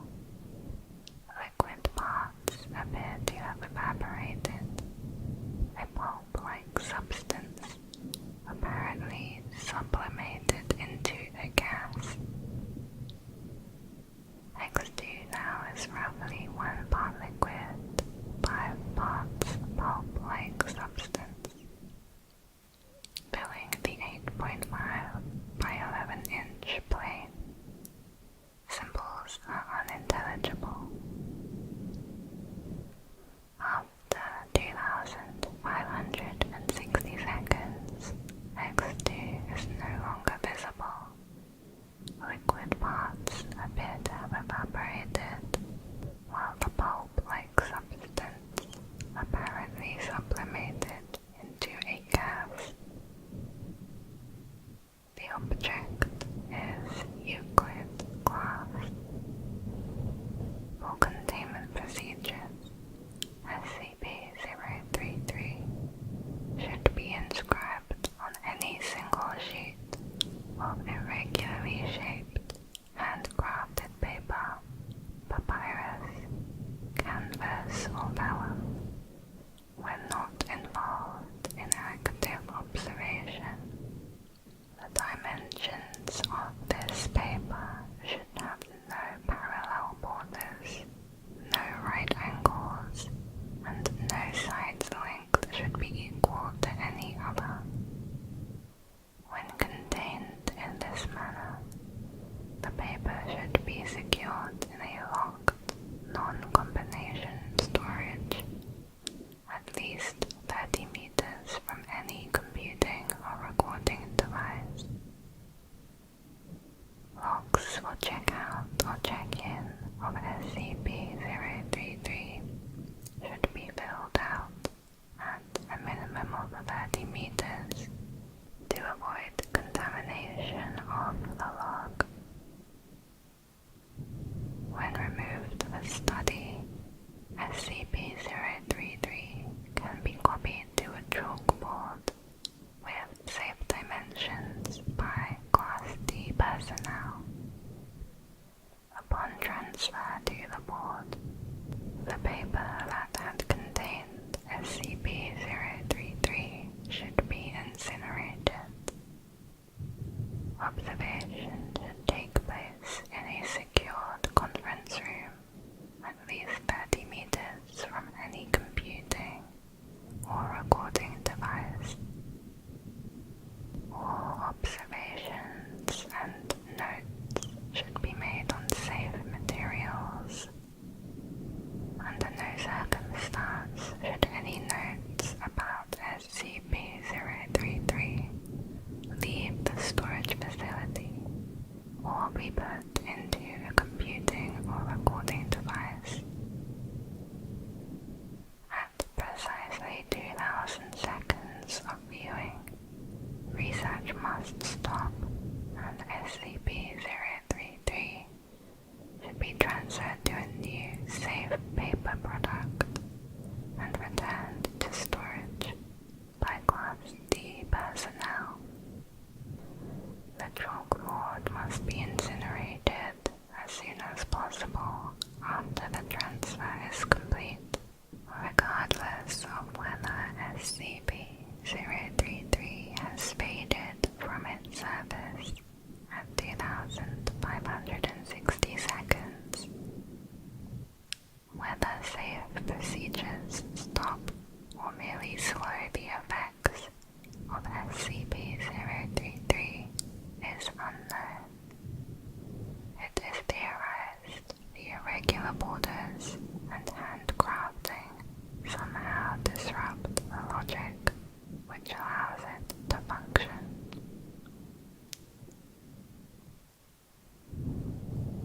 Next is SCP-034, Obsidian Ritual Knife. SCP-034 is a primitive knife made of pure obsidian. Tests revealed it is approximately 1,000 years old. Despite its age, SCP-034 is extremely sharp and requires no maintenance to retain its edge. Experts theorize it may be of South American origin, possibly being used in Native American rituals. Several historical accounts from the region support this hypothesis, with detailed writings on how priests would flay their victims alive with similar knives and wear their skin as a tribute to their gods. SCP-034 has the ability to allow its bearer to take on the appearance of another individual. If it is used to cut a piece of flesh from a living individual, and that piece of flesh is placed against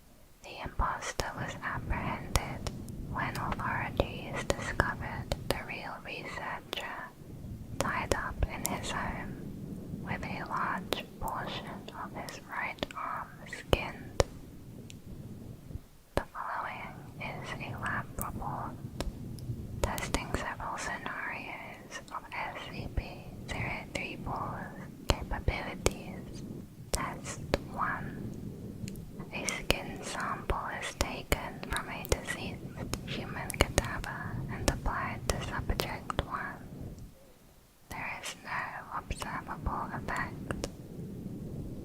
Test 2. Skin sample is taken from Subject 1 and applied to Subject 2. Subject 2 successfully mimics Subject 1's appearance. Upon termination of Subject 1, Subject 2 immediately reverts back to original form. Test 3. Sample taken from Subject 3 while under a medically induced coma and applied to Subject 2. Subject 2 successfully mimics Subject 3's appearance and manages to maintain the transformation and consciousness. Test 4.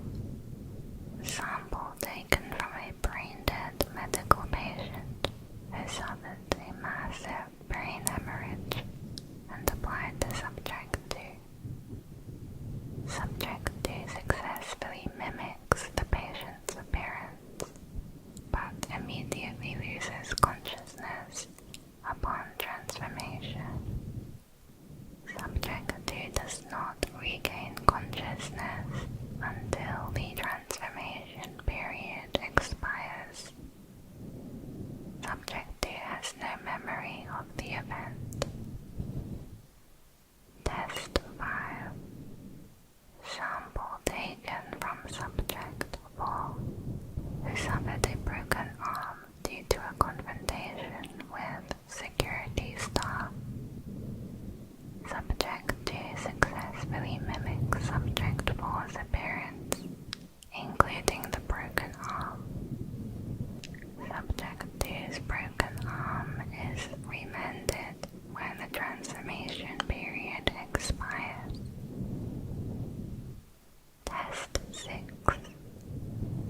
Sample taken from a terminally ill medical patient and applied to Subject 2. The patient's terminal illness was caused by a genetic defect. Subject 2 successfully mimics the patient's appearance as well as the illness. Both the terminally ill patient and Subject 2 die at the same time, after which Subject 2 reverts back to original form. Test 7. Sample taken is from a chimpanzee and applied to Subject 5. Subject 5 experiences rapid growth of hair across their entire body. There are otherwise no significant physical or physiological change. Body hair disappears when the transformation period expires. Test 8.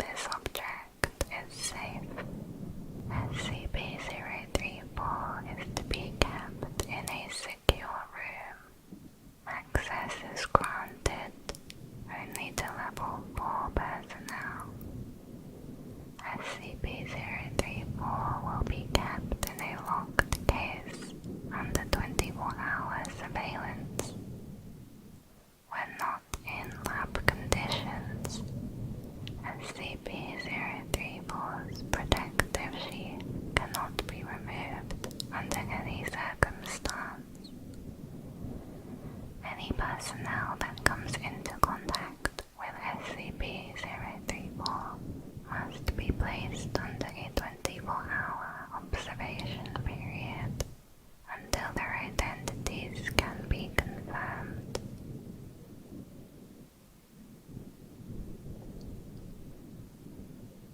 Next is SCP-035, Possessive Mask. SCP-035 appears to be a white porcelain comedy mask, although at times it will change to a tragedy mask. In these events, all existing visual records, such as photo, video footage, even illustrations of SCP-034 automatically change to reflect its new appearance. A highly corrosive, viscous liquid constantly seeps from the eyes and mouth holes of SCP-035.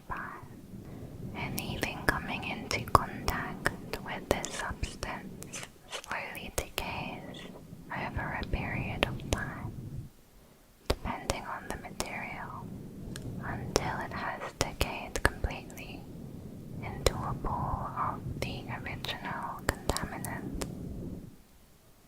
Glass seems to react the slowest to the effects of the substance. Living organisms that come into contact with the substance react much the same way, with no chance of recovery. The origin of this liquid is unknown. It is only visible from the front of the mask and is not seen at all from any other side. Subjects within 1.5 to 2 meters of SCP-035 or in visual contact with it experience a strong urge to put it on. When SCP-035 is placed on the face of an individual, an alternate brainwave pattern from SCP-035 overlaps that of the host, causing brain death to the subject.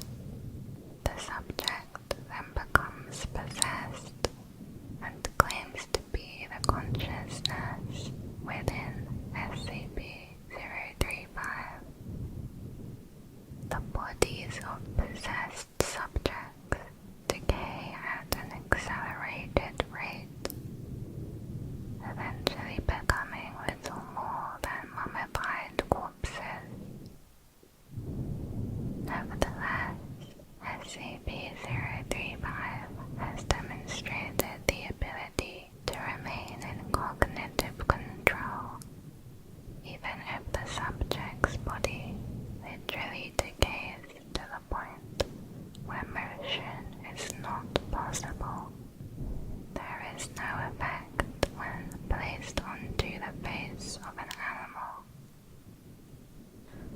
From conversations with SCP-035, researchers have learned various details about other SCP objects and of history in general, as SCP-035 claims to have been present at many events.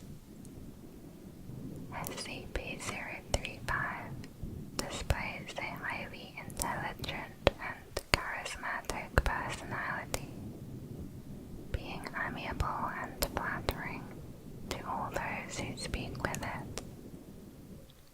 It is scored in the 99th percentile on all intelligence and aptitude tests given to it, and seems to have a photographic memory. Psychological analysis shows SCP-035 to possess a highly manipulative nature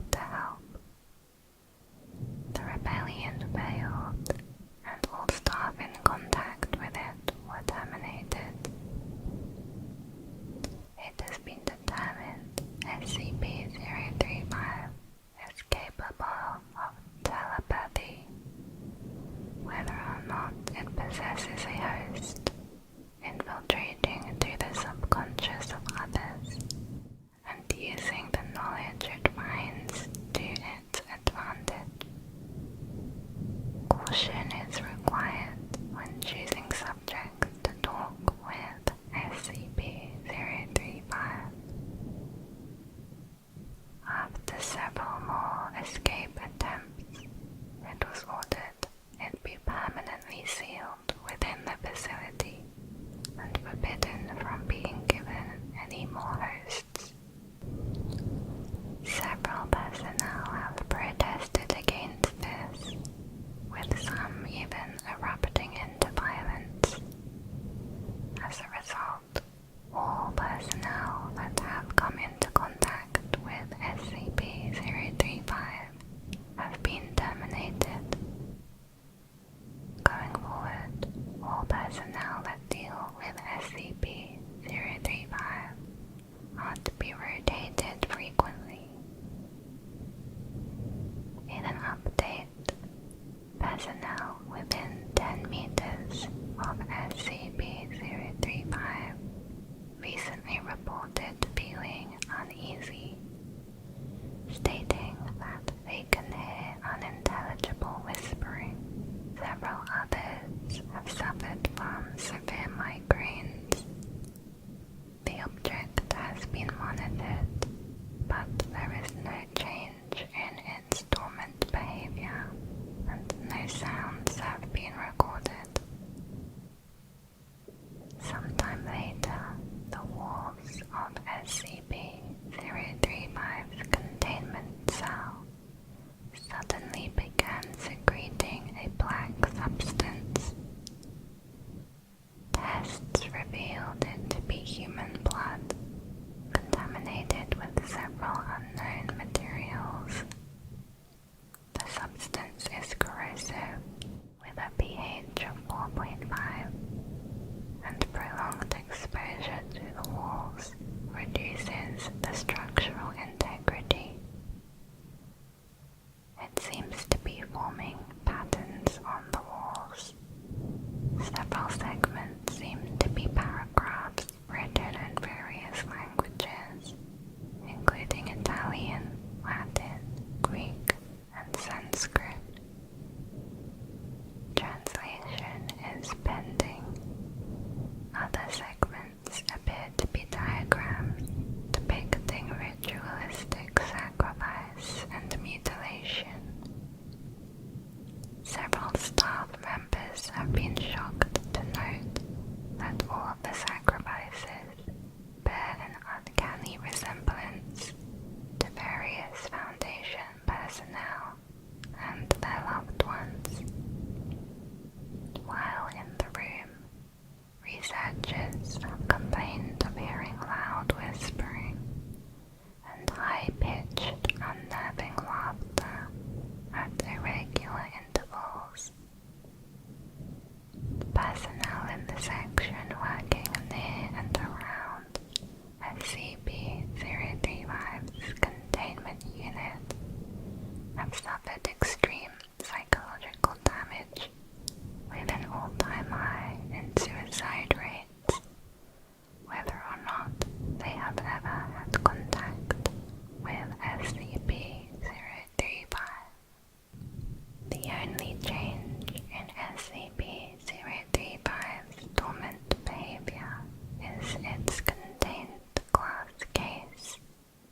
Degradation of the case has increased enough so that the glass will occasionally shatter, causing a wide dispersal of the contaminant. This occurs usually at the worst possible times, so far resulting in 6 casualties and 3 fatalities of research and cleanup staff. In light of these events, it has been decided to coat the inner and outer walls of its containment cell with SCP-148, which is a metallic substance. So far it seems to have worked.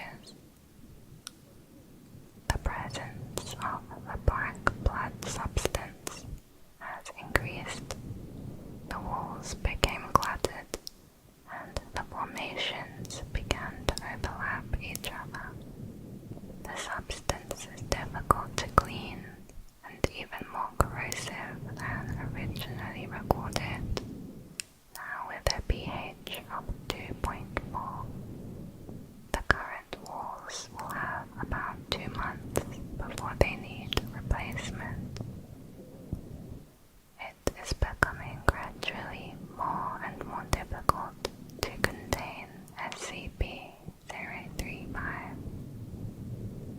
A week later, the walls, ceiling, and floor of the containment cell had been completely saturated in the blood.